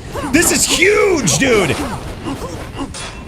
This is huge. Mooches just gave up. He just gave up. He's going to give it to him. He's going to give it to him. He says, good duel, melee match in the middle of the moor. Oh, hell yeah, dude. Oh, my God, dude. He's bringing out all the dirty tricks. Now 3-2 in favor of the dominant, reigning, defending champion. Holy shit, dude. You see, that's what I would have done. I would have gone in Grief, Drax. I'd have gone in Grief, Drax, and like Inherent Slow. Right? Like Inherent Slow, Grief, Drax. Turn it into a melee match. This is like, just imagine like a BM melee match. That's basically what this is. Like tap, slow, Holy Freeze. That's what this turns into. It gets dirty at close range, man. Welcome to HLD, the most savage creativity. Now Mooches making another swap here. This is very interesting. He might have the key. I love it that Punch goes in and repairs the torch. That is so crazy. Repairs the torch because he's actually using the charges off of it. Currently 2-3 in favor of the reigning defending champion Mooches. He's going to be trying to hold on to that title. Punch trying to take it from him, trying to take it back from him. I believe Punch lost his title to Mooches. I believe that's, so these guys are meeting for the first time since that. Oh, there it is. I love it, dude. I love it. I see the complete setup that Punch has got here. He's got the Holy Freeze set up on one side. He's got the Grief on the other. He's going to try it all out. Or he actually swapped to Grief. He might have swapped to Grief permanently. I actually kind of like that. I think it's better. Oh no, he flashes them both. Here we go, baby. He's going to flash that Holy Freeze. He's going to swap to Grief. And he's got a shield and axe on both sides. This is the pinnacle of what he can do to Muchez. This is all of what he can do. Muchez keeping that distance, hitting him with those jabs. Big hits from Muchez right off the rip. And a nice walk down from Muchez. Catches him with that whirl as he's walking down. Muchez sets up the decoy. That's a very, very intelligent move right there. Holy shit, man. Back and forth between these guys. And now we've got a tie game. Holy shit, man. And it comes down to this. This is wild. Holy shit.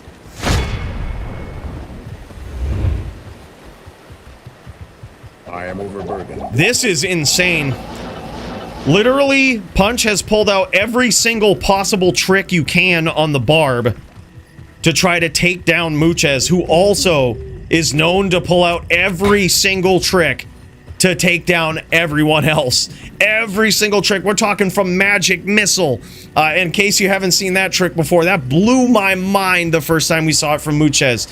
That skill, when you get it to level 49, is basically, it ignores your opponent's block, right? It's so insane. So he uses it versus Dins, versus Necros, and just scores these vicious hits against characters that he shouldn't be hitting like that, right? So insane. It's now 3-3 in no one's favor. It comes down to this, man. And it comes down to this. This is insane. Can Punch take the title back, or will Muchez show how dominant of a champion he is?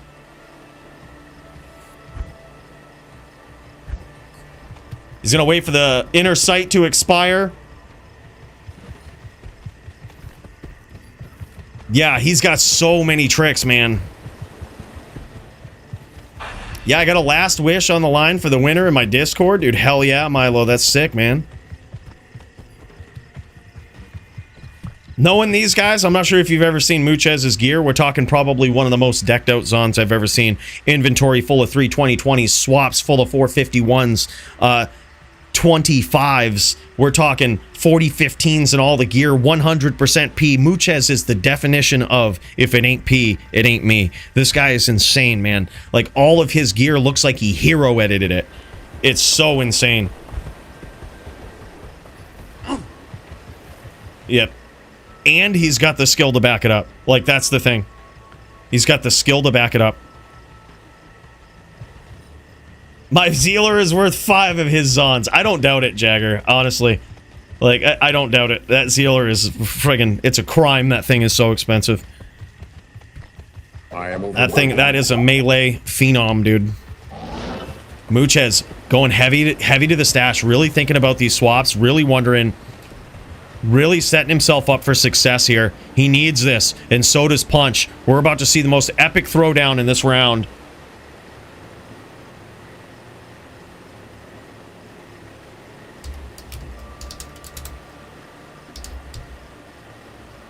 This is insane. Punch is handsome as he is fierce. Top Barb in DFC, now and everlasting. Damn straight, man. Damn straight. Montriana, hey, man, thank you. Big cheers for those 5 Canadian coins, man. You didn't have to do that. Big cheers to you, brother, and you're totally right. Look at this handsome Barb player up in here with some vicious skill. Big cheers, bro. Big hits from Muchez right off the rip. That decoy is such a crazy thing. Oh, my God, and he leeches off of the decoy. GG's, man. Muchez gives it to him. Holy shit. He gets the tap and turns the decoy against him. Holy shit, man. And new DFC champion. There was so much involved. There was so much involved on this Barb. That is so crazy. That is wild. And Punch steals it back from Muchez. Something tells me... if Muchez comes back, that ain't gonna be the end of it. Yeah, Muchez expressing some discontent with Tap and the and the holy freeze. It is very interesting. He pulled out all the tricks. Yeah, it is very interesting.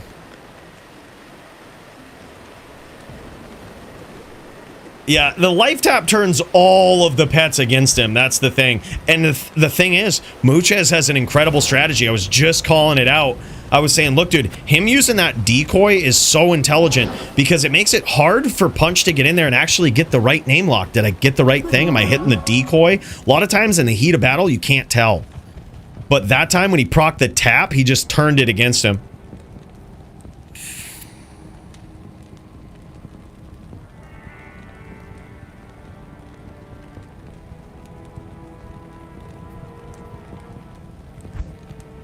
Yeah, these guys talking it out. I gotta say, though, GG's to both of these guys. Thanks so much for showing that off, Punch. Yeah, I kind of feel for Muchez, though. I do feel for Muchez. But the thing is, here's the thing, man. You get two very creative players that are so good at morphing their builds to be whatever they need to be. And damn, son, like, you only figure out the most broken shit when you see these title bouts, man. Holy shit. All right, boys, let's get over there. I knew that, I think Hellion was up in there, but I think he's done jamming. Let's cut over to Jits. He's also been super patient. Also keeping an eye on Nim. Have we heard anything from Lucian?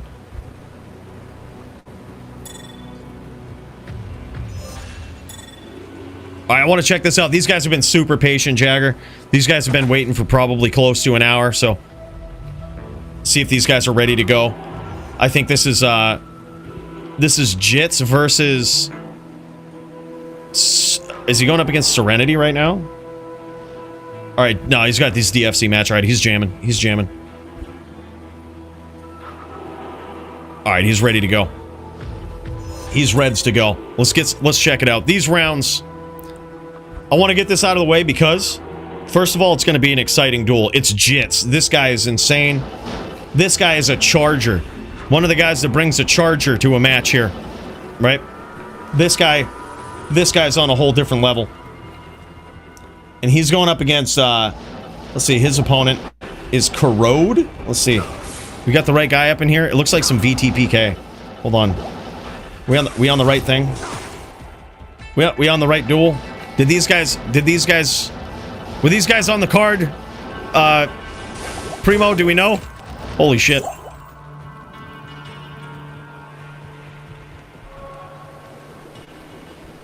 All right, sweet. Okay, Pop finally back. All right, let's jam that. Those guys have also been super patient. Do I have a stream for it? We also got the Andy man up in here. I know he's been super patient. We'll cut over to Jagger for the melee match after this next one, though.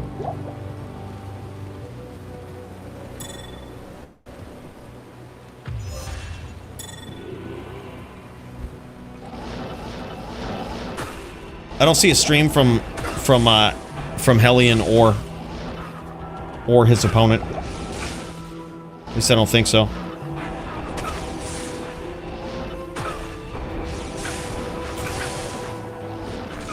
Dude, this is... Either way, this is pretty sick. It's Serenity versus Jits, VTPK. Kind of wild.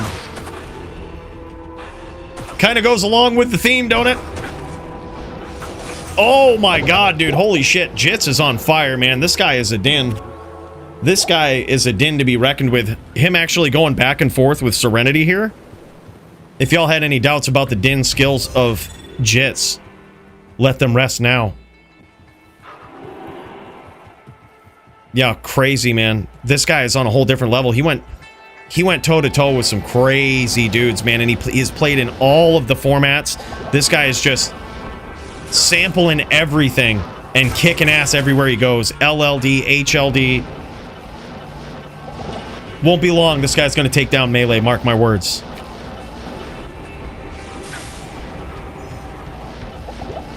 We got another D-clone pop here going. If you guys are up and ready to jam, non-ladder NA, that's the way to go. D-clone's probably popping a couple more times. Holy shit, man. Serenity too good. Serenity too good. All right, I'm going to cut over to Jagger Swagger real quick because I think... I'm not sure if this was on the card. I'm going to double check, though. Just gonna double check here real quick. It could have been a last minute ad in the fight card thing. So I just want to check that.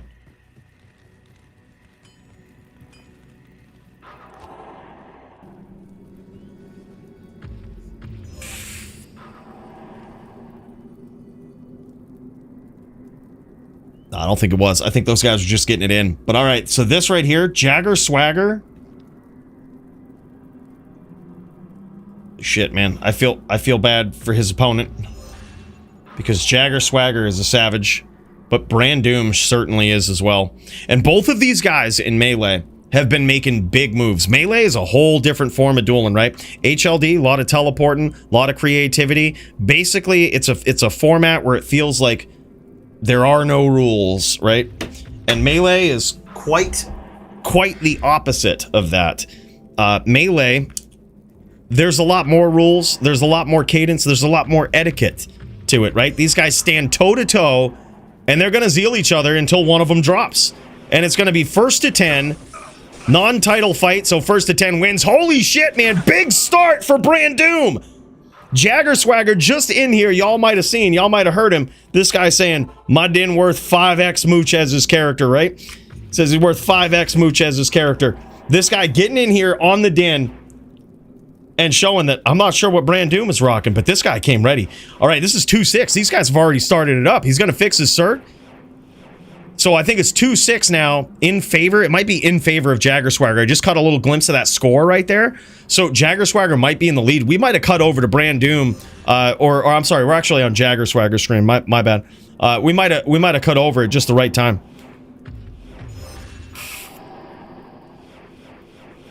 Yeah, whole different pace, man. Whole different cadence. Oh my god, dude. More big hits from Brandoom. What is this? Yikes, dude. Holy shit. Is Brandoom actually in the lead? Oh my god, dude. All right. No, 3-6. 3-6 in favor of Jagger Swagger. Okay. All right. I get it now. I'm on par. We had to catch up a little bit here. But holy shit, this is wild. I'm actually really impressed to see those 2 rounds right there, because just going into this and just knowing the absolute legend that Jagger Swagger is, this guy coming in, I mean, if there ever was somebody in the DFC that is almost like a Legalized with his gear, it's this guy. This guy has some of the most savage gear in Melee for a din. He's got, not only that, he's got the +2 din, 2 open socket Vizzo helm. He's got that beautiful golden armor. This guy using the Etanax, I believe. I believe that's what he uses.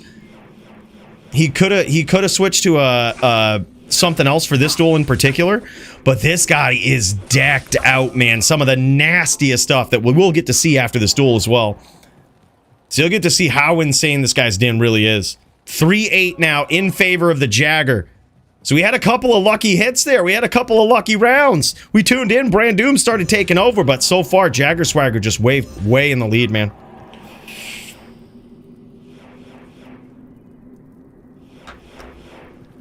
He says, I should have went hammer. Damn, look at that damage, man. Big hits there, though, from Brandoom. Almost made a comeback. Yeah, it's a very, very different style, man. Certainly a change of pace from the HLD. 3-9 now, looking like a potential runaway for Jagger, but can never speak too early, man. We have seen some nasty comebacks in DFC Melee. We have seen a 2-9 reversal, and there it is, man. Jagger Swagger cinches it up. 10-3 victory over Brandoom. Both of these guys very promising prospects in DFC Melee, but Jagger Swagger coming in, din v din, laying the stamp down. Saying, look, bro, I'm gonna be next in line. Look at this beautiful helm. Low, what is that, a small crescent? Low, small crescent. IAS, oh no IAS needed. Cruel Fool, 2-socket, E-rep. That is beautiful, man. Inherently good IAS on the small crescent as well. Yeah, look at this gear, man. This is savage. And he's got the 320/20s. Beautiful armor. Look at that thing, man. Holy shit. He's got 2 rare jewels in that, and those things are fire, dude. First of all, the base of this He goes, this armor is the reason? I don't doubt it. The base of this alone is worth a few grand, right? It's got 199 ED, E-Rep 2 sockets, and then he's put 2 rare jewels in this that give negative Rex, 30 ED, and it looks potentially like 9 strength and some dex, and it appears as though that armor had strength on it, inherently on it. That is a crazy armor. Yeah, that small crescent, underrated. That thing is savage. Beautiful gear here from Brand Doom, too. Yep, but wow. Just incredible, man.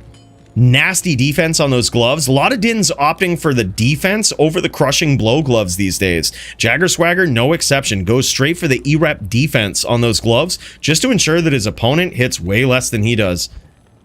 Or at least a significant amount anyway. That was crazy, man. Really good duel. Epic bout. And here's Jagger Swagger laying it down, probably securing himself a spot for the next title bout, whoever it is, whoever he would end up going up against. Hopefully we get to see the Melee title bout tonight, man. That shit would be savage, too. And speak of the devil, holy shit, we might have it. I see Lucian finally fired up here. Damn, son. We might be getting it. We might be getting it, boys. This could be the Melee title bout of the night. Lucian versus Nimrod. These guys are each other's arch nemesis. Lucian sitting here. And now he's AFK. Now he's like, oh, all right. Oh, we got a duel tonight? All right.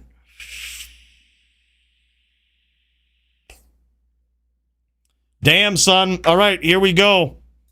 This is it. This is the Melee bout we have all been waiting for, boys. Who's your money on? Don't be betting, though. That'll get you banned, all right? But either way, Melee title bout of the night finally happening, man. Can Nimrod hang on to it? Let's find out. Holy shit, first round here. Both players off to a good start. Nimrod with some savage damage and laying the stamp down round 1.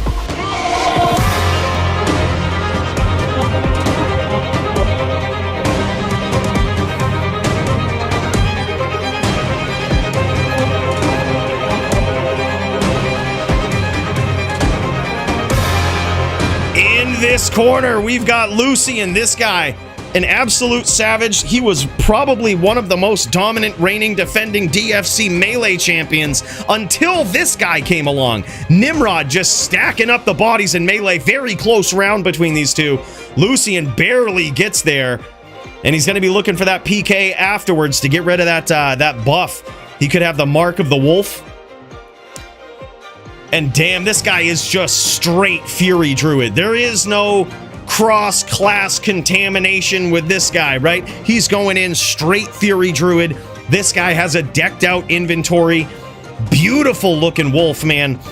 He's got the 45 life shape-shifting Grand Charms. He's got the 320-20s, the 36-20s. This guy coming in like a savage. Another close round between these guys. Now 2-1 in favor of the challenger. This is nuts, man. Can Nim hold on? We talked about the big comebacks in Melee history for the DFC, and Nimrod is the king of them all in a title bout versus this very guy right here, Lucian. Lucian coming in, getting a strong lead on Nimrod early on, just like that. Very close round. Holy shit, man. Lucian had a nasty lead on Nimrod. It was 9-2. Lucian was ahead 9-2. And Nimrod came back from 2 wins to win the entire thing and to take the title. It was probably one of the most epic bouts in Melee history ever. And it happened between these guys. And that's why I say the arch nemesis, right? By far the biggest comeback ever. It was very, very epic. I compare it to, that was basically, of all DFC moments right there, that was basically like the Daigo parry of the DFC. It was someone coming back from a sliver of life, literally looking daunting and unwinnable, to completely winning the entire match out of nowhere with just sheer precision, prime blocking, and epic Melee skills. Yeah, this is the best spot for the Melee title bouts, man. I gotta say, hard to beat it. All right, boys, this is a tie game. Let's get over there. Check out Nimrod's point of view. All right, here we go. Nimrod coming in. He's been waiting patiently on this din since before the DFC started tonight. And here he is, now trying to hold on with another close bout between these guys. Epic cinematic zoom. Big cheers to that, man. Let's go, baby. Now he pulls ahead once again, 4-3 in favor of the champion. This is wild, man. Best place to MF for rares, go. For melee rares, probably Charcy. Probably the Charcy quest. Probably JSP, right? Yeah. Big hit from Nimrod right off the rip, but Lucian returning fire here. Both of these guys. Oh my god, man. Nimrod has switched to some crushing blow. Look at this setup, man. It looks like he might have EDC. Looks like he's either rocking BOTD. Yeah, actually, it's BOTD because on death, he's casting Poison Nova. So he's got BOTD. He's got G-Face. He's got Ethereal Zotted Arcane's Valor. And this guy's just going in straight pure damage, big crushing blow, big deadly strike. And this guy's insane. Feel the thrill of the BOTD void, he says. You're damn straight, man. Thank you so much, Kramer. Appreciate that 5 spot, man. Big cheers to you, brother. Hell yeah, Kramer knows what it's all about, man. This guy's played the Barb quite a bit in Melee in the past. And he knows all about that BOTD. It's one of the most efficient ways for Barb to reach all of his IAS breakpoints. It's one of the only ways that most Barb players can do it in Melee. You need a really savage rare to make up for that. Holy hell, man. Back and forth between these two. This is just wild. This Melee bout, man, these guys always meet each other up at the top. And it gets insane. It gets violent every time. Help!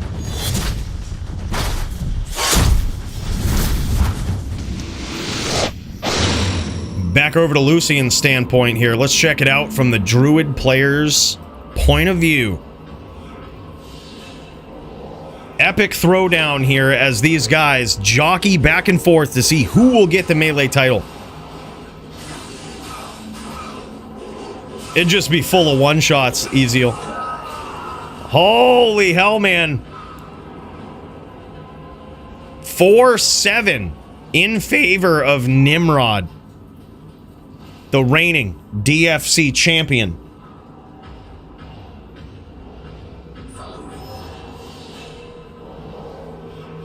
Damn, this is getting crazy.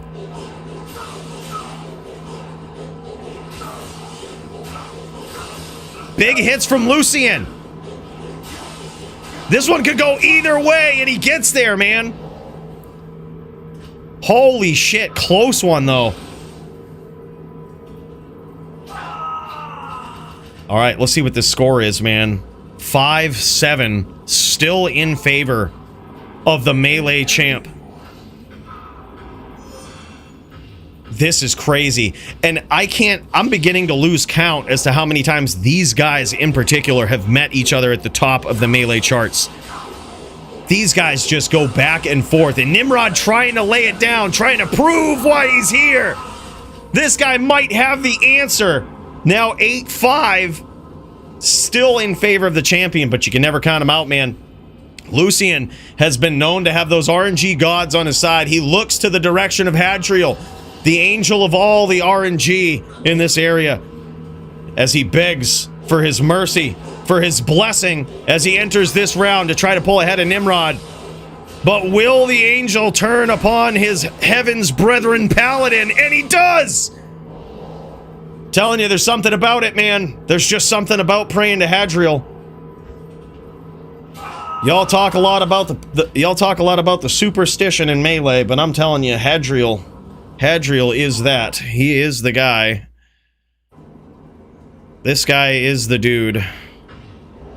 He's who you want to pay attention to, who you want to pay homage to. And there it is, the cinematic zoom from the champion, getting in, landing some big shots. But Lucian coming back, man.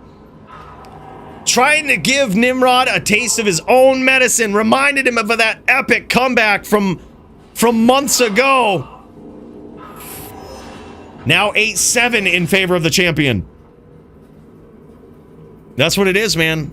Call it superstition, but I'm telling you, every time in this area, these melee duelers come up and they start firing it up, dude. They go right up to Hadriel and they ask for his blessing. And I gotta tell you, it's something I've definitely adapted to in melee. This is wild. Big hits from the champion and the challenger. Another one that could go either way. Damn, son, barely gets there, and now 9-7 in favor of the champion. But this one is too close to call at this point. This one very well could still go either way. The thing is, though, this is a title bout, so it's win by 2. So if Lucian does turn this around, and he does manage to get 10 wins, he's going to have to get another one to prove it. But the champ off to an incredible start in this round and holds on to the title. And still, the DFC Melee champion. This guy ain't going nowhere.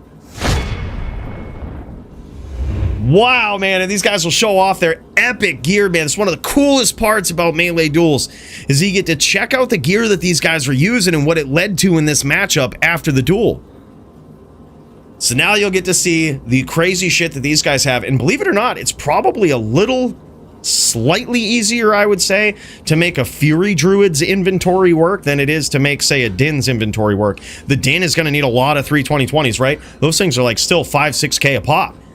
As opposed to 45 life shapeshifter charms on the Druid. Well, shit. Those go for what? Maybe 2K? Something like that? Maybe 3?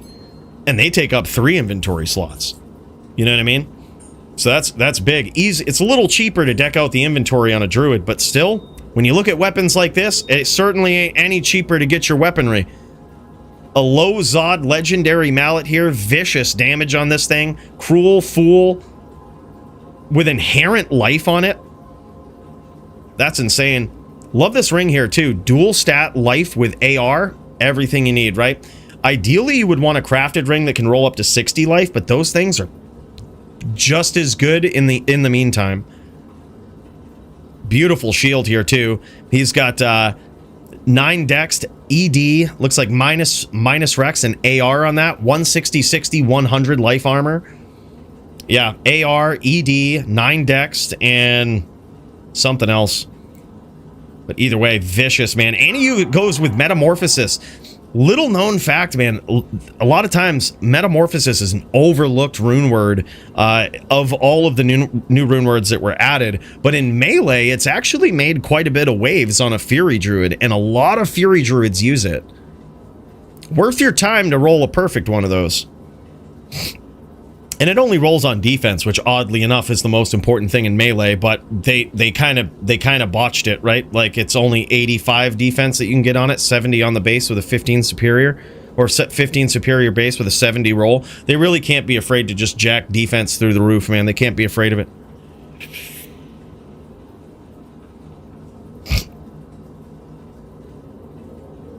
Yeah. Oh, yeah. Damn, son, that is crazy. Epic match between these guys. That was wild, boys. Thanks again for your patience. Nimrod just comes in here waiting patiently by the fire. This guy is ready to throw down, ready to get after it right from the get-go. That was crazy, man. I'm going to pop over to Baloney Pony here real quick. I don't know if he's still dueling Pauly. He might still be. He might still be. You never know. That, or I believe he actually has himself a melee match on a BearZon over here. And then we've also got Andy Man versus the AF50. God, that one's going to be good, man. An epic throwdown in LLD. We'll get to that next. Gonna be wild. We also got... I remember Jits was doing some VTPK, but if he's ready for his opponent, we can kick over to that after. While he gets set up for Melee, Baloney might be switching gears here. Might be switching gears, waiting for his opponent. Let's check out the Andy Man versus AF50 real quick. See if these guys are ready to jam. LLD bouts usually don't take long. I say we jam it. AF50 versus the Andy Man. If y'all are ready, we're ready, man. This is LLD, or low-level dueling. Level 30 duels, as opposed to HLD, which is up to level 99. Melee, which is, well, you've seen that. This is level 30 restriction right here. So these guys don't necessarily have all the items that that all these other duelers do, right? They won't be teleporting, moving around in the same ways that you would think, right? In the same ways we're used to. But regardless, this Barb's trying to lay the smackdown, right? AF50 getting up in here. This guy has been known to do low-level dueling melee. This guy can really mix it up. But here we go, boys. Round one. Getting in there, and it looks like his opponent is on a fire druid here. LLD fire druid. It is very tough to resist, to have some good fire resistance in low-level dueling. So what AF50 has to do here is he's going to try to leap in, teleport in, close the distance, and get some nasty whirls on his druid opponent, who's running around right now, much to his detriment, I think. That, or it could be good strategy. He could just be trying to make AF50 catch him. And that's the thing, man. It's always a tough call in LLD as to whether or not you should be running or whether or not you should be walking. And I honestly think there's perks to both against the Barb. Let's cut over to Andy Man real quick. This guy on an LLD fire druid. Now, here's the benefits, right? If you walk, you get more block. Trying to dial into Andy Man's stream here, but it looks like it might be a little lagged. Might be unable to. We'll pop back over to AF50. We'll give it a little bit, see if it's gonna figure its life out. Doesn't look like it will. All right, so here we go. We'll check this out from AF50 standpoint. So here's the trade-off, right? If you walk, your block always stays at 75%. That's pretty good when you're dealing with a Barb, right? You got the big whirlwinds you've got to block. And when you run, it drops to 25%, right? It drops by essentially 50%. So it's a tough balance because you don't want to just sit around walking while your Barb opponent is whirlwinding you. You want to kind of increase the distance, right? You want to get as far away from as you can. So what we see Andy Man doing here is strategically swapping back and forth between run and walk as his Barb opponent closes the distance. AF50 catches him there. But AF50 is in trouble, man. He's been catching a lot of these Armageddons, Fishers, Molten Boulders. Oh, and he catches him with the telly staff out. Beautiful timing. Now 2-0 in favor of AF50. All right, let's see if we can pop back over to Andy Man. I see his stream wanting to show. Yeah, there it is. I see it wanting to show. All right, and there it is. We've got it, man. What a friggin' match between these two. God tier stuff going on right now, boys. This is the LLD match we were waiting for. Hey Cooley, Sin Nation Finals will be live at 10:30 p.m. Eastern Standard Time. The boys are in your Discord streaming. Oh, hell yeah. FKATM. Michael, hey man, thank you so much for not only the heads up, but those 10 Canadian coins. Holy shit, man. Big cheers to you, brother. That's awesome. So, in 27 minutes, we've got the Sin PK army going in here, throwing down the Sin Nation Finals. Gonna be sick, man. We're gonna pop into that. I think it's Ghost v Ghost, right? So far, this is 3-0 in favor of AF50 on the Barb, but some beautiful footwork here from Andy Man. He's actually doing incredibly good, balancing, running, walking, increasing the distance, and just laying down the fire damage. This is like, just imagine HLD, right? Just imagine HLD, you have to keep the distance, you're playing the mind game with the Barb, but you don't have the ability to teleport without making yourself completely vulnerable, right? By busting out that telly staff and not having the ability to block at all. So far, he is running AF50 through the muck and the mud of these Armageddons. Actually doing an incredible job there. Beautiful run. Oh, and he gets caught with his staff out again, man. It is so hard, as Polytheus probably knows, just piecing your opponent up over time with a fire druid. But damn, son, that might be the first one we've seen in the DFC. Andy Man making it a reality here. This is kind of crazy. That was really good to see. He almost gets there. And you see the fine balance of the run, the walk, just the pure strategery here. Like, that was kind of crazy. It's a whole different game. Whole different game. Instead of teleporting away, you're balancing the run and walk, trying to just stay on the outside of the Barb, trying to just stay in front of him. He did a great job with that, man. That was crazy. Matching SOJs, 15, 15, 8 SOE. Withstands, that is an underrated shield right there, man. That thing is beautiful. Look at this helm. Just a regular helm with Fisher. Fisher and 3 sockets. He puts 3 rubies in it. And you know that's intentional. Look at this. You know it's intentional. Because he's got some savage shit. He's got a 20 FCR tele staff. He's got 15 12s all throughout the inventory. That shit is crazy, man.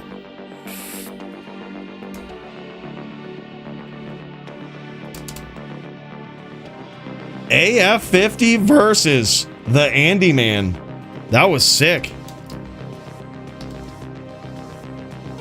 LLD Shaman. That was crazy. Well, I guess he's technically fire, right? Because he ain't got the bear. These guys showing off the LLD gear here. You love to see it, man. You love to see the stuff that AF50 has. Look at this 45, just pretty simple armor. Just Artisan's Cuirass of the Squid with 3 15 maxers in it.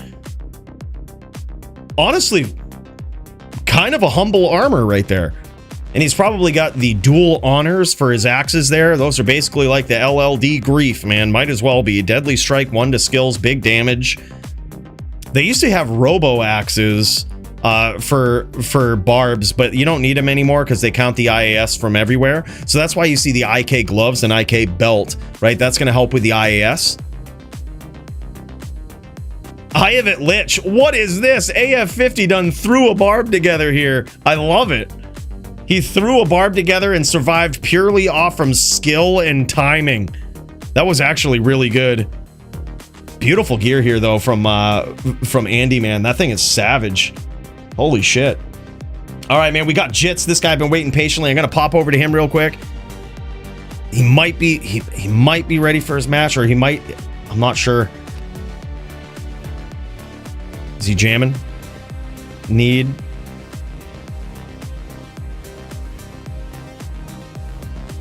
central norm game. Interested. Have you checked the DFC chat? Is Primo's game still up? Primo's game might be up. Check the DFC chat for Primo's message. Let me see if I can find it. Because Primo usually sets us up with some nice central games. Oh, mine is a hell game. Oh, okay. Oh, that's right. That's right. That's right. Well, if someone wants to hold Primo's central game in hell, maybe he can make a quick one in norm. Jam it, slam it, Alabama it. I'm not sure if it will stay central, but oh, Paulie has got it. Paulie's holding. Thanks, brother. Appreciate it. Yes, Hellion. Thank you. I will. Thank you for the heads up. I'll pop in right now, brother. Appreciate that. Where is it? Where's his stream?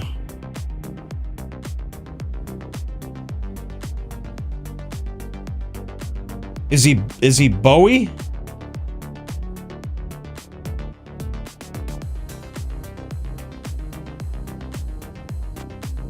See, I thought Bowie was somebody else, but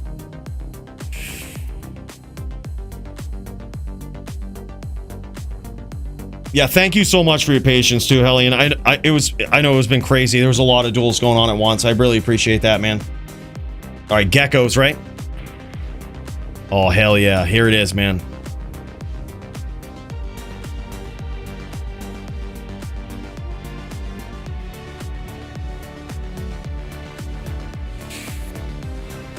LOL, LOL.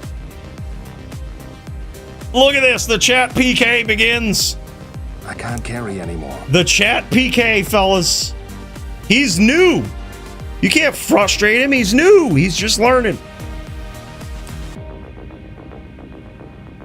Paulie says, damn, I'm out of popcorn. You better go pop another bag, man. They're on non-ladder, Ryan. Usually duels happen on non-ladder because no one really likes gearing up a fully decked out PvP character every season. Right? So like you collect gear, you throw it on your non-ladder character, and you build it up over time, that's usually how people duel. Same with melee, LLD, HLD. Just ladder is just, it's too much to do that, to do it every season. I mean, do you see these guys?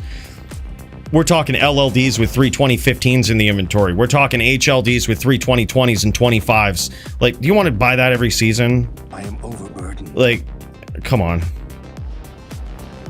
You know, that's why most duels happen on non-ladder. All right, and here we go, man. We're off to it. I believe what could be the final round between these guys. All right. Is this... So wait, this is Hellion versus...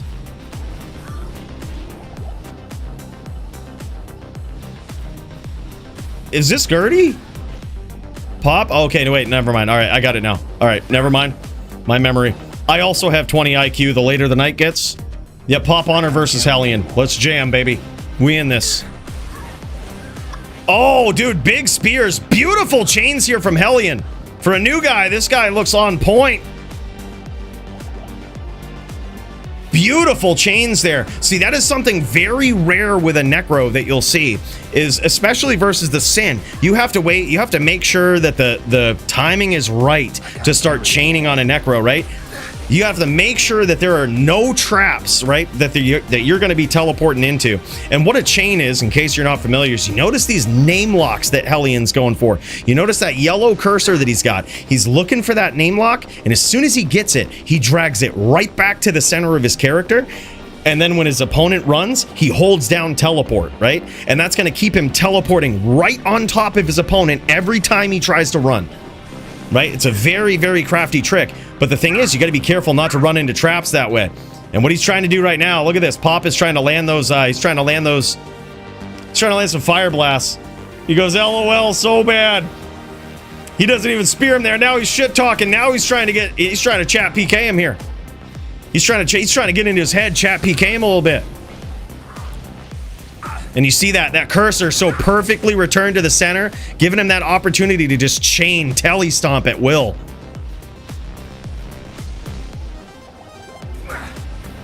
And you notice that when he does, he's using Bone Spear. That's because that will not only cut through the Shadow Bay pet, right?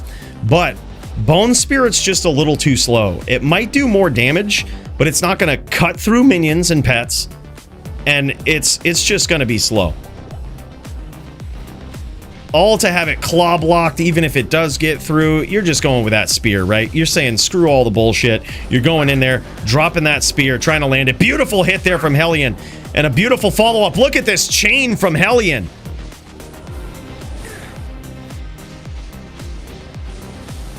Oh, and he gets him with the teeth PK. Just like that. Unbelievable, man. Let's cut back and check that out. This was actually kind of crazy. This guy is an absolute beast up in here. Look at this, man. You can see this guy just searching, just grabbing this name lock.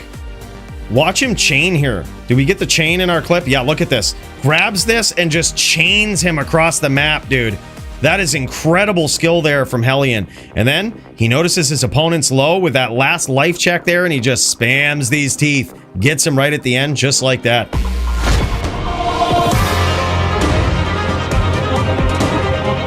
Bill, it ain't a title bout, Bill. Bill gets a little... Bill's working in the background here, and he runs all the audio and the visual and shit, and sometimes he just gets a little too fired up, let's say. All right, a little too fired up. So sorry for the scare there. This is not a title bout. All right. But yeah, good match between these guys, man. All right. We've got Brandoom up in here. I see Bowie. Let's check out Bowie. Is Bowie one of our Sin players for tonight? I think so. I think he's practicing up. All right, let's get over to Kramer here real quick. The return of Kramer in Melee. This guy is back. And he's here with a vengeance. What is this screen? What the fook is this screen? For the love of God, can you 1920 1080 it? Just for just for our viewing pleasure. Yeah, look at this widescreen BM. Look at this guy. Holy shit.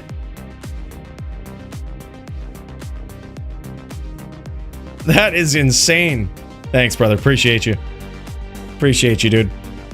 All right, and here we go. The return of Kramer. It's been a long time since we've seen this guy in the DFC, but so happy to see him back. An absolute legend on a Barb, but this time he's on a Din, and he's going up against Baloney Pony on his BearZon. Oh my God, look at this dude. His BearZon landing some shots. Kramer has himself, I can tell, he's got a Pally Vizzo, two to Din skills, 2-socket Vizzo, and he has given him a run for his money. This BearZon takes the first round. This is insane. This is absolutely crazy. I'm telling you, boys, this BearZon really has what it takes. I think this is a sleeper build right here. This is a sleeper. Yo, Bill, he's got that nasty Bloodmore music, intercloister music playing, bro. Don't be dueling banjos it. This BearZon, man, there's so many intricacies with this, right? And I believe, oh wow, look at this. Is that an EBOTD war spike that Baloney Pony has swapped over to? Oh no, that's his beast. Okay, I was gonna say. Look at this though, man. There's so many options, so many things at the BearZon's disposal for defense, right? We got a little bit of ears just plugging up the way here. Don't worry about that. Oh my God, close match between these guys, but Kramer gets there, man. Epic bout between these two. All right, we've done so many cheers, man. I gotta drain it. Y'all keep me posted with this score, man. I'll be right back.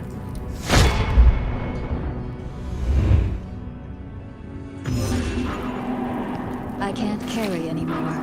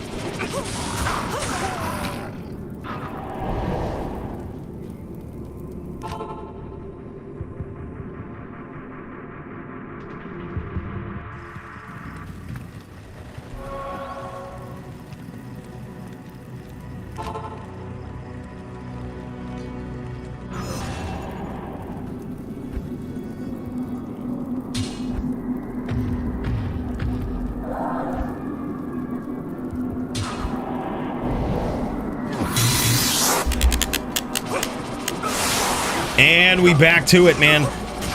Epic night of fights so far. What did I miss? Who won? What's the score? Holy shit. Look at this BearZon, man.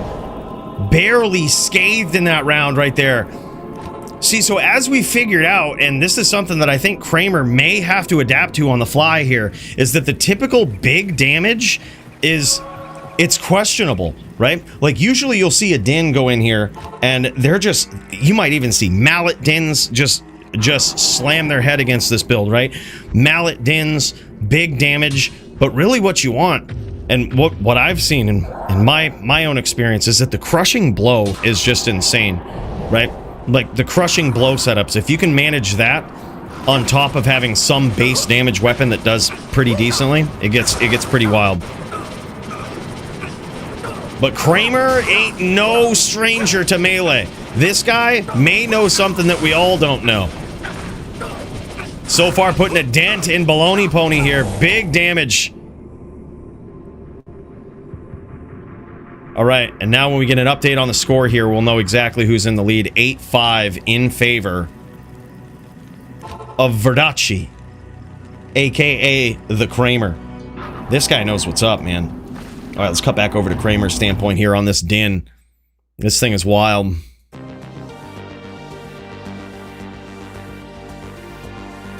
It's so crazy to see Kramer on anything but a Barb. This guy was the, oh my god, huge hit right off the rip, dude. Whatever setup Kramer has, this is the setup all of us Dins need. This might be the answer to such a savage build here. Now 9-5 in favor of Kramer. The melee veteran. The melee legend.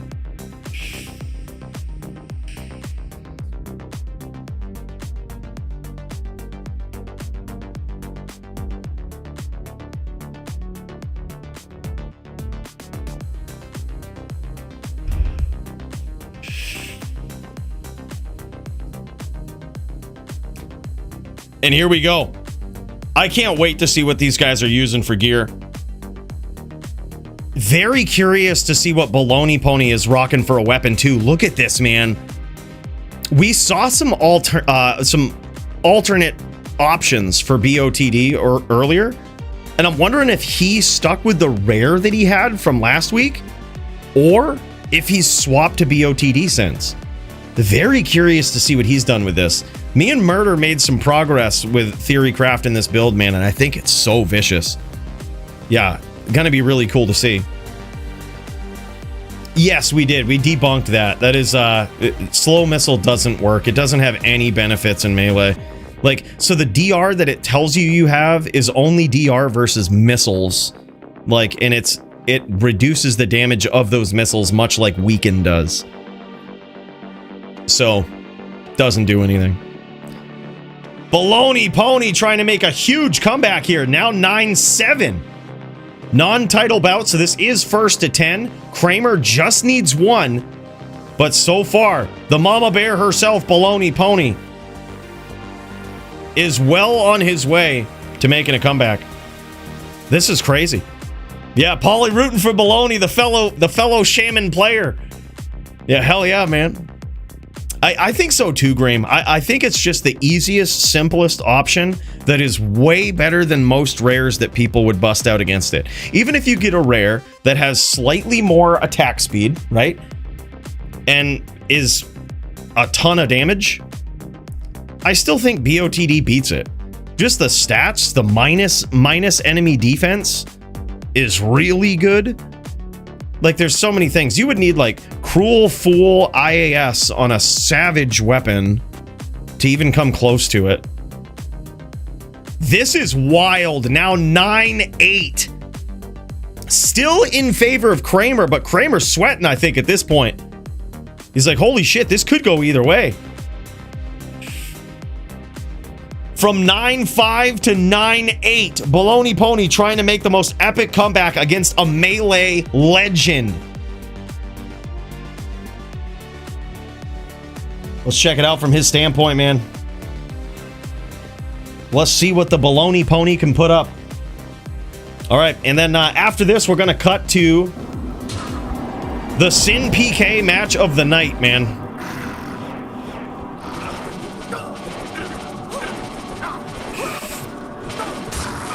Oh, man, big hits from Kramer. He's trying to seal the deal here.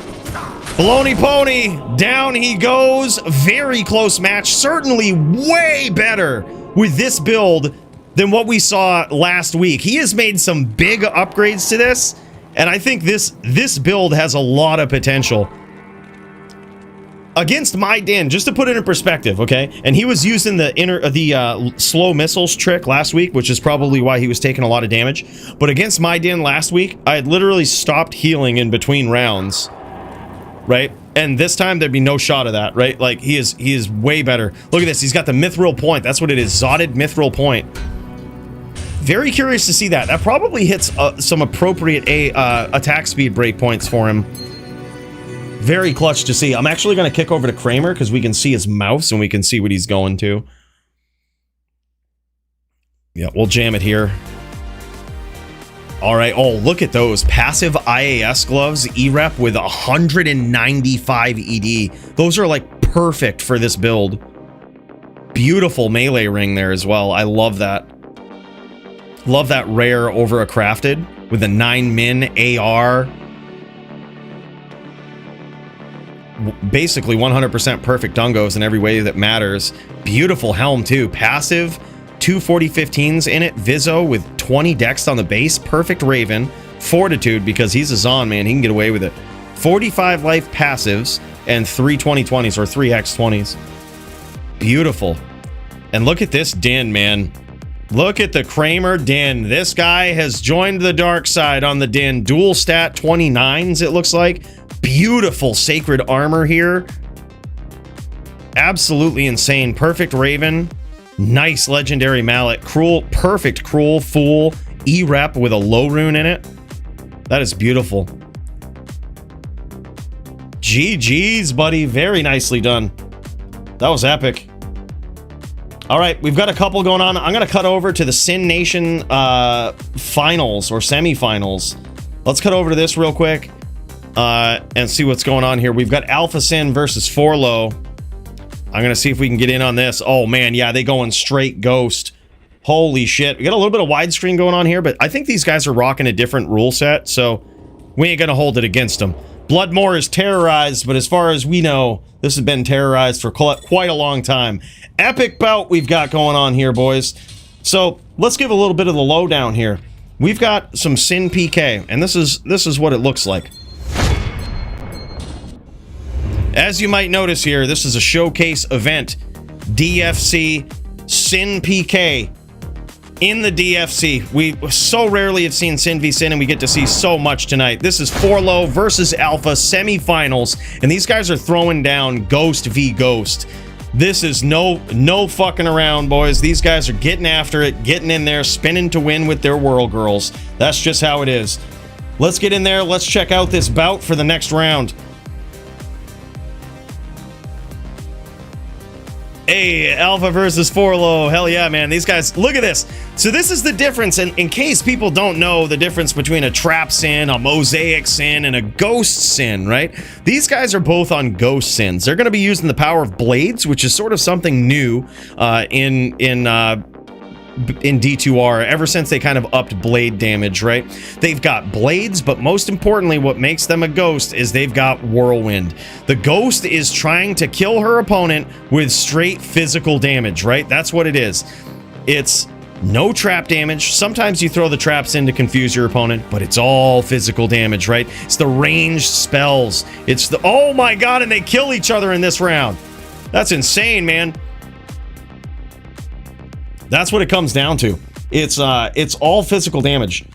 So you've seen Blade Sins before. They're just ghosts that don't whirl, right? They're essentially non-whirl girl. They're just using the blades. The Blade Fury, the Blade Sentinels. They have a lot of tricks up their sleeve, but they usually don't whirl.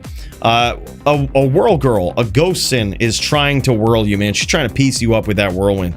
And that's just how it is.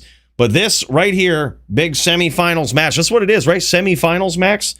Hell, this is an important bout, boys. Let's get after it.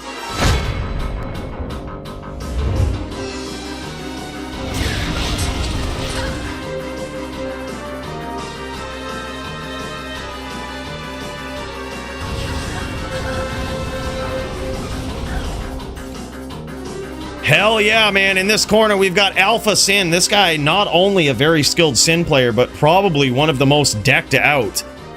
This guy is just incredible. Just got gear for days. My boy. His Sin is worth more than a used Acura. Right on cue, Botosaurus. Hell yeah, man. And by the way, thank you so much, and a big cheers for the signature 2025 dono from this guy. Super generous, man. You're gonna have to do that. Big cheers. Huge, man. Yeah, he's very decked out. This guy has got the top of the top Sin gear. Wouldn't be surprised to see a 222 open socket Vizzo Sin helm from this guy. Wouldn't be surprised if that's just in his stash somewhere. Like, this guy knows what's up. It looks like these guys are using crafted helms here, though. They're actually using crafted Deadly Strike helms, which is kind of wild. That is nuts. Yeah, Botosaurus, thanks so much, man. Big cheers to you, brother. We got a big Hall of Fame cheers we need to get to after this. All right, these guys are now 1-1, back and forth. It looks like in their rule set, they null the duel if both players kill each other. They don't count it, man. What is this? What is this first to, Max? Is it FT5? All right, for anyone wondering, they are playing under the Sin PK rule set. Yep, hybrids are allowed on the ladder, but under different rules. I think FT5, GG. All right, here we go. It's 1-1. Alpha Sin versus Forlo. Now, in case you don't know, man, the Sin Nation, the Sin PK, all the Sin players, to give you the lowdown, there's actually a lot of divisions of this. There's many discords that in recent history this is split up into due to some interpersonal beefs and all of this stuff, but there's actually a lot of Sin based discords out there, and it doesn't surprise me that these guys are, at least in some way, a little bit prideful, some of them, right? And that's because these guys fucking know Sins in and out. They fucking know everything about them. They ready to go, man. Let's cut over to Forlo's point of view here. Let's check this out. Hopefully, if we can get it up here. Here we go. Yeah, we got some audio with this. This is GG. Yeah, and these guys have very specific rules that are all, that are 100% tailored to having a very good Sin v Sin matchup, whether that's a trap Sin, whether it's ghosts, whether it's blade Sins, hybrids, all of this. They just want to have them some good Sin v Sin duels, man, and that's what they're all about. All Sin all the time.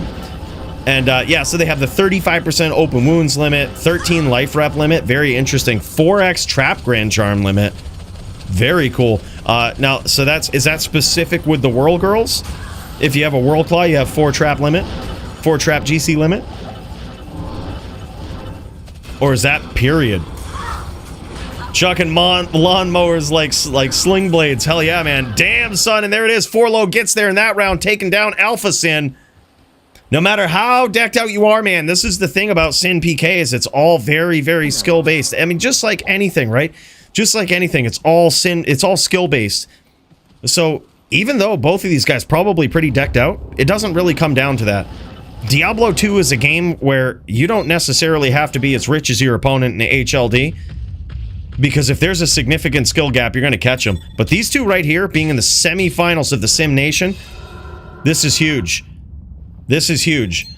These guys are both skilled, probably both decked out. You are just seeing two ships passing in the night. 2 ships sailing in the night, sailing with their Whirl Girl claws oftentimes right through each other.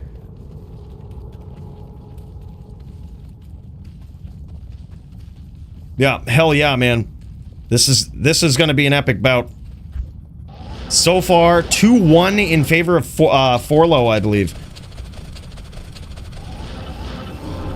And you can't blink, man. These Whirl Girl bouts go quick. Look at this. These guys both throwing up this Blade Sentinel right here. Oh, look at this. Is this a crash? Oh, a little bit of lag there from Forlo. Luckily, he didn't get punished for it, though. Yeah, and both of these guys, very, very high-end Sin builds. Using the Blade Sentinel there, Blade Fury and Blade Sentinel. I really love Ghost Sins these days, man. It was such a clutch change to give some love to those blade traps, right? Because now you actually see a very nice variation of the Sin in PvP. You see blades, you see whirls, and this is actually a very fun character to watch. Like, actually pretty insane. Fun to play, fun to watch, exciting, right? Constant aggression, constant closing the distance, looking for opportunities. And you see Forlo doing that. These guys, both of these guys polluting the map with Blade Sentinels here. It's gonna start to become very tough to tell who's belong to who. Nice cut there from Forlo.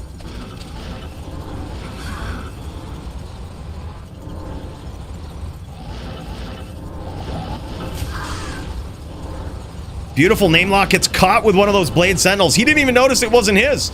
That's what I mean. There's so many of these things flying around, and that's the challenge in this matchup. Is it's not only the mind game that comes with any whirlwind playing character, right? It's the mind game, but you also mix in the fact that the assassin has mind blast, right? She has mind blast. She has all of these other traps that are going up, the blade furies, the blade sentinels. There's so many things to pay attention to. And it really adds, this is, if you ask me, this is the true martial arts sin right here. This is the true martial arts sin. Oh man, Alpha Sin almost making a huge comeback here, and they annihilate each other again. What is this? This is friggin' crazy, boys. And here we go. And here we go, man. We diving into it. This is the true... Yeah, look at this. They've got 2 draws already. It's 2-1 with 2 draws. This is nuts. I can't carry anymore. A lot of double kills, man. I think you'll probably see a lot more of them in this bout. Whirlwind is a very weird skill. So it's one of the only skills in the game, to my knowledge, the only skill that will... you can die in the middle of casting the skill, and you won't die, actually, until the skill is finished, right? You can save yourself in pub games with this, right? You whirl, you get wand in the middle of the whirl, taking a long whirlwind, you just save and exit, right? Like, you can save yourself with that. But also, it will still do damage, right? The skill is still doing damage even though you're technically dead. So it's really weird. So if both of these guys whirlwind at the same time, and they're both low, they could deliver lethal damage while being dead, both of them, and then just drop once they're both dead, both done with the whirlwind. That's why we've seen these draws. That's been the reason why both of these draws have happened. Yeah, that was insane. Very nice comeback. And you notice that Forlo is playing with the map up in the right here. That's a very rare thing to see from a PvP player. Usually PvP players will put their map right in the center of their screen. It's just easier to see where you're at, to center yourself, right? Like, know where your opponent is at, not have to move your eyes. Oh, big hits there from Alpha Sin.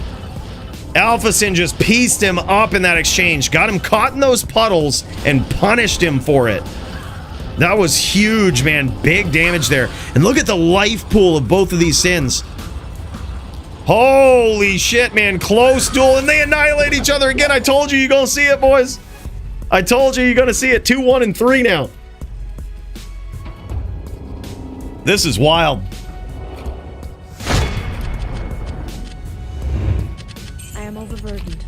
Yep, absolutely, man. This guy's out for blood. But as I was saying, this is the true martial arts Sin build. The martial arts should be this easy, right? I don't know why those Blade Fury and Blade Sentinel are trap skills. They don't really make any sense, right? You're throwing ninja stars, basically. That's like martial arts, right?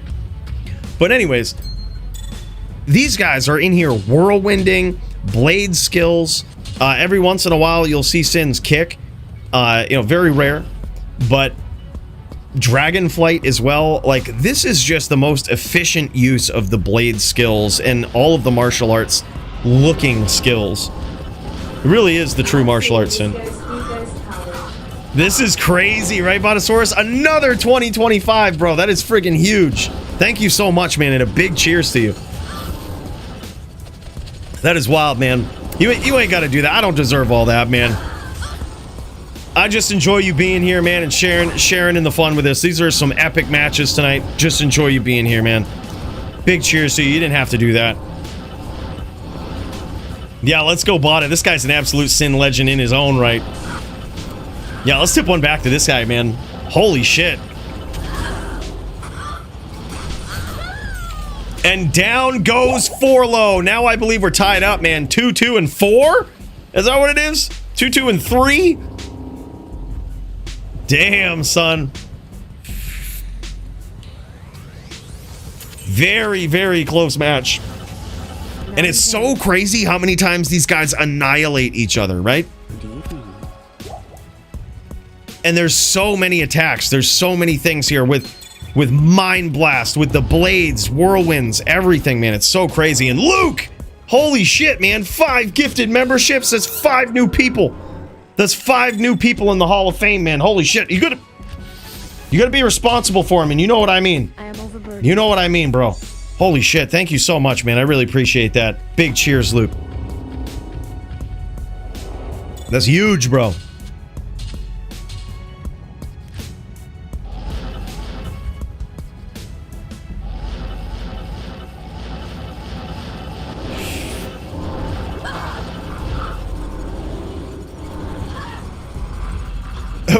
Will we see the real champ, Mr. Llama SC, show up here? Get him out of here! Get him out of here! Yeah, you tell him when he uses his own gear. You know what? Screw it. Tell him get up in here. We'll jam it. Well, I actually dueled him last year in the DFC. We did it for DFC 100. That was fun, man. Yeah, I think we're long overdue for a rematch. Would be fun. And now it is up for Alpha Sin here. He is now 3-2 I am overburdened. in favor of him. This is getting wild. All right, boys, in between this round, I think we got a special cheers. We got Botosaurus and Luke up in here. These guys are savages. Now, look, you got to be responsible for the new people in the Hall of Fame, man.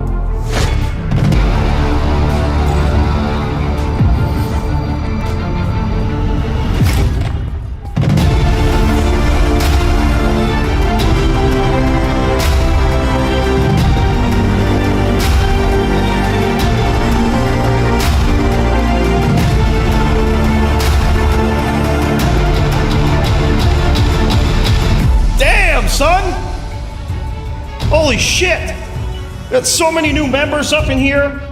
And look at these generous donos. Botosaurus, John Kreider, aka the Baloney Pony. He says cheers, boys. Big cheers to you, man. Welcome in, welcome in. Now look, some simple rules here for the we got some newcomers over here, and I just gotta lay down the ground rules. All right, keep your fucking hands off the statues because we're sick of wiping off the fingerprints. Bill had to stay overtime last week, and I definitely had to pay him more forum gold for it. Paid him 5 forum gold instead of 3. All right, not happy about that. Really not happy about that. So just teach him all the rules, Luke. All right. Everybody else, all right. This is members only. Big donos, legends only up in here. Okay. So everybody else, you stay in the vestibule. We need a special place these guys can come in, bask in the golden sunlight, and watch the game. And this is what it is. But for Christ's sakes, keep your goddamn hands off the statue. And especially in the places that I've been finding those fingerprints, there's no reason to be touching them there. All right, that's the last time I'm gonna say it. Let's get in there for some violence.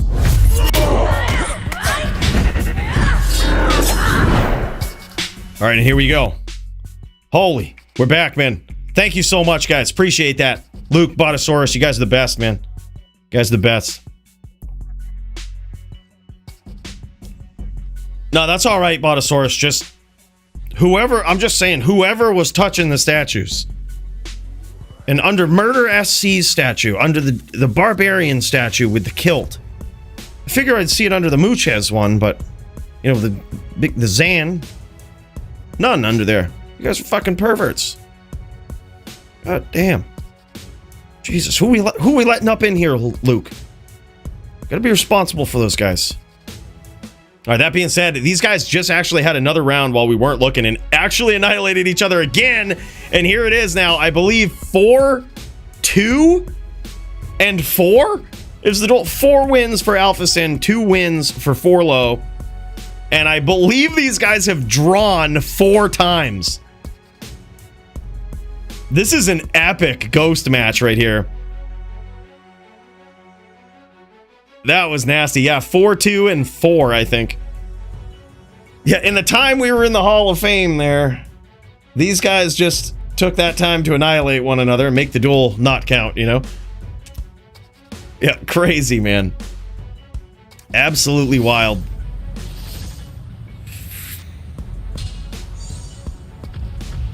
They should make a new rune word called Loco. I agree. It should be a crazy rune word. It should be a crazy one.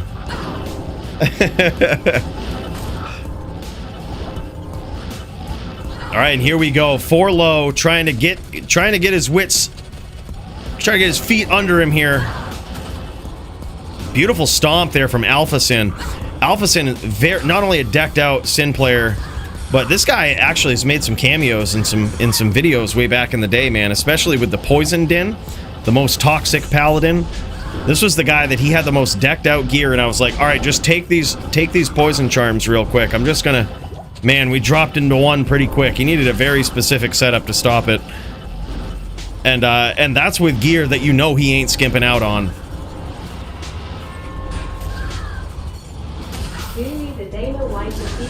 Oh, hell yeah, man. Salyak, thank you so much for the 5 spot, man. That's huge. Big cheers to you, brother.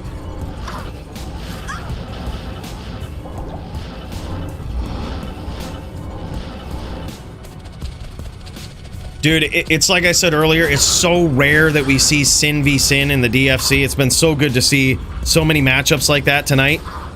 Nice cut there from 4 low. Big risk, but he gets there, man. Now 4-3 for these guys. Huge comeback. Hello. But it's so good to see it like this here tonight. Ghost v Ghost and Trap v Trap, man. To what do we owe the honor? This is wild. Yeah, 100%, man. A lot of people try to dodge that matchup, Max. They get Sin v Sin and they like to swap and go do something else. And it's like, dude, if you play it with no holds barred, you just get out there ready to throw down, that could be a fun match.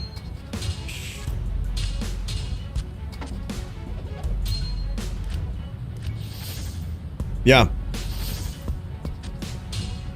Yep, right down to 120 HP. That was crazy. 1 RNG away from it going all wrong. And it was an interesting cut. Interesting risk that he took at the end of that. No one likes Trap v Trap, though. Not even Sin PK. Hybrids, Ghosts, and all kinds of Sin specialists, yeah. Not even the Sin PK discords like it. Holy shit. Alright, I thought, based on what you said, I thought it was way more appreciated in the Sin community. But we did. Dude, did you see that one earlier, Max, with the Trap v Trap? That was actually pretty wild. Like, we had some dirty tricks. We had the Infinity trick, dude. Laying down traps with a minus 55 light res. Just imbued right on them. Dirty. Yeah, it was good, man. Really cool match.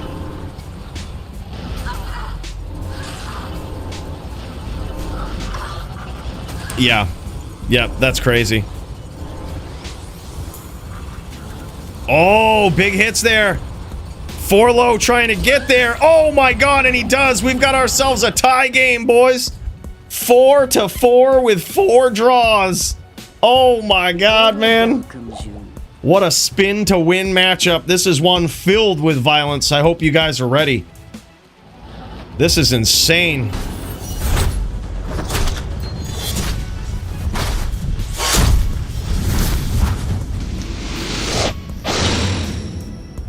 And what could be, what will be, what might be actually, with the rate that these guys are annihilating each other, this might not be the final round, even though it's FT5. This is kind of crazy. Do these guys show off their gear after? We'd love to see this. Also, LPC, I see you, man.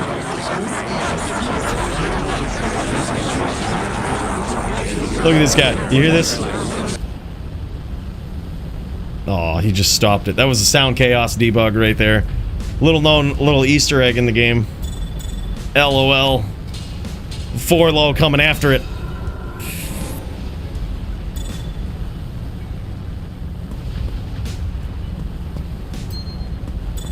Unfortunately, he's triggered the very long fire sound that just doesn't stop playing. He's triggered that one. They should have used Sound Chaos debug to fix that. They should have figured that one out with Sound Chaos debug. They should use that command and fix this sound. You notice that perpetual fire sound that you hear in the background? That's a bugged sound. Yeah, I agree, man. Bring back the chat bubble for sure. He's cooking burgers over the flames, right? Oh, big hit there from Forlo. Perfect positioning. He might have scored some big damage on Alpha Sin. Alpha Sin, though, coming right back. These guys, holy shit. He actually claw blocked a lot of that, surprisingly. Now, are these guys allowed Shadow Master in this matchup? Certainly they are, right? If both of them got it, they should both have it. This is just pure violence in this duel, man. It is pure violence.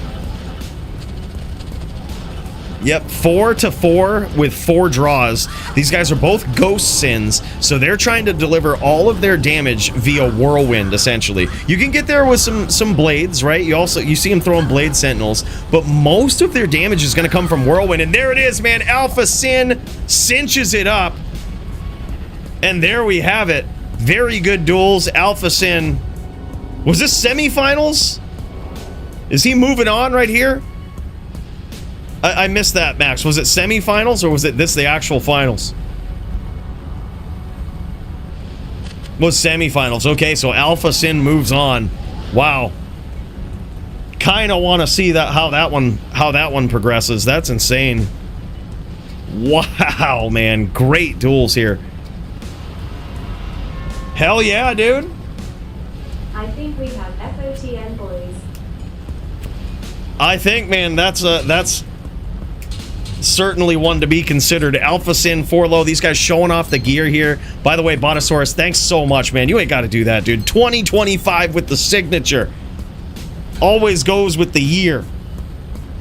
That's so crazy. Big cheers, man. Look at this gear. This is just wild. 213 Gores, almost like it's a melee match. Steel Ren's almost like it's a melee match. Oh my god, look at this Shadow Disciplines helm here. That is a great... You're not used to seeing something like that. That's incredible, man. That was crazy. Alpha Sin coming in with the crafted helm. 2 open sockets, Shadow Disciplines, Vizzo. God damn, Deadly Strike. That shit was just crazy, dude. I love this one right here. That's actually a beautiful helm. Show us that helm again, man. That thing is absolutely savage. That rare claw is nasty too. Holy shit. Yeah, we'll have to go back and look. Cause that was nuts. Great gear from these guys. Great duel. Epic throwdown. I see our boy LPC up in here, man. I see our boy LPC just chilling here on the Sork. I think he might be ready for some Sork v Sork. I think that's what this guy's doing, getting ready to throw down. I'm just going to check in on Jits real quick, because I think we've been dodging him a lot. I just want to see if he's, like, jamming. Hold up. Is he jamming? Yeah, he's been so patient, dude. Yeah, these guys have been so patient, dude. Let's check out Jits. And, is this Jits versus Nim? In LLD? Is that what this is? This is in normal. Yep, terrorized level 32, so that means these guys are level 30s. This is LLD. Nim versus the Jits. Are these guys both on chargers? What is this? Level 30 duels. These guys charging it out for Bloodmore dominance. Oh, and Jits procs the amp. What has he got to proc the amp? That's huge. Is he a smiter? Does he have a smite setup? God damn, this guy switches it up so much, man. He's so hard to keep track of. He has so many setups. And look at these charge skills. It's so hard for Nim to click on him. Because you notice, dude, when you're going charge v charge, you basically just don't want to get name locked, right? And you notice how Jits is moving. He's moving all around erratically, unpredictably. The second time he's procced amp here. And that's just so that his opponent is going to have a hard time clicking on him. But the thing is, the risk that you run with charging around is it's basically like running in the sense that it drops your block to 25%. So it's very, very dangerous. Very risky maneuver, but if you never get clicked on, you can't get charged, right? Oh, big charge there and a smite finish from the Jits. Damn, son. All right, this guy's showing his prowess in LLD. Man, it's good to see. This guy is a savage on this din, on dins in general. This is the type of guy right here. Jits is the guy that runs a charger in HLD, something we haven't seen in a very long time, and he does it successfully, right? He's in there with so many tricks, so much violent, quick, sporadic movement that you see the same thing happen in HLD. People who are teleporting in, kind of looking for that name lock, looking to finish, looking to get some easy hits in there, they just can't do it. He's too quick, man. Very, very just fine-tuned movement. This guy is one of the best chargers I've seen with regard to movement. Oh, big hits, though, from Nimrod. This guy just going in with those. He's just trying to land those Hail Marys, man. Look at this. He's charging through the puddles so that if Jits chases him, he might actually catch him. He might actually just catch him with an upcharge. Uh-oh, Nim's got him locked. Now he's going to run him. He's going to run him all around in hopes to not get hit. Wisely just starts walking there. That was big. He starts walking and gives up on running away. And that way he just rolls the dice and hopes that he blocks the charge. He's going with 75 block instead of 25, right? Instead of charging around, getting hit, he just walks and accepts that he's going to have a 75% chance to block. Very smart move. Now Nimrod waiting for him to come in. A little bit of desync there from the Jits. Nim is one big hit away, though. Oh my god, and he gets it. Gets the name lock, catches him mid-charge. And now it's ones. This is crazy.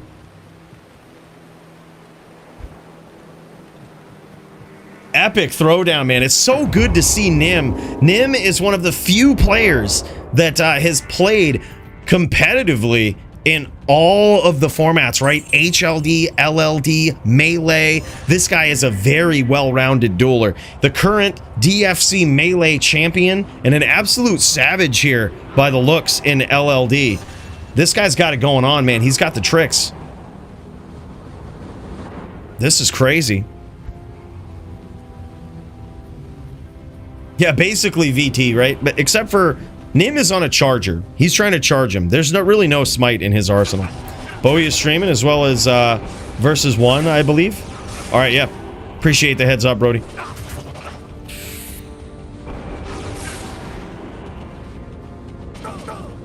Okay, so he's got a Swiss din. That's what this is. Yeah, it's a Swiss din.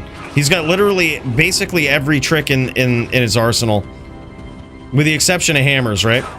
If you have hammers, well, then you're an Aladdin. But he's got the FOH, smites, charge, and... Holy shit, man. He's got that amp in there with the smite. That just looks good. That just looks good. Yeah, if you've ever seen an Aladdin, dude, I used to use one of those back in LOD. Aladdins get especially cool when you have a Grief of Honor, which, and an EOP. A lot of people saw those as BM back in the day, but they were, but it doesn't mean they weren't fun to run, all right? I had an Aladdin that could chain smite back before I knew what chain smiting was. Could telly stomp hammer. God, it was so broken. All right, I believe it's 2-1 in favor of the Jits. Huge, boys. This is getting big.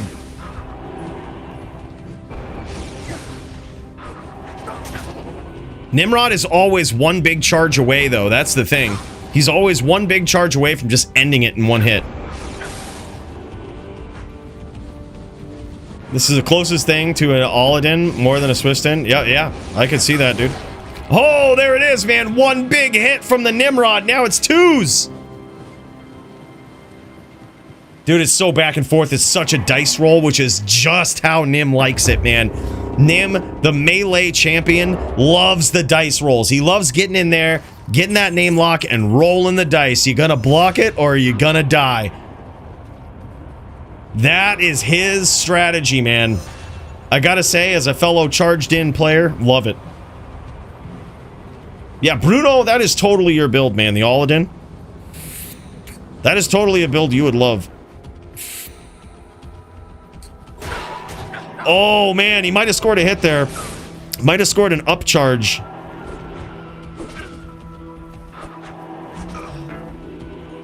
Gets a smite, doesn't get too greedy. Staying very unpredictable.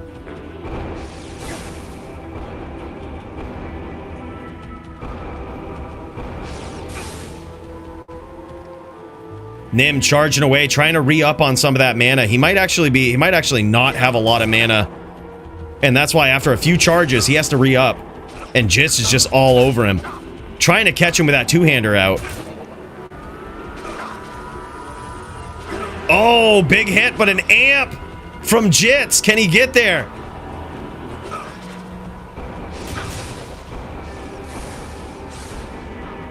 Uh-oh, Nim going in for the big hitter. Oh my god, and saved by the FOH. Nim coming in with a lethal charge. One FOH mid-charge, down he goes. That was a big one. Now, 3-2 in favor of the Jits. This is wild. Yeah, man. That was crazy. Nice save. That was literally lethal charge coming in, dude. Lethal charge, stops it with an FOH. Ends the duel. That was crazy.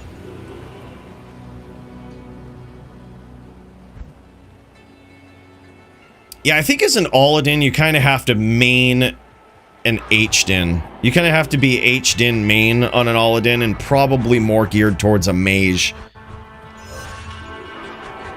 But I guess, nah. You could probably get away with 1 point FOH. Yeah, it has been, Luke. That's so crazy, man. And also, thank you so much for your generosity, man. That was totally wild. Big cheers, man. And also, big cheers to Botosaurus. Big cheers to Murder SC. Guy's been super generous. Oh, big hit from Nimrod. He just needs one more. There's no shot he doesn't get it. He doesn't get enough damage in one more. That's why he's chasing him around so aggressively here. He's just trying to get that lock. Jits, look at the fancy footwork. He realizes that he's locked here, and now he's unlocked. There it is. Very nicely done. He escaped that charge lock. Oh. I love the way that Jits disengages as soon as his charging opponent charges down. He doesn't want to charge down on his screen because he knows his opponent is waiting. He's waiting for him to go in that direction and grab the name lock. It's a very, very smart, high-level charger play. His movements are just so clutch with charge, man. He makes charge look like a mobility skill. There's few players that play like that. They charge around, they might move somewhere faster, but this guy makes it actually look like a skill that can really get you somewhere. Uh-oh. Luckily, he broke that charge lock there, but he was headed towards that corner, which is very, very dangerous. Now he's going to rep some mana of his own here. Wait to re-engage. Oh my god, he gets the name lock, but so does Nim, and now it's threes, boys! Holy shit, this one could go either way. Nimrod trying to rack up a win in LLD against an absolute legend. This guy also, Jits is probably on one of the nastiest smiter variants that I've seen. I love this, man. Makes me want to build it. Just the way he runs it, the gear that he has, the amp flail. There's so many things about this build that are just really cool to see.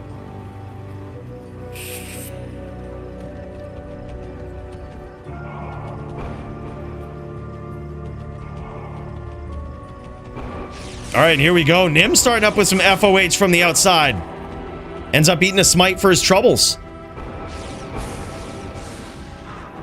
Smart move there, too. Jits saw that there was an incoming charge, and instead of trying to charge out of the way, he just sits there and takes it. He says there's a 75% chance nothing's going to happen. Slightly more than that, but you get the point. Oh, man. He's so good at switching to that smite as well. Nimrod just looking for that one big one-hitter quitter. He's doing a good job luring him down through these puddles, giving him very few ways to escape, and he gets a hit in.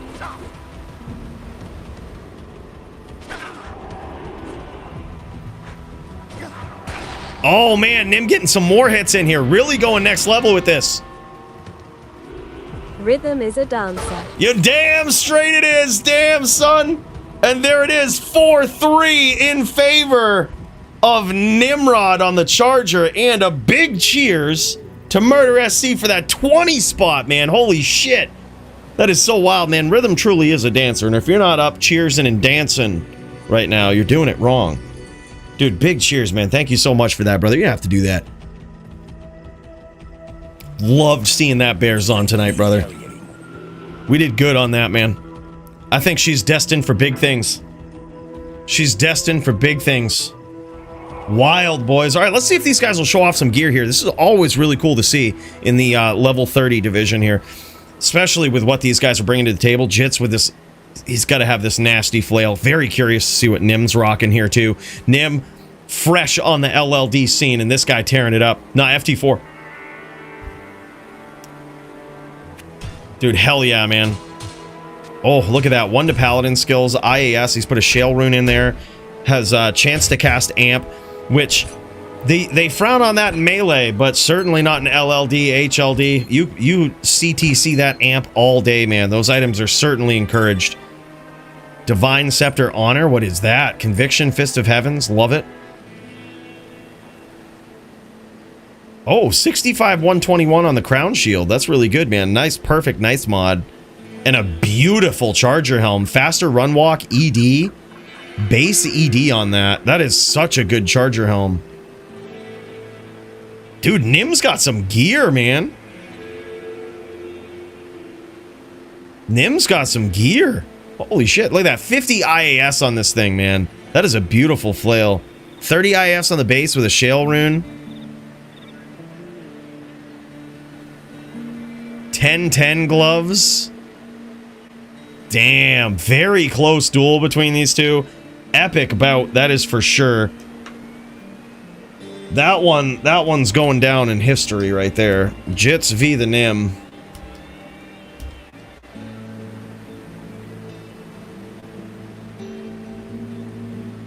That is crazy. Yeah, very, very fun match right there. Very, very fun. Thank you guys for showing off the gear. It's really cool to see with that. Just absolutely epic. All right, boys, let's get in there for another match. I think there's still some people jamming, slamming, ready to go.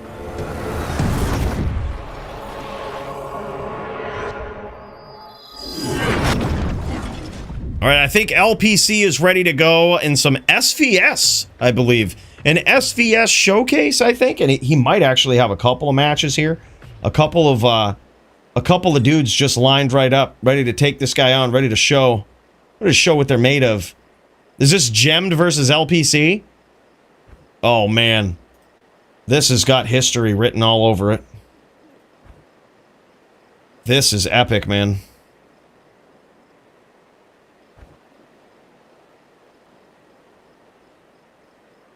Oh, Radiology guy. Okay, this is Radiology guy. All right, Radiology guy versus the LPC. All right, GG, man. Let's friggin' go. Let's get into this. These guys about ready to throw down SVS. Let's go. All right. And it looks like LPC is on a cold sork and Radiology guy's on a fire sork. Now, this is very interesting because cold sork might be the only sorceress. Oh, my God. He gets him. He gets him with that big blizz. This might be the only sorceress in SVS that uses a wand and shield. And that's because a lot of them use Obsession, right? When you're just going to SVS, you're going to see a couple of different things in Sorceress v Sorceress duels. You're going to see a lot of people using the new rune word Obsession because you can technically get way better damage that way, right? You can actually cap out your damage way more than you could with, say, Hodo Spirit, right? You can get those natural skill spawns on the staff for way more damage. What you'll also see is players using ethereal items. And that's because if you have a character that's committed to SVS, this spell damage doesn't actually damage your armor. So you can't lose durability from a fireball or from a blizzard or from a lightning shot. You can't lose durability from that. Beautiful chain there from Radiology guy in a finish and one. Now we've got ones here, boys. What a bout so far.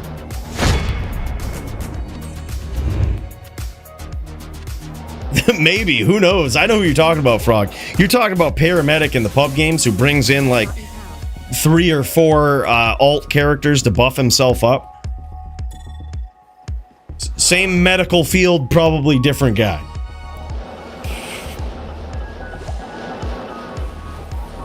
I'm not sure about Demon Machine, but I have seen Widowmaker Sorks in SVS. It pisses a lot of them off, though, because that can actually damage your items.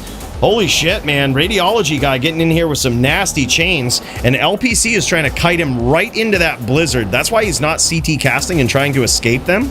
He's trying to kite him right into these blizzards. Like, he kind of wants him to chain him a little bit, and he might have succeeded. He might have actually landed some damage. Oh, no, there it is, man. Beautiful chains from Radiology guy. Now 2-1 in favor of him. Beautiful chains, man. He might even be 200% FCR. Yeah, that's for sure. That is something that I definitely saw from Max first. We also saw it from, who else was running that? We also had somebody else running it. There was somebody else who ran a bow sork pretty successfully. His name's slipping my mind right now. But, dude, it was incredible to see. And it's like basically a holy shock sorceress. You set up your range damage with mastery damage, and it does an absolute shit ton. Nah, his name was Sweaty Betty. That's what it was. Yep, right there, right there. Max knows. Yep, Sweaty Betty. Yep. That's who it was. It was really cool. Actually had some insane duels in the DFC with it. The reason you often don't see a lot of SVS in the DFC is because people that invest in this all ethereal gear, which is literally just for the looks, they're going to get it damaged when they get matched up against literally anything that does crazy shit. And then you get matched up against a Sweaty Betty who's going to shoot you with an arrow. But here's the thing. It's literally just for looks, right? And maybe you could argue that an F Spirit is good for the requirements, right? Nice ice blast there from LPC. Maybe you could argue an F Spirit or an FJ mod is for the requirements, but the rest of it is straight for show, right? Like, it is straight for show. Because the defense also doesn't matter, right? Your added defense that you have doesn't matter at all. I mean, a bow sork after seeing Sweaties, yeah, that thing is inspirational, man. It's like, it's actually really cool to see. Vicious damage. And a lot of people don't know really how to prepare for it because they assume it's all coming from enchant. So they stack up like Fire Sorb and shit. And then by the time they realize it's actually a lot of lightning damage that they're taking, they're just not ready for it. Big hits there from LPC, and now Radiology guy in trouble. Beautiful shots, though. Those fireballs are insane. One of the things, if we see Radiology guy, let me see if we can actually tune into his stream, because I bet if we could, we would see that this guy has a nasty life total. Actually, I mean, surprisingly not as high as I thought it would be, but still pretty high. If he put up Oak Sage, it would actually be ridiculous. But yeah, still 3,800. He hit that right on the nose. He's doing that purposely. But that's still, like, when you think about it, for a sorceress with no Oak Sage, that's actually a wild life total. We've seen some with like 4, almost 5k life, man. It's so crazy. Beautiful chains from Radiology guy. This guy is on point with these chains tonight. Look at how fast he just goes in, grabs that name lock, bam, catches him with an ice blast there, it looks like. LPC just luring him into this. This is like a Harry Potter duel of the mages right here. Fire versus ice. This is crazy. Beautiful hits there from Radiology guy, and somehow LPC escapes. Oh, big hits though from Radiology guy. What up, Lego Mike? What's going on, man? Yeah, this is something straight out of Hogwarts right here. These guys waving wands at each other and trying to take them down with spells. Beautiful stomp there from both players, but the cold wins out. And LPC. Now I believe I done lost score. What's the score now? LPC, is it tie game? Holy shit, I done lost count, man. It's an epic duel.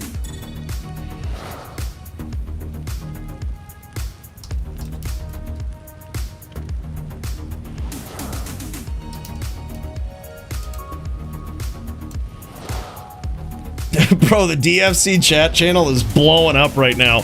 Like, literally more than the fucking stream chat. It's fucking blowing up in the Discord. God, I can't wait to read that. Or just not. Oh, man. Epic exchange there from both of these guys. Makes me think some drama's going on. Makes me think some drama's going on up in there. DFC chat is like the new drama chat, man. That's like the new drama channel. Fucking. Hold up, let's see if we can take a peek. The fuck is going on here? The fuck is going on? Like, look at this. There's so many people fucking typing. What the fuck? Wild, dude. Been blowing up for a couple days now. LOL. I was working on my house edition while listening to the first few hours of DSC. Felt like listening to sports on the radio. Cheers, dude. Hey, that's awesome, man. Big cheers. I'm glad you enjoyed it, even with the audio, dude.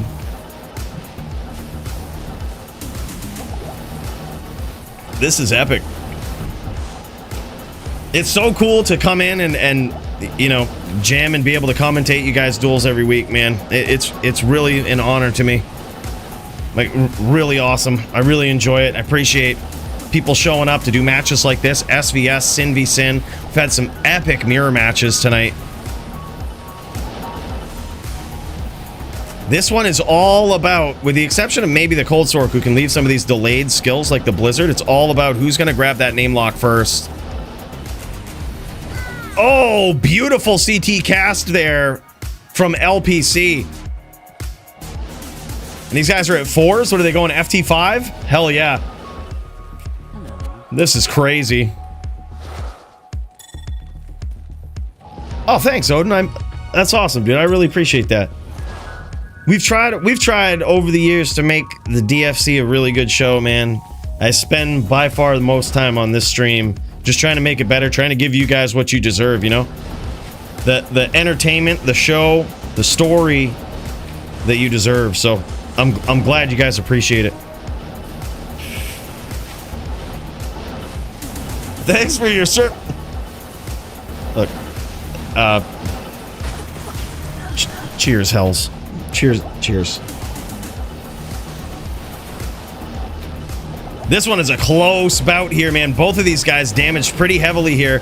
Radiology guy looking for that name lock, looking for a chain here. And LPC is just trying to lure him in. Trying to bait that chain and bring him to these blizzards. Nice exchange there. I'm loving how Radiology guy is really calling his shots here. Like, he's really realizing that he's not getting too greedy. He's noticing, okay, I won that little exchange, and this is going to be a long range duel here. I got to be in it for the long haul, because if he engages in an exchange, it could very quickly end for him. He might have like almost half life here, but those cold spells do some damage, man. Way more than those fireballs are doing. So he's got to get picky. He's got to be patient. And that's how to win this. But LPC is an absolute savage. This guy has been running Sork in HLD for a very long time. Beautiful chain there from Radiology guy, but LPC turned the tables with a beautiful up ice blast and took him out. That was insane. And there it is, man. Would love to see the gear from these guys too if they want to show it off. That would actually be pretty wild. SVS in this form is something that we usually don't get to see so much of. And I bet the gear would certainly be a surprise for some people. There it is, man. The beautiful Obsession. Yeah, give this a good old look, man. Caster rings there, so both of these guys are hitting 200 FCR, and there it is. You see the 7 to skills there. That is insane. Kyle became a member. Kyle celebrates 27 months of membership. Been a while since we have SVS. Sup, Cooley? Yo, what's up, Kyle? Big cheers to you, man. Look at that beautiful 6-point ring, and look at this wand. 2-socket, Shiver Armor, Blizz, and Mastery. +6 to both. And then here it is, man. Just stunting with that armor. These 3 to skills 100 life ammies as well is something that you usually won't see in any other form of Sork's dueling. right? Just really cool to see. Something to look out for as well. Big cheers, Kyle. 27 months, man. That's friggin' wild. Really appreciate you, brother. And look at this all F gear, just stunting, man. Stunting out of control. Yeah. Yeah, it's just really rare to see, right? These guys, the reason he's using the caster rings there is to hit that 200 FCR. A very rare breakpoint to hit an HLD on a sorceress, but certainly goes a long way in SVS. Yep, just beautiful, man. Now, the Cold Sword doesn't necessarily have to worry about hitting it as much because you're dropping Blizz. There's a big delay there, right? You're trying to kite people into Blizz. That's the goal. You just want big damage. That's it. Absolutely insane, man.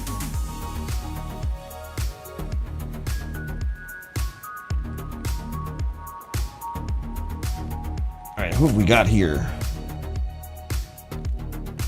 Yeah, thank you so much for showing this off, man. This is friggin' crazy.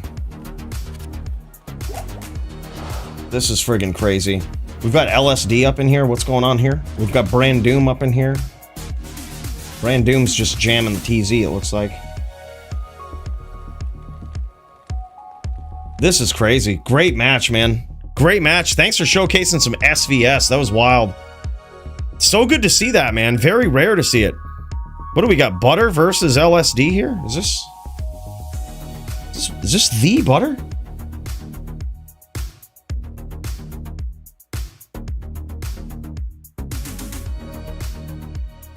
Is this the Butter? Hold up, let me check. I think this was something that was thrown on the fight card here. Is this the ZVZ showcase? LSD versus LOL Rages. That's what it is. Okay, here it is. ZVZ showcase. I know these guys were aiming towards 10:30. We're finally getting here, but I'm happy that we did, man. All right, this is LOL Rages versus the LSD. These guys are going to do some Zan v Zan in this epic DFC all about the mirror matches. The DFC Doppelganger, so appropriately named. This is going to be wild, man. Let's check this out. I'm ready for the violence.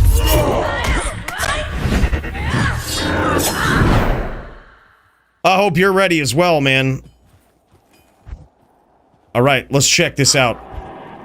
In this corner, we've got LOL Rages. Does he rage in Zan v Zan? We're going to figure it out.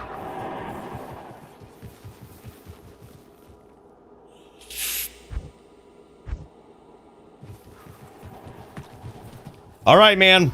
Here we go. These guys ready to throw down. Let's get after it. All right, now Zon v Zon is also one of these matches that sometimes people stray away from. And honestly, I don't know why, man. I think this is a really cool match. Now, the armor that LOL Rages is wearing here is very interesting.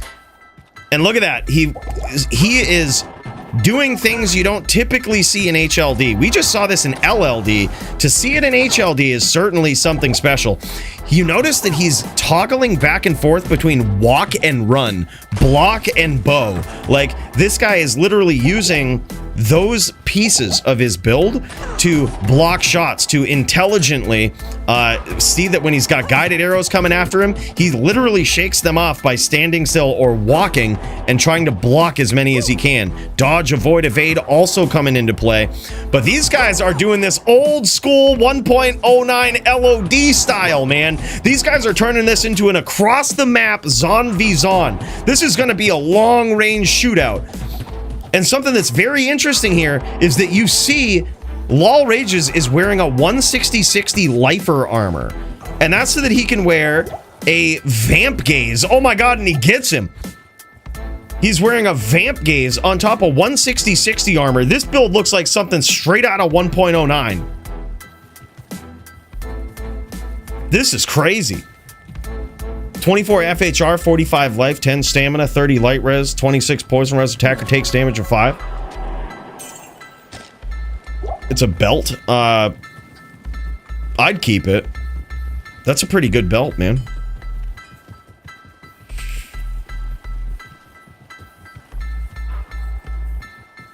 I'd keep it. I'd put that right in the LLD stash swaps. Yeah, it was an epic one, man. This is what Zons would do in 1.09. Like, a lot of the Zon duels would look like this. They were a very, very powerful class. And oftentimes you would see, this was the 1.09 was the dawn of the glass cannon Zon. And look at this, he's not even using battle orders, which is very interesting. I wonder if this is something they agreed to or if this is a strategy of his.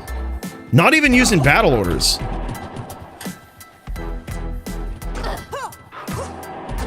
Oh man, big shots. Big shots from LSD from the outside. Holy shit, look at that. He just flooded him with guideds there and he blocked and dodged all of them. No battle orders is normal for traditional ZVZ. Dude, I love it. It certainly reminds you of the 1.09 patch now. No battle orders. These guys having long-range shootouts from all the way across the map. Dude wearing vamp gaze and 160-60 armor.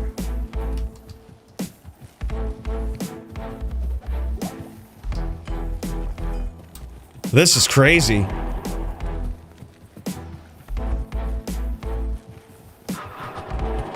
So many matchups tonight, man, that have been so good.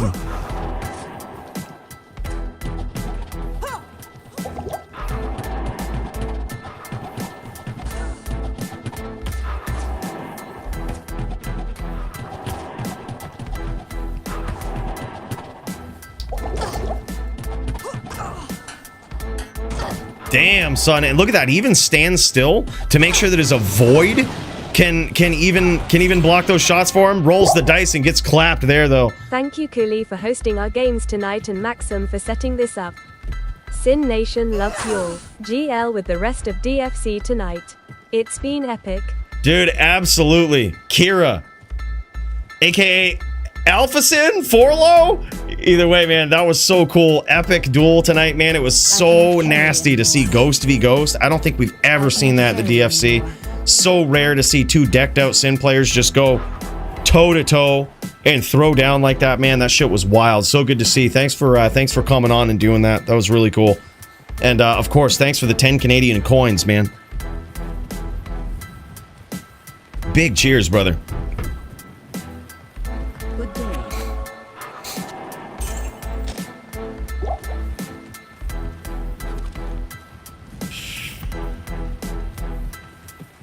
Yeah, wild.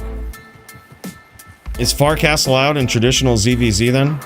Well, I mean, theoretically, you could do it. It is a trick you could do, but it's not real Farcast in D2R. It was even patched in LOD, so I mean, you can't really do it anymore.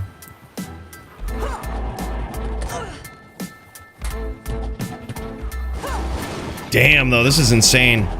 But yeah, you'll notice that every once in a while when he's got a ton of arrows chasing him, watch him stop like that, right? That's for that avoid. Oh man, gets caught with the bow out. And both of these guys are using swordback hold, and that's for the open wounds. You notice that they'll shoot arrows and then swap to jab side. That's so that if anything hits, it procs open wounds.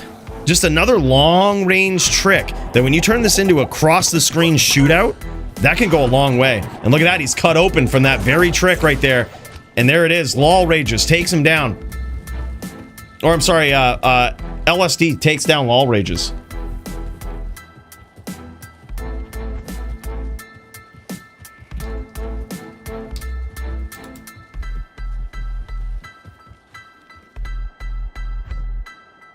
I can't carry anymore.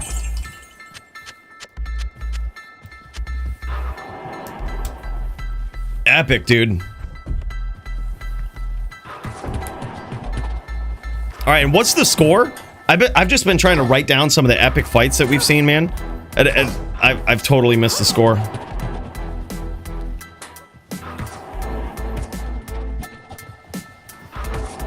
Yeah, that was so cool, man. I'm probably gonna be leveling a Sin to 99 soon, and I might have to put together a Ghost, man. They look so fun. They certainly have their matchups where you just can't win them, but it just looks like a fun build. If you're gonna play a Sin, that looks so fun. Damn, and now Lol Rages is in trouble, but he does land a big shot there. Got a couple of guideds chasing him, narrowly escapes. Oh my god, nice shot there.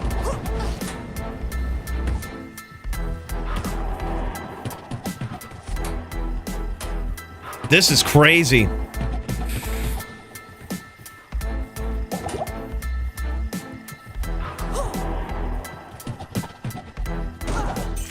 Holy shit, man. Got a Ghost v Ghost ladder coming up next. Yeah, GG, man. That going on next week, dude? Show us some high-profile fights, man. Show us... I would... We saw the semifinals, and I'm like, damn, son, that would be so cool to see the finals of that, too. I can't carry. Whirlwind Sin main here, the big Johnny Dubs, man. Hell yeah. Word, okay, yep. No shit. Dude, that was so cool to see. Tonight's fight of the night's gonna be difficult? Yeah, for sure. It all depends. Like, if you're overusing the house... Like, you can use houses in environments strategically, but if you're just, like, hiding in a house, it could be considered lates. There's no... DFC is unique in the sense that there's very few hardcore definitive rules that say this is lates, but this is what we usually say. Lates is like pornography. It's really hard to define, but you know it when you see it. And there it is, man. LSD gets there. Very good duel. Shows the supremacy in the Zan v Zan. Would love to actually see these setups as well, man. Very rare duel to ever see. Would love to see this gear if you guys want to show it off. I can't carry anymore. Oh, yeah, I remember that guy. Yeah, for sure, dude. I remember OSHA.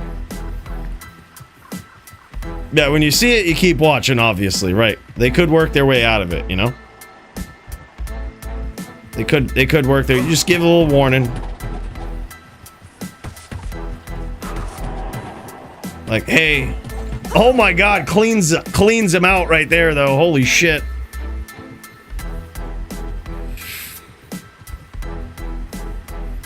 Nah, there's not really a lot of people who lates in the DFC. Most people come in, they put on a show. There's not really a lot of latesing. These guys just jamming. I don't think they're gonna gear showcase it, but I don't wanna hold anybody else up if anyone else is dueling. Let me pop in here and check and see what's going on.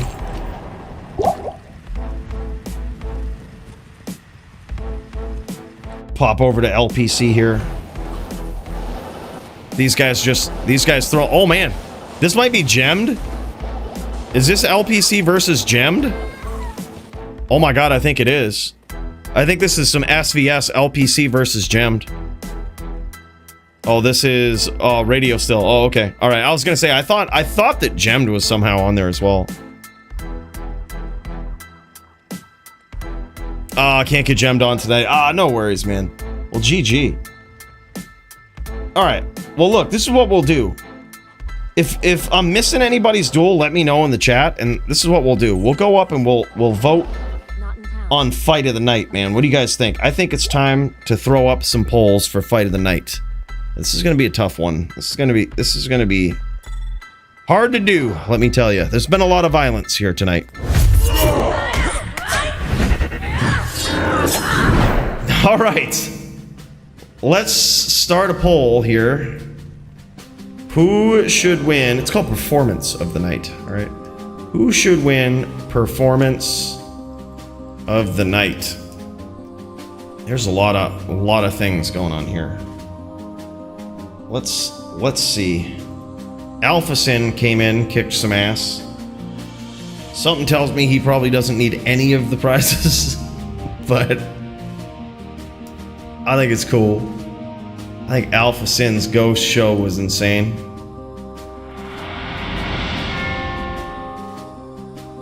To think a year ago Cooley would diversify from just a parley, made so many switches and now be talking about a ghost next. GGS. I know, and a Sin too, right, Kyle? It's kind of wild. Some things some things change for the worse in life. You know, that's just how it is. All of us make a change to the dark side. Big cheers to you, man. Thank you so much. Big cheers, brother. All right. Let's see. I think, dude, Jit's always worthy of consideration. This guy just puts on a show. Very, very patient.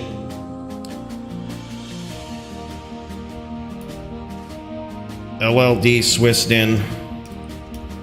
Alpha, I'm gonna make some notes here. Ghost Sin, in case anyone forgot. There's so many, man. Nim too, Jesus. Oh, Toshank. Toshank was good. God damn. Ted v Squigs in the NVN.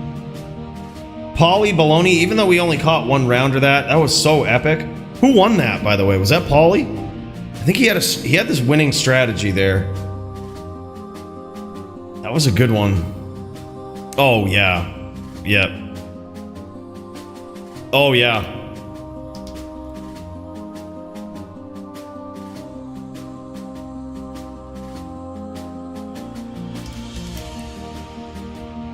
Yeah, we'll put Punch down.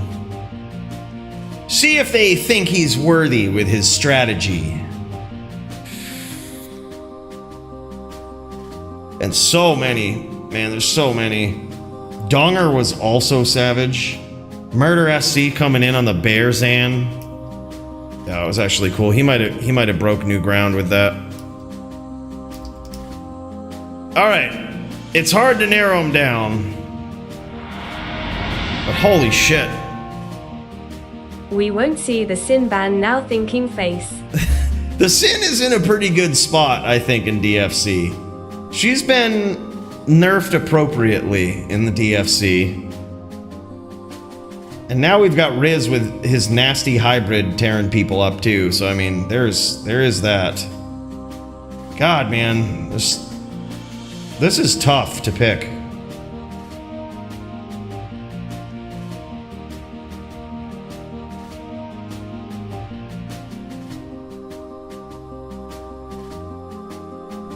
I think that's good though. Damn, AF50 did good too. All right, we're just gonna jam it like this. I've got 4. There's so many. I can also give out some awards as well after. We'll give this one till like X45. All right. So think if you have to scroll back, do it right. You know, to refresh your memory. That's all right. There's some really good options here. There's just so many. Like, just so many. I mean, Donger could have easily been on there as well. Like, there's a lot. I'm gonna mark this, see who we considered here.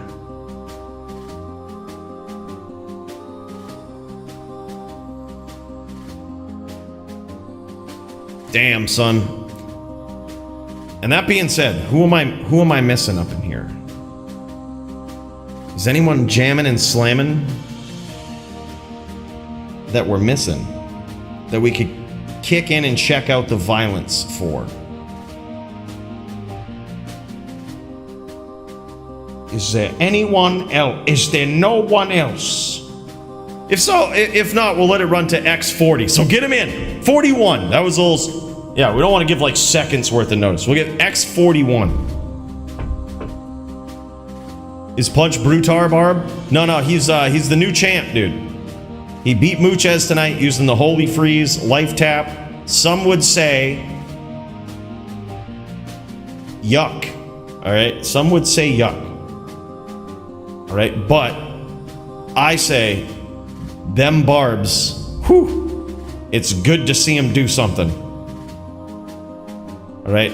And honestly, when you think about that duel, it takes a lot to, like, think of that strategy to beat the most dominant DFC champion, the scariest DFC champion.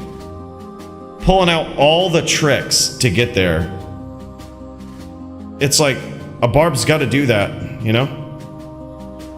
It's kind of crazy.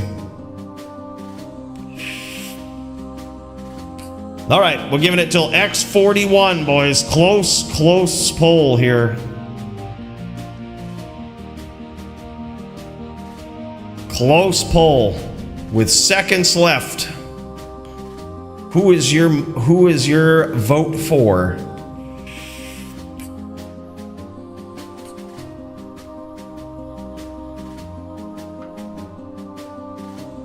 Right from scratch, man. All right, there it is. It looks like Alpha Sin is the winner. That's wild, man. That is wild.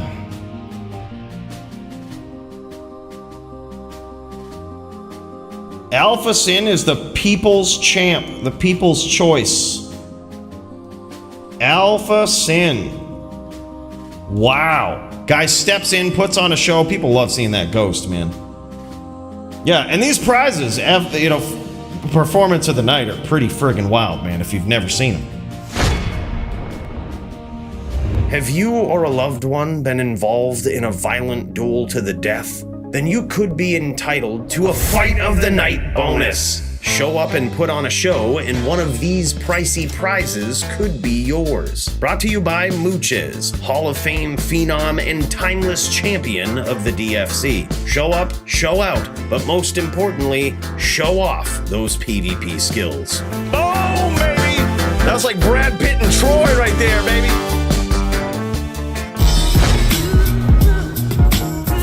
Damn, guys, it has been a night.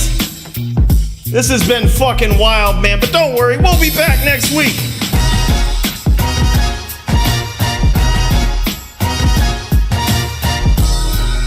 Oh shit, I see that, Leroy. You know what? I'll pop in.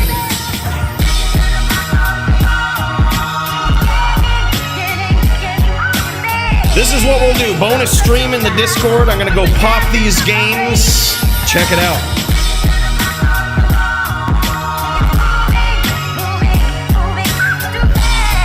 Damn, son. Thank you so much for that, Leroy. Thank you guys for being here. I really appreciate the support. You guys are super generous, super kind. I can't even believe all the support you guys give me each week, man. It just blows my mind. We'll see you in the next one. Peace.